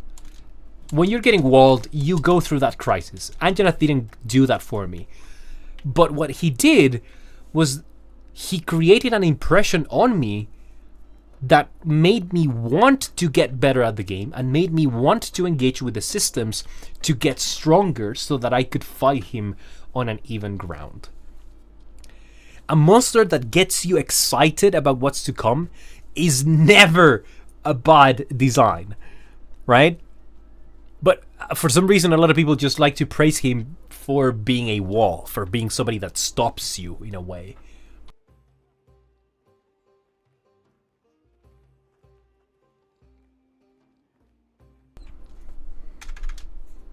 I mean, maybe not as much in Wilds, but in all the previous games. I guess it's just an Anjanath one-shot move that people got nostalgia goggles. Yeah, and it's not even a one-shot. If you have food buff, and you know you have some armor pieces, at least like what, like bone armor. If you have bone armor, food buff. No, you need food buff. I think. I don't think you need food buff to survive one Anjanath. All you need to do is be at full health. It's always at the return of the lobby that it lacks. Yeah, a little bit, right? I don't know why. I really don't know why. What else do I have here? I'm not sure if you guys want to do a quest of your own. I've been just posting investigations that I had to farm materials. But if you guys want to post something, just do so. Like, be my guest. Oh, sorry, I meant unblockable. But yeah, but the idea is the same. Like that one really scary strong move, right? And I think that's a good thing. It's good. It's a good thing that he has that to give you the impression that you are facing bigger odds. Sure, great, excellent. And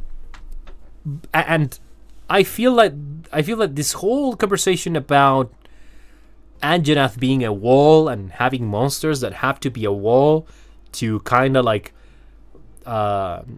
validate or somehow how can we call this, enrich your experience because there's a challenge and there's difficulty and whatnot. Let's just say that can be true for some people. That can be true. I don't think that is the only reason why Anjanath is a great addition, especially in the way that they executed it in World. You know, for me, it's much more about the way that they build up Anjanath before you even fight him. The first time that you get to Astera and you know that, you know, a big ass lizard appeared, namely Jagras, and then there's a bigger lizard than that, which is Anjanath, and you're like, oh shit, I guess this is really the most dangerous one around here. So then you go back to the ancient forest, and you know that you should probably be avoiding that guy. Or if you're like me and you just like fucking around to find out, you will throw hands with him, and you will get this experience where you realize how insignificant you are in the grand like not the grand scheme of things, but in that moment in the game, at least. That is a great experience to have. To know that, you know, you're not as strong as you could be, but you will get there. So now you have something to work towards. You have a goal. You even have a target that you want. You know, you want to even the score with something. I would say my favorite monster aren't the wall ones. Mine neither. Anjanath is cool because his design, you know, is like a T-Rex. T-Rexes are cool, but some of my favorite monsters I would say are like, for example, Rey Dao, Soshia, Namiel, Nergigante, Sinogre, for example. Like, those are really cool monsters, you know. And they are not particularly known for being walls. Nergigante a little bit. I remember people having problems with Nergigante in World, especially newcomers. Ooh, interesting. So this is... I guess I'll just go with the Paralysis Charge Blade, whatever. Don't forget Kezu, of course. Can't forget Kezu. Kezu is a hero, man. Kezu is like literally keeping the Monster Hunter community clean from Bloodborne speedrunners. Never forget. It is delicate. A tough enemy can easily put off some players while incentivizing others. Anjanath personally isn't much in memory. But Kirin really got me to uninstall momentarily. I can relate to that, Oni. I can really relate to you. No, I didn't uninstall, but I do remember feeling like this fucking tiny little My Little Pony ass horse was getting on my nerves to a level that shouldn't be happening. But I wanted to break my controller many times.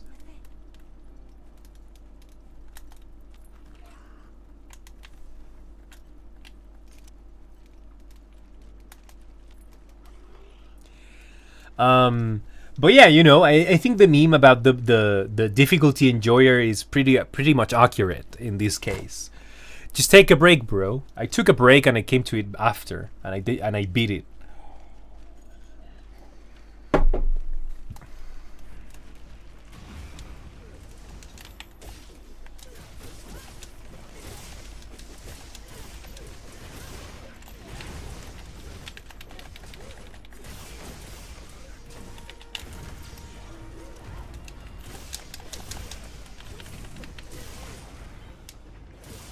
Oh, I forgot that I don't have rapid more from this set. Feels really sluggish now.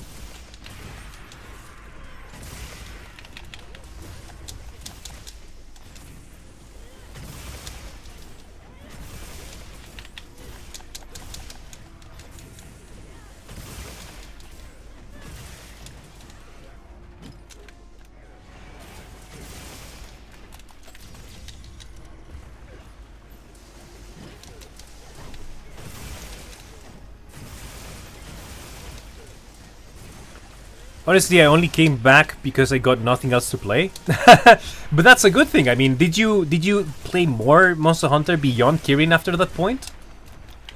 Not saying that, you know, merits to Kirin for making you play more Monster Hunter, but weren't you at least like curious about what else could you fight in the game after that point? All my favorite video games are ones I initially bounced off.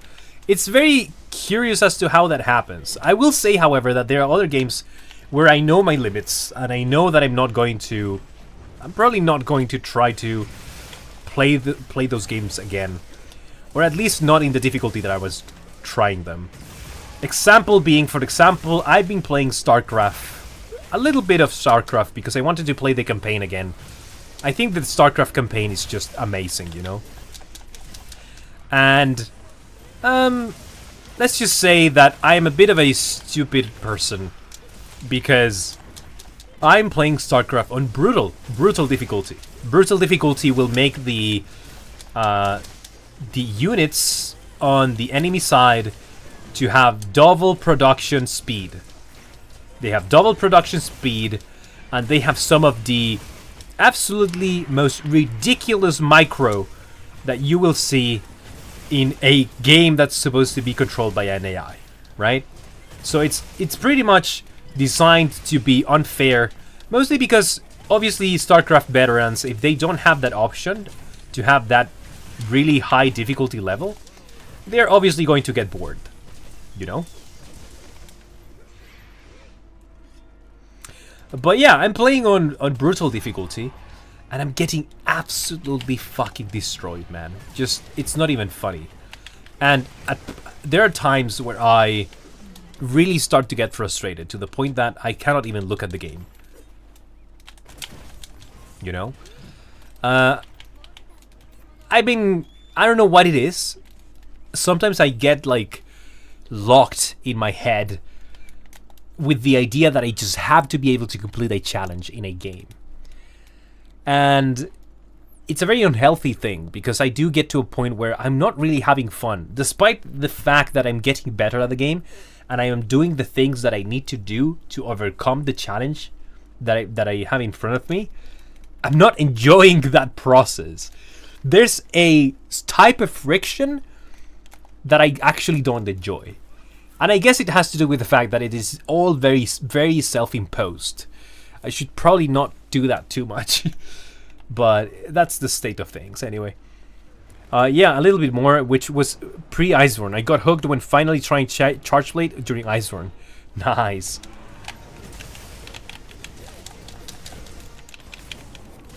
Jesus. Should probably eat some rations to make sure that I'm not low on stamina when he does that again.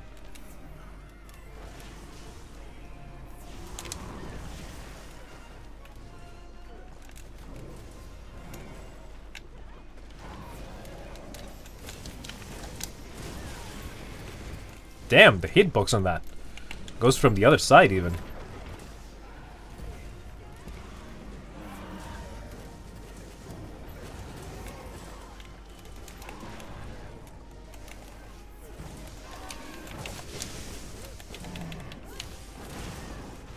My god.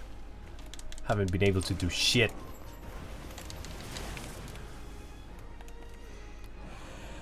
The Gamer Pride and Hubris, a well-known song. You got a point there, yeah, definitely. I think it's definitely a little bit of pride and hubris. Absolutely. And the worst thing is that I'm not even becoming like a StarCraft pro or anything. Like, I'm not showing these quote-unquote results to anybody. And somehow you wanna, like, I guess, perceive yourself as like a good player. Or somebody who is good at games. In a way.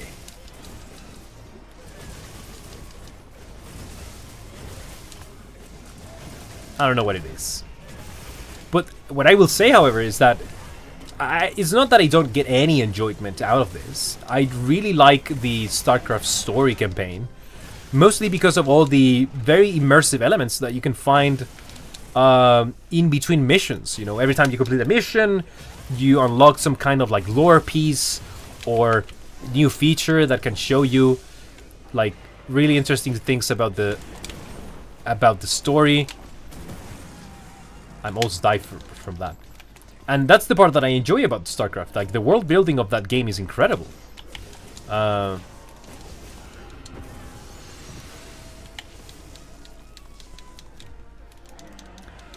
So, you know, it's not that I'm just, like, basically ball torturing myself to death or anything.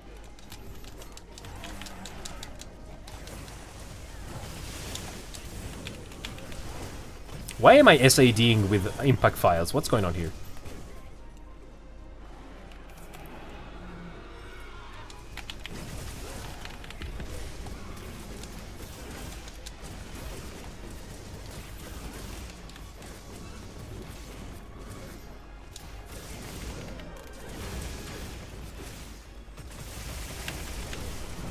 Huh? Did I do it too early?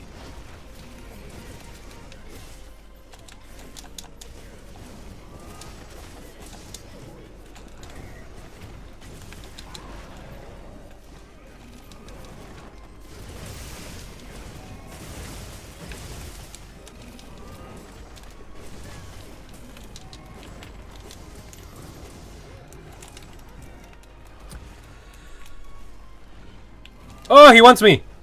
She smells blood!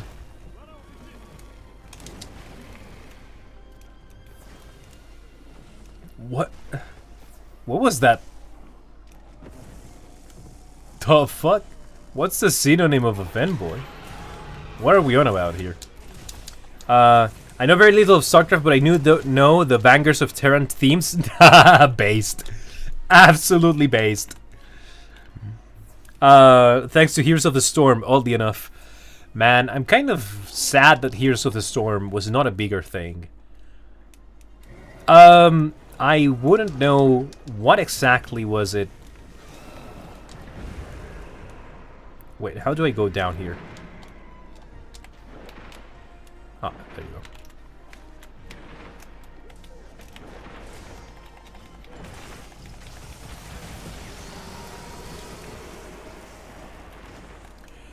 I wouldn't know why is it that the game didn't really make it. Because, I mean, there's some people that play it, but there's no like competitive scene. There's, I don't think you can call it like a very active game. I have friends that play it, but they're very few.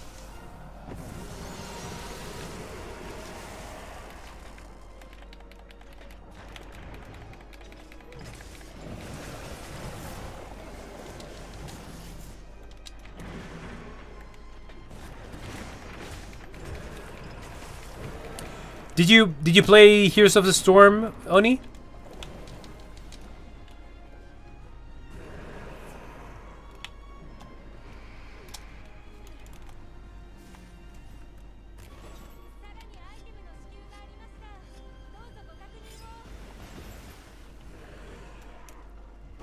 Not predatory enough for Blizzard.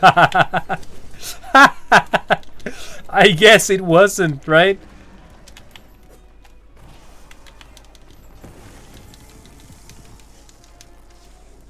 Oh shit, I'm getting some weird input delays here.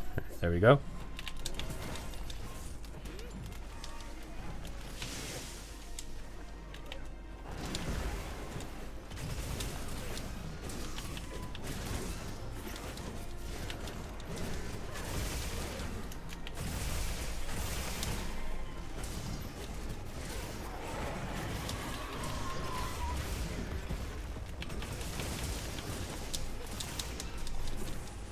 I played with very briefly.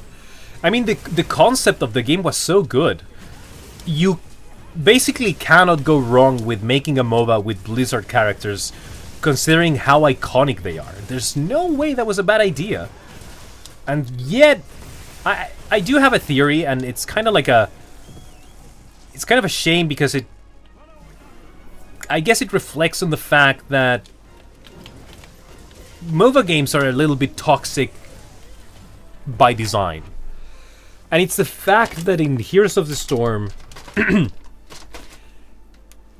the way that levels work, or that resources are distributed to the people that play in a team, is basically everybody levels at the same time, right? There's no level difference between one player or the other in your team, because as long as you're doing the objectives, everybody gets experience, right? Everybody benefits from the same experience pool, more or less. And that means that you don't get to have people that can get fed, get a bunch of kills, and then carry the game on their own. It's a very streamlined MOBA in that sense. And I guess they took away one aspect of these games, which was the feeling of having individual impact, which you still have because you're still a hero in the map and you have really powerful skills. But you cannot just get a bunch of items, get a bunch of, levels, and then just destroy the entire enemy team on your own. That is not an experience that you're going to have on that game. And I'm guessing that could be part of what made the game a little bit unappealing for the people that play Heroes of the Storm, The ego pool, exactly. Yes, you put it in more succinct ways than I did. The ego pool, definitely. Because in the end, I guess, yeah, it's a team game, but when you see the people that play these games a lot, they play by themselves a lot. Constantly going on solo queue, right? And that is not something that you would see very present in Heroes of the Storm.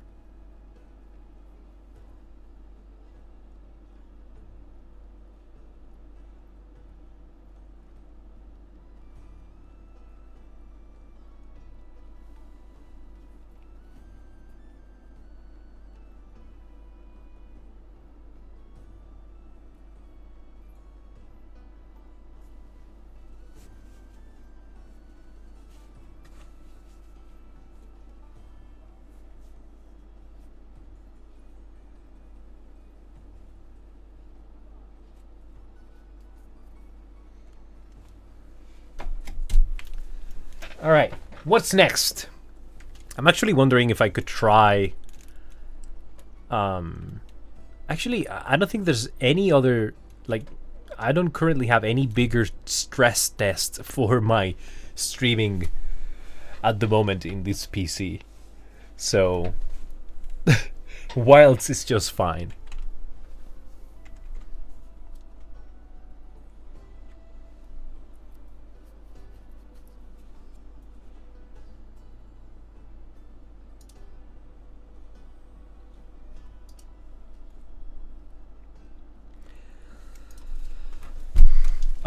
How are you guys feeling for some Gugmasius, by the way? Michael and Orange. Not sure if anybody else wants to join the lobby, by the way. Wilds is about as heavy as shit gets right now. Pretty much, right? And it's not even the fact that it's heavy, but just, still with all the improvements that they've made, I would say like in average or compared to other games, Wilds is still massively unoptimized. Just like extremely relying on, let's just call it, unexplored technologies to make the game run smoothly. Let's do it. Okay, nice. Yeah, I'm gonna need more GOG materials now that I think about it. Not really starting to get to the point where I'm not really enjoying farming GOG too much, but you know, it is what it is. I'm gonna do some bow runs this time. You guys are gonna see some really, really trashy bow gameplay right now.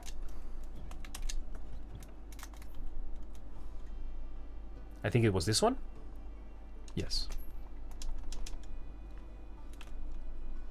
Let me have a wee. Oi, mate. May I have a wee? Terrible Australian accent, by the way. I'm sorry.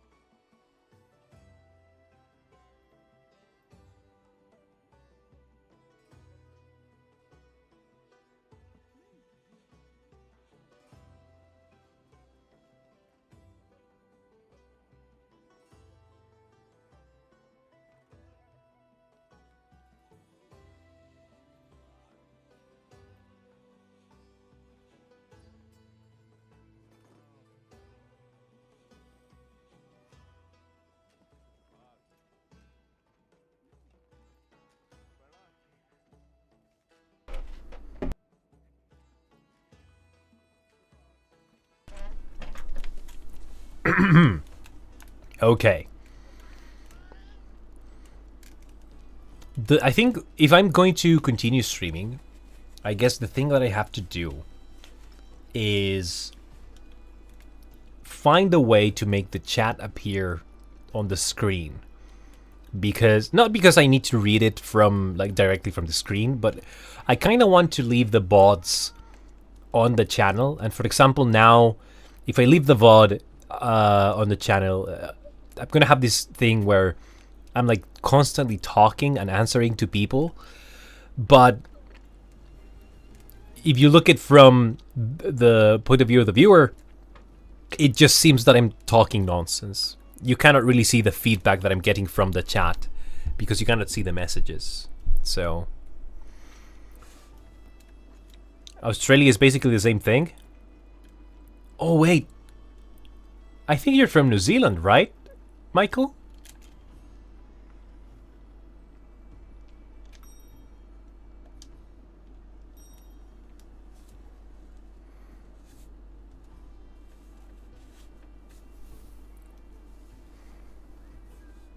Wait, what? No, wait. Why did I say New Zealand? I'm getting so confused. There's a setting on YouTube stream to allow chat playback so folks can see it. Yeah, that's what I want to do.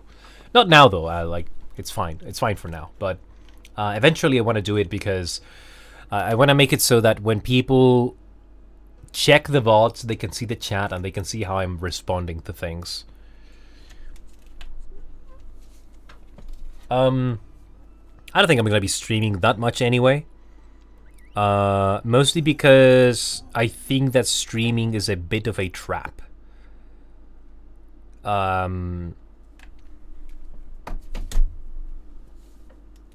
So I'm just gonna mostly keep making videos, and I guess I'm going to stream whenever I want to get in contact with the people that watch my channel mostly. Ah, you are from... Yeah, okay, nice.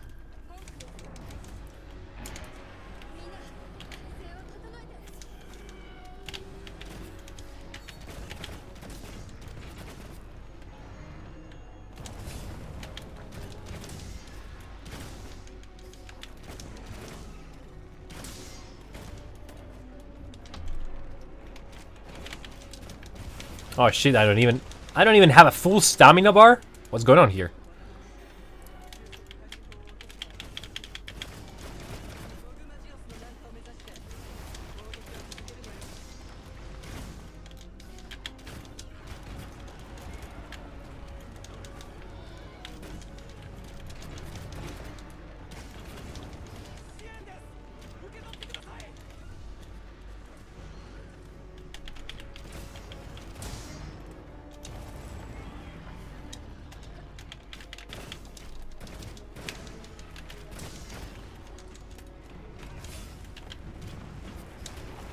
Ah, god damn it, I got the timing wrong. Oh my god. And so it begins.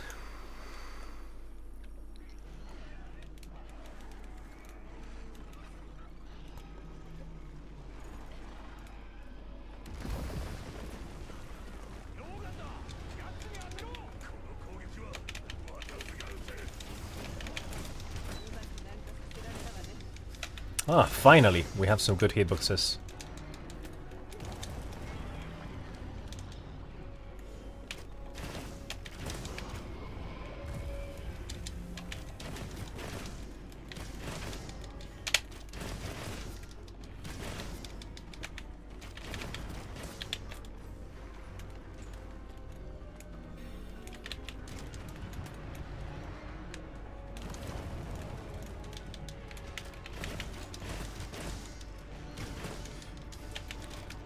It's gonna be one of those? Absolutely, it's gonna be one of those.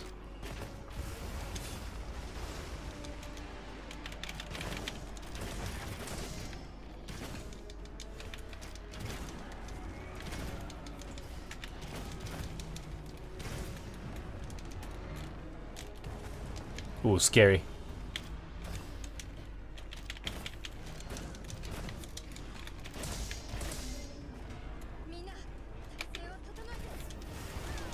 Oh, okay, I got greedy with the coatings there.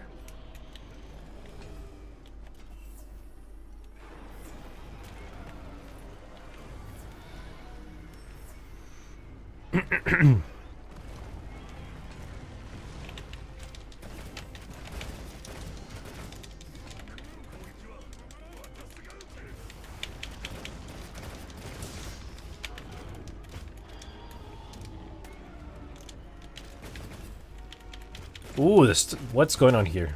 Why am I getting so much stuttering? Please, no more. Is this phase 2 or is he just mad? I think he's just mad. Yeah, he's mad.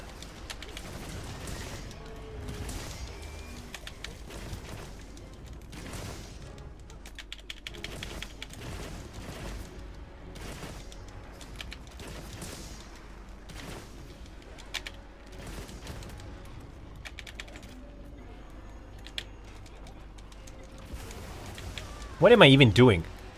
What was that? What was that for? Sheathing the bow. Ridiculous.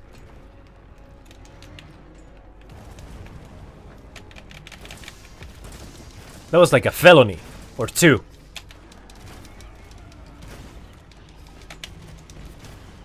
Also, I need this guy to hit me, because I cannot really charge my coatings if I don't get to dodge his attacks. And now I'm not going to be able to dodge this. Ooh, there we go.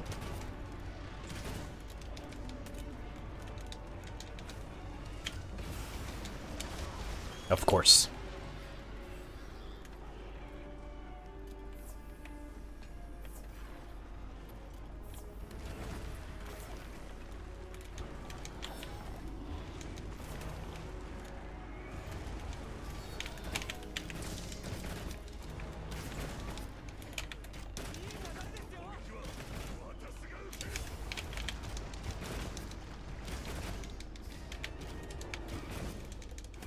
Okay, phase 2.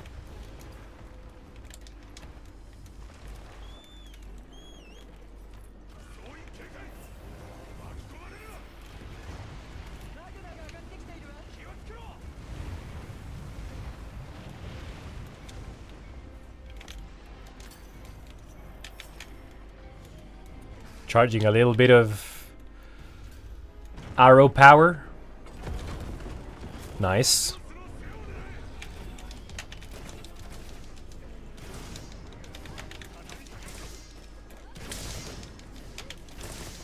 No! God damn it.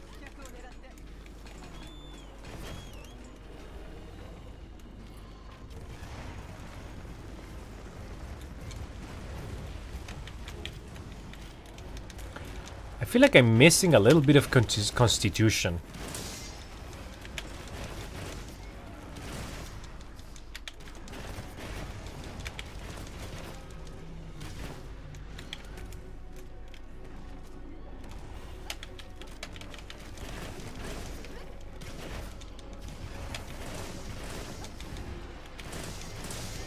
Ah, come on, I was outside of the range of that.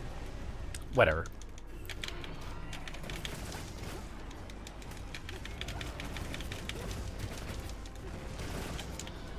Let's just do one of these. And completely miss it. Who's down there? Ah, it's orange.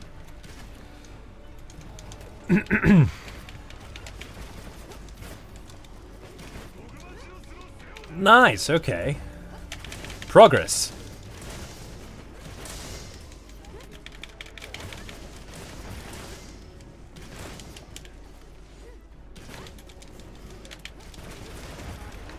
What? One face? Alright. Can't complain about that. Let's go get those cables.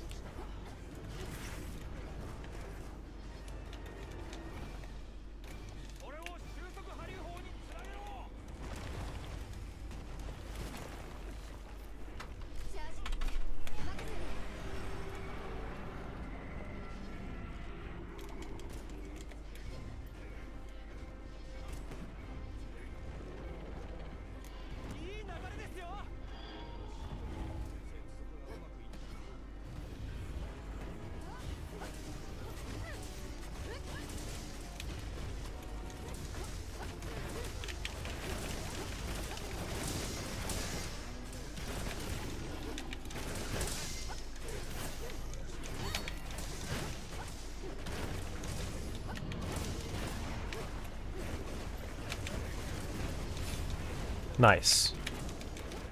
If I can get the timings on those explosions, I can do a lot more in this fight. Guess I'll just have to get used to that.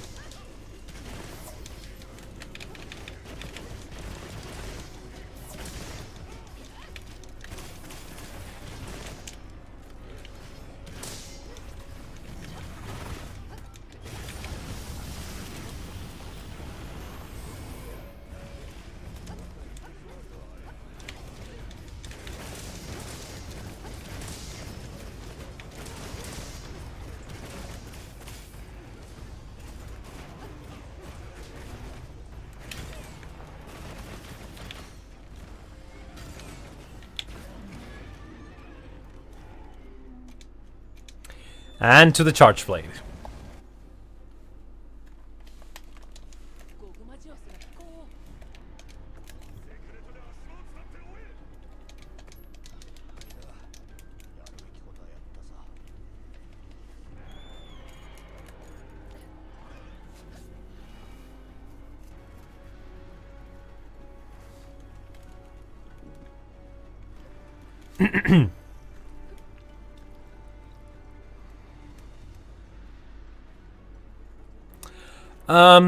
So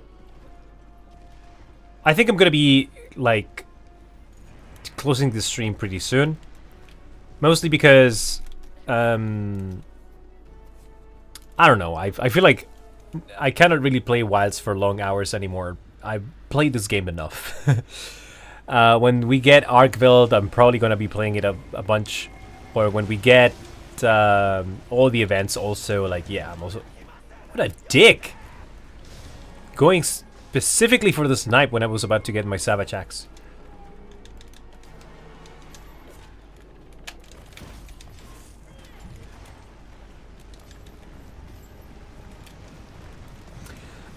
So anyways, what I was going to say is that I had this idea for my next video, as I said at the beginning of the stream, that not the beginning, I don't remember when I said it. That goes something like, if you could make your own Monster Hunter game with like pieces and design aspects of the previous games, how would that game look like? And I was wondering if maybe I could show like the chart that I have for that thing to you guys, and you guys can maybe let me know what are your preferences, and also maybe if you think that the video is, or like the video idea is a cool idea, and we can close the stream on that. Only because I'm curious, and to also spark the chat a little bit more. Jesus Christ.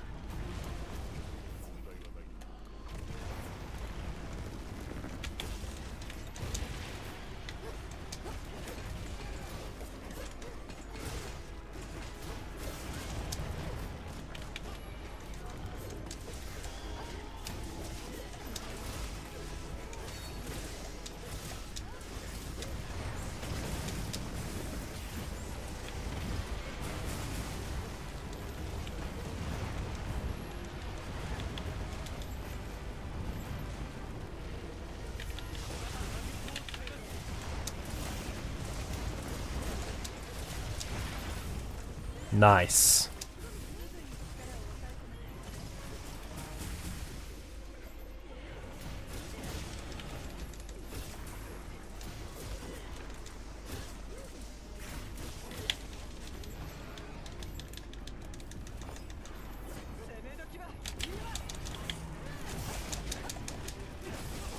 Let's go for that double.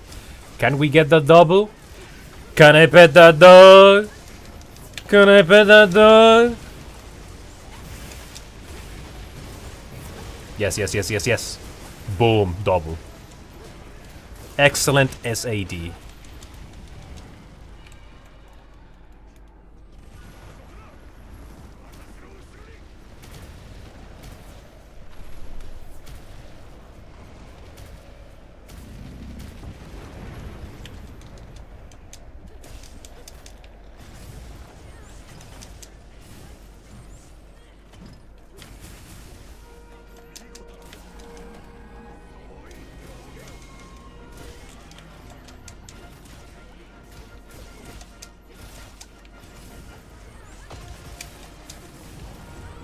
What? Alright, well, I guess.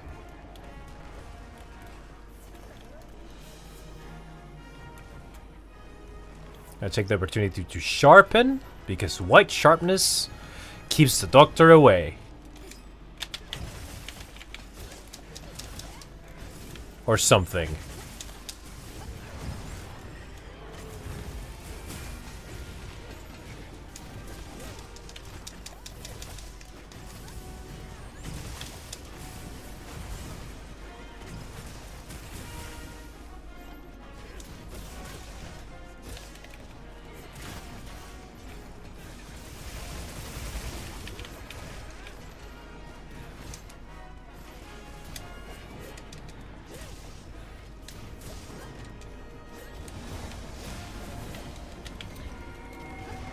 I'm gonna try to bring it down with the with the blast coatings. Let's see if that works, since I haven't done it this run.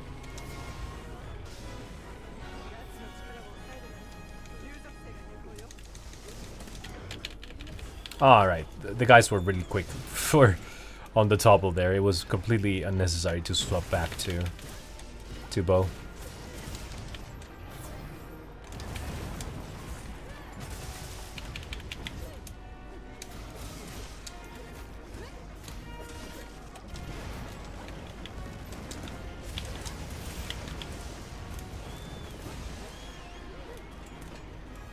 Are you doing it? Are you gonna do it? Are you gonna do it?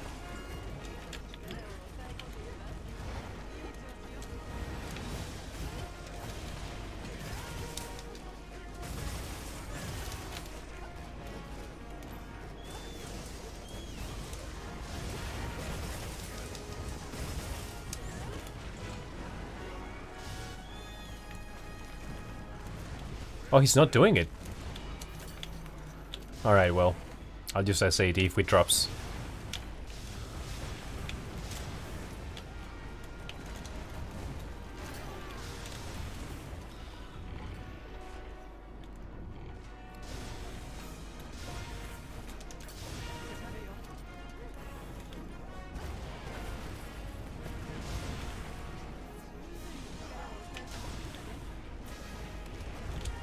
Jesus!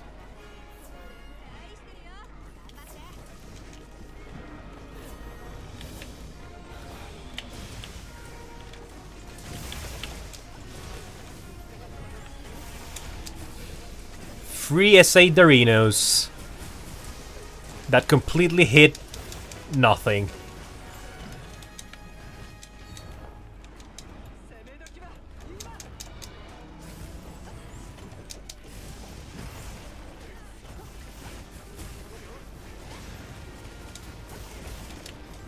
I'm just gonna go with one charge. Because he's about to die.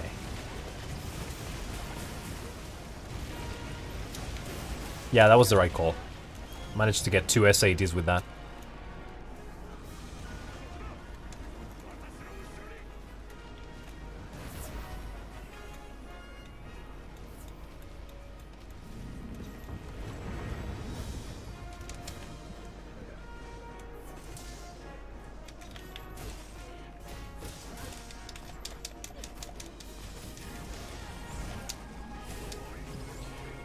Do it!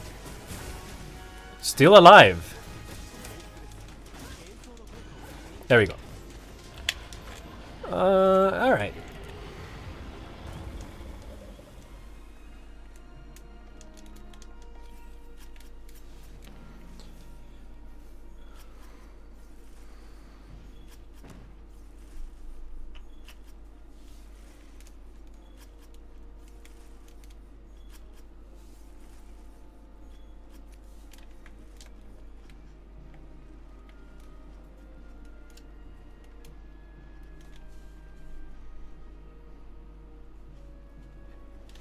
Oh, where's the tail? Where's the tail?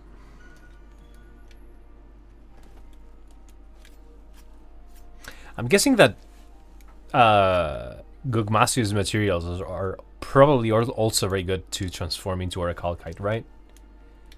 So he's probably still the best way to farm just materials overall to engage with the Archon system, I suppose.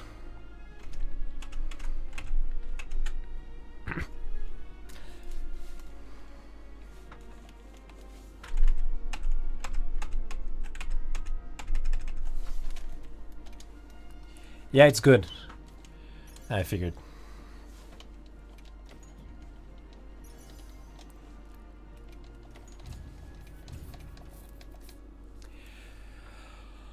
Okay, I think I'm about to close the stream, but anybody curious as to what is more or less the idea for my next video? So that we can talk about it a little bit, and then I'll just disconnect for the night.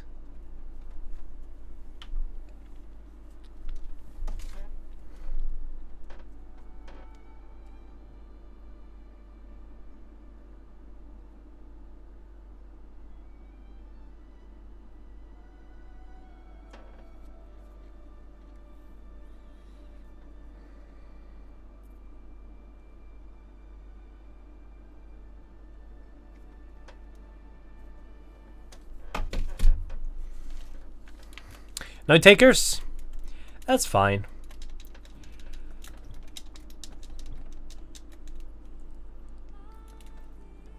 Okay then, so good things that we managed to experiment with today. We can stream this fucking game. Finally we can do this. After a year that it's been out. Let's see it, broski. By the way, PM me at some stage if you want to dial up chat up a stream using stream elements. Oh yeah, I mean I think that you have this a lot more figured out than I do, so I'm probably going to ask for your help for settings and stuff. The the idea for the video is very simple. The main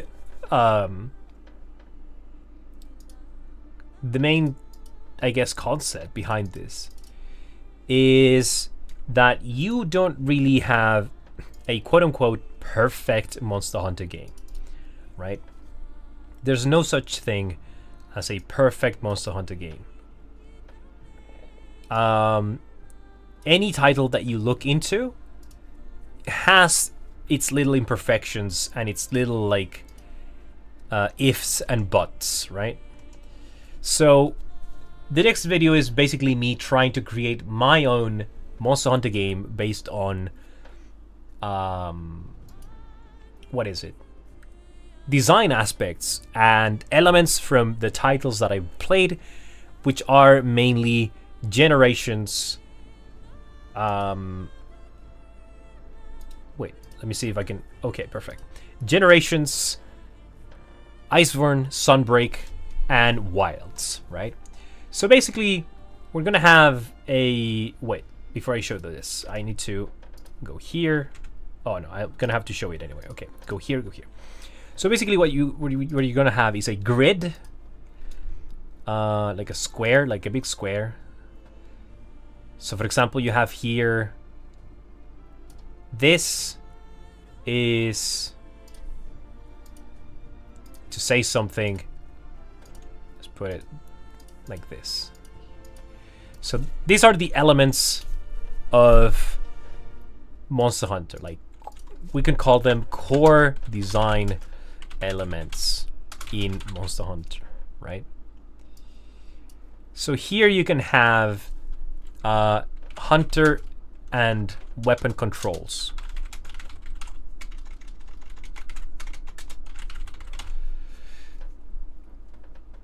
Which means how the hunter moves, the attacks that you have with the weapon, the general moveset of the hunter with the weapon and the weapon sheathed or unsheathed. Then you have, you guys can tell me if you think that these are like accurate or not. Borrowed power, which I have to explain, and I will explain it in the video, of course. Then you have monster behavior.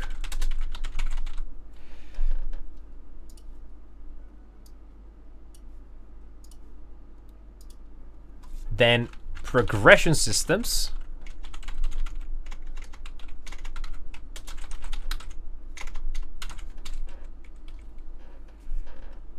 Oh, Jesus Christ, I'm typing like an idiot.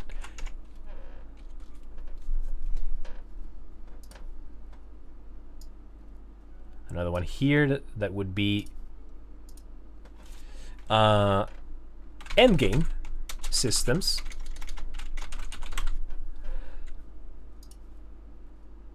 I guess it would be faster if I just make the squares like this and then I write the categories, right? Okay, like this. People that have OCD, I'm sorry, like I don't really do graphic design or anything. Then we have companion system. This would be Palico, Palamutes, Secret, you name it. Optional quests. Believe it or not, I think that optional quests are an integral part of Monster Hunter. And then this last category is, well, you choose this one because I think the ones that I've shown up until this point are the categories that I believe are core to Monster Hunter, right? So the idea of the video is I will go over all of these categories and I will say which Monster Hunter does this the best. For example, in terms of weapon controls, weapon and hunter controls, I think the weapon controls in Iceborne is the best, mostly because the movesets are pretty balanced for all the weapons, and there's no crazy things that allow you to completely override the monster's movements, like what you see, for example, in Generations or even in Wilds. In Sunbreak, you see the same thing. You see people using wirebugs to completely overpower the monsters constantly. So it feels to me that Iceborne, for example, is the only game where you actually have a pretty fair matchup with the monster, and you really have to learn your moveset. Then borrowed power The idea of this is that every Monster Hunter game, this is what the community calls gimmicks, right? Gimmicks like underwater combat, like clutch claw, like mantles, like wirebugs, like wounds, focus mode, even hunter arts or styles. Those things, we call them borrowed powers because we quote unquote borrowed them as the hunter. They don't always transfer to the next title, so they appear in the franchise and then they go away. So that is why, quote unquote, borrowed. We get this power from just only in a specific title. It is not something that necessarily has to transfer into other games. We have seen this happen, however, for example, with the Slinger. The Slinger has been around in in Iceborne, and then we saw it appear again in Wilds. But, that's kind of the idea. It's like something that is not guaranteed to appear in the next title or expansion. Monster behavior, obviously. Oh, I'm missing a category here. Monster behavior, obviously. How does the monster move? How does it attack? How fast are they? And especially how they interact with you when they have special states. Special states are very interesting. The other one that I missed was monster roster. Obviously, super important as well. The monsters in a game can really leave a lasting impression of this franchise in you. So anyway, then you have progression systems, things like the armor and weapon crafting, to some degree melding system because it appears before you even get to the end game in Wilds, for example. And decorations and talismans, also something that you will start seeing before you even get to the end game.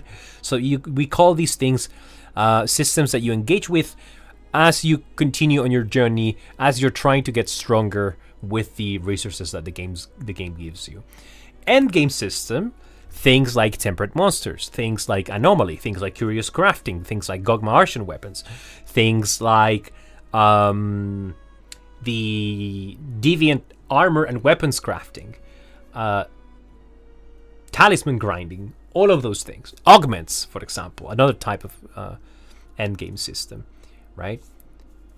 Then monster roster, that is kind of self-explanatory. Companion system, like how does the Palico behave? What are the options that you have for the Palico? If you have Palimut's secret, you name it. And optional quests is another category on this thing.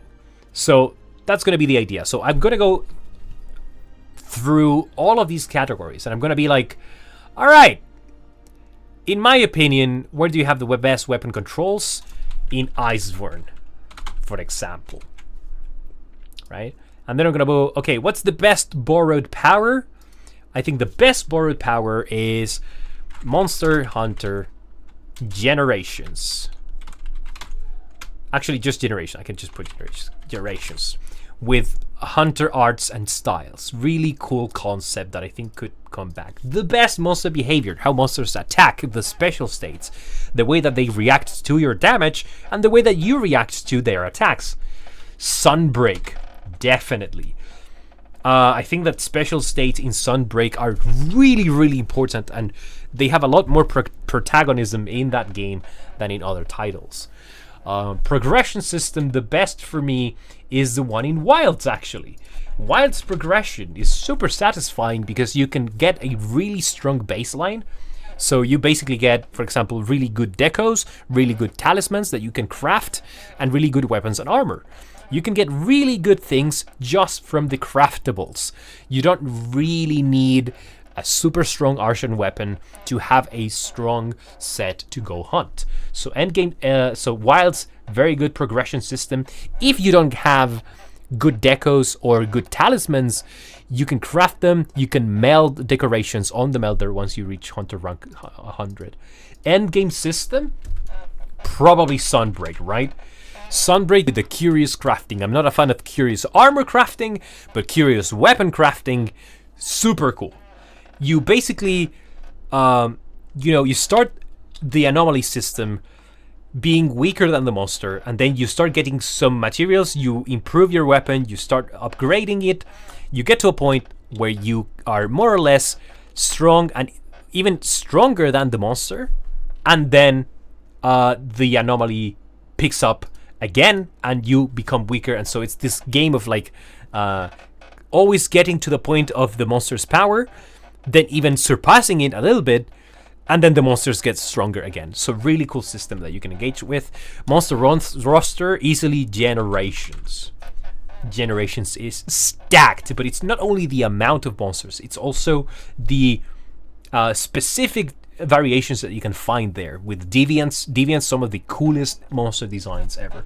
Companion system, the best one is probably the one in Generations 2 or Sunbreak. They are very similar, but yeah, like in Generations, the Palicos have so many different options, and they really feel like they have their own kit to fight the monsters.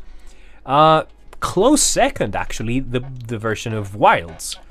Mostly because, you know, you can now choose to turn off some of the gadgets that it has. So, optional quests, Iceborne. Some of the best optional quests, especially with the Palico like cultural exchange thing that you can do in that game. Some of the coolest interactions that I've seen in Monster Hunter, where the Lydians got a little bit more of more protagonism in the world of Monster Hunter. So you could see how the Palico could learn from all of these different Lydian tribes, and that's how you get the gadgets in Iceborne. I thought that was so cool, and such a cool like Easter egg hunt to try to find the way to communicate with these different tribes. That was really cool from Iceborne. So yeah, that's basically the video. But I'm gonna be a lot more. You know, I'm going to elaborate a lot more on my ideas as to why I choose each one for these categories. But that's it.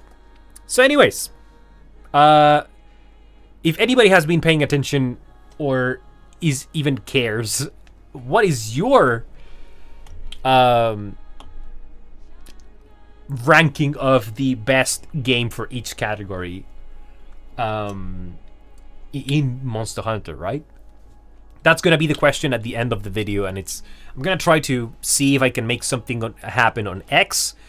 Gonna do like an image of sorts, like a grid, something like this, right? So that I can post it on X and people can edit it and put their preferences there too. A good question is if the devs will at some point look into something like this and do their own chart. That would be pretty fun, actually. Yeah, I would like that very much. But I don't know. I also think that the Monster Hunter devs, you know, having so much experience into developing this game, they also have their pride about it, and that's okay. I don't think that, you know, maybe it's something that can get in the way of, you know, kind of like what happened with Wilds, that they didn't quite hit every single mark with their design because they were really going ham with what they wanted to do. That's understandable, because at the end of the day, it's their game, it's their baby, right? But yeah, this is kind of like the idea of the video. You saw it here first. Anyways, I think I'm gonna end the stream now, but it was really fun to have you guys here in the chat. I just appreciate the people that took the time to say hi, to come chat for a little while, to just, you know, go on some hunts. And for those that are maybe frequent or that frequent my channel, please know that I'm working on the videos that I promised. It's been wild, no pun intended, and I really hope that the things that I'm bringing this year are of your enjoyment and entertainment. So I appreciate you all. Thank you so much for hanging out, and I'll see you next time. Who knows? Because I feel like they discarded a lot of cool shit that worked at least, or at least could have been built up more. Absolutely. Like, I have a huge raging boner for tracking. I think that tracking is misunderstood, and I want it back, but that's an idea for another video. Cool concept, man. Now the grind begins to make it real. Yeah, pretty much. At least this is a video where I do have a script going on, and I'm already writing it. So we have that going on. But anyways, thank you so much for tuning in. I appreciate you guys. Thanks for the support, and I hope you all have a great time doing whatever you're doing. I hope you can accomplish your projects, your goals, and I wish you all the best. Take care. Zun out.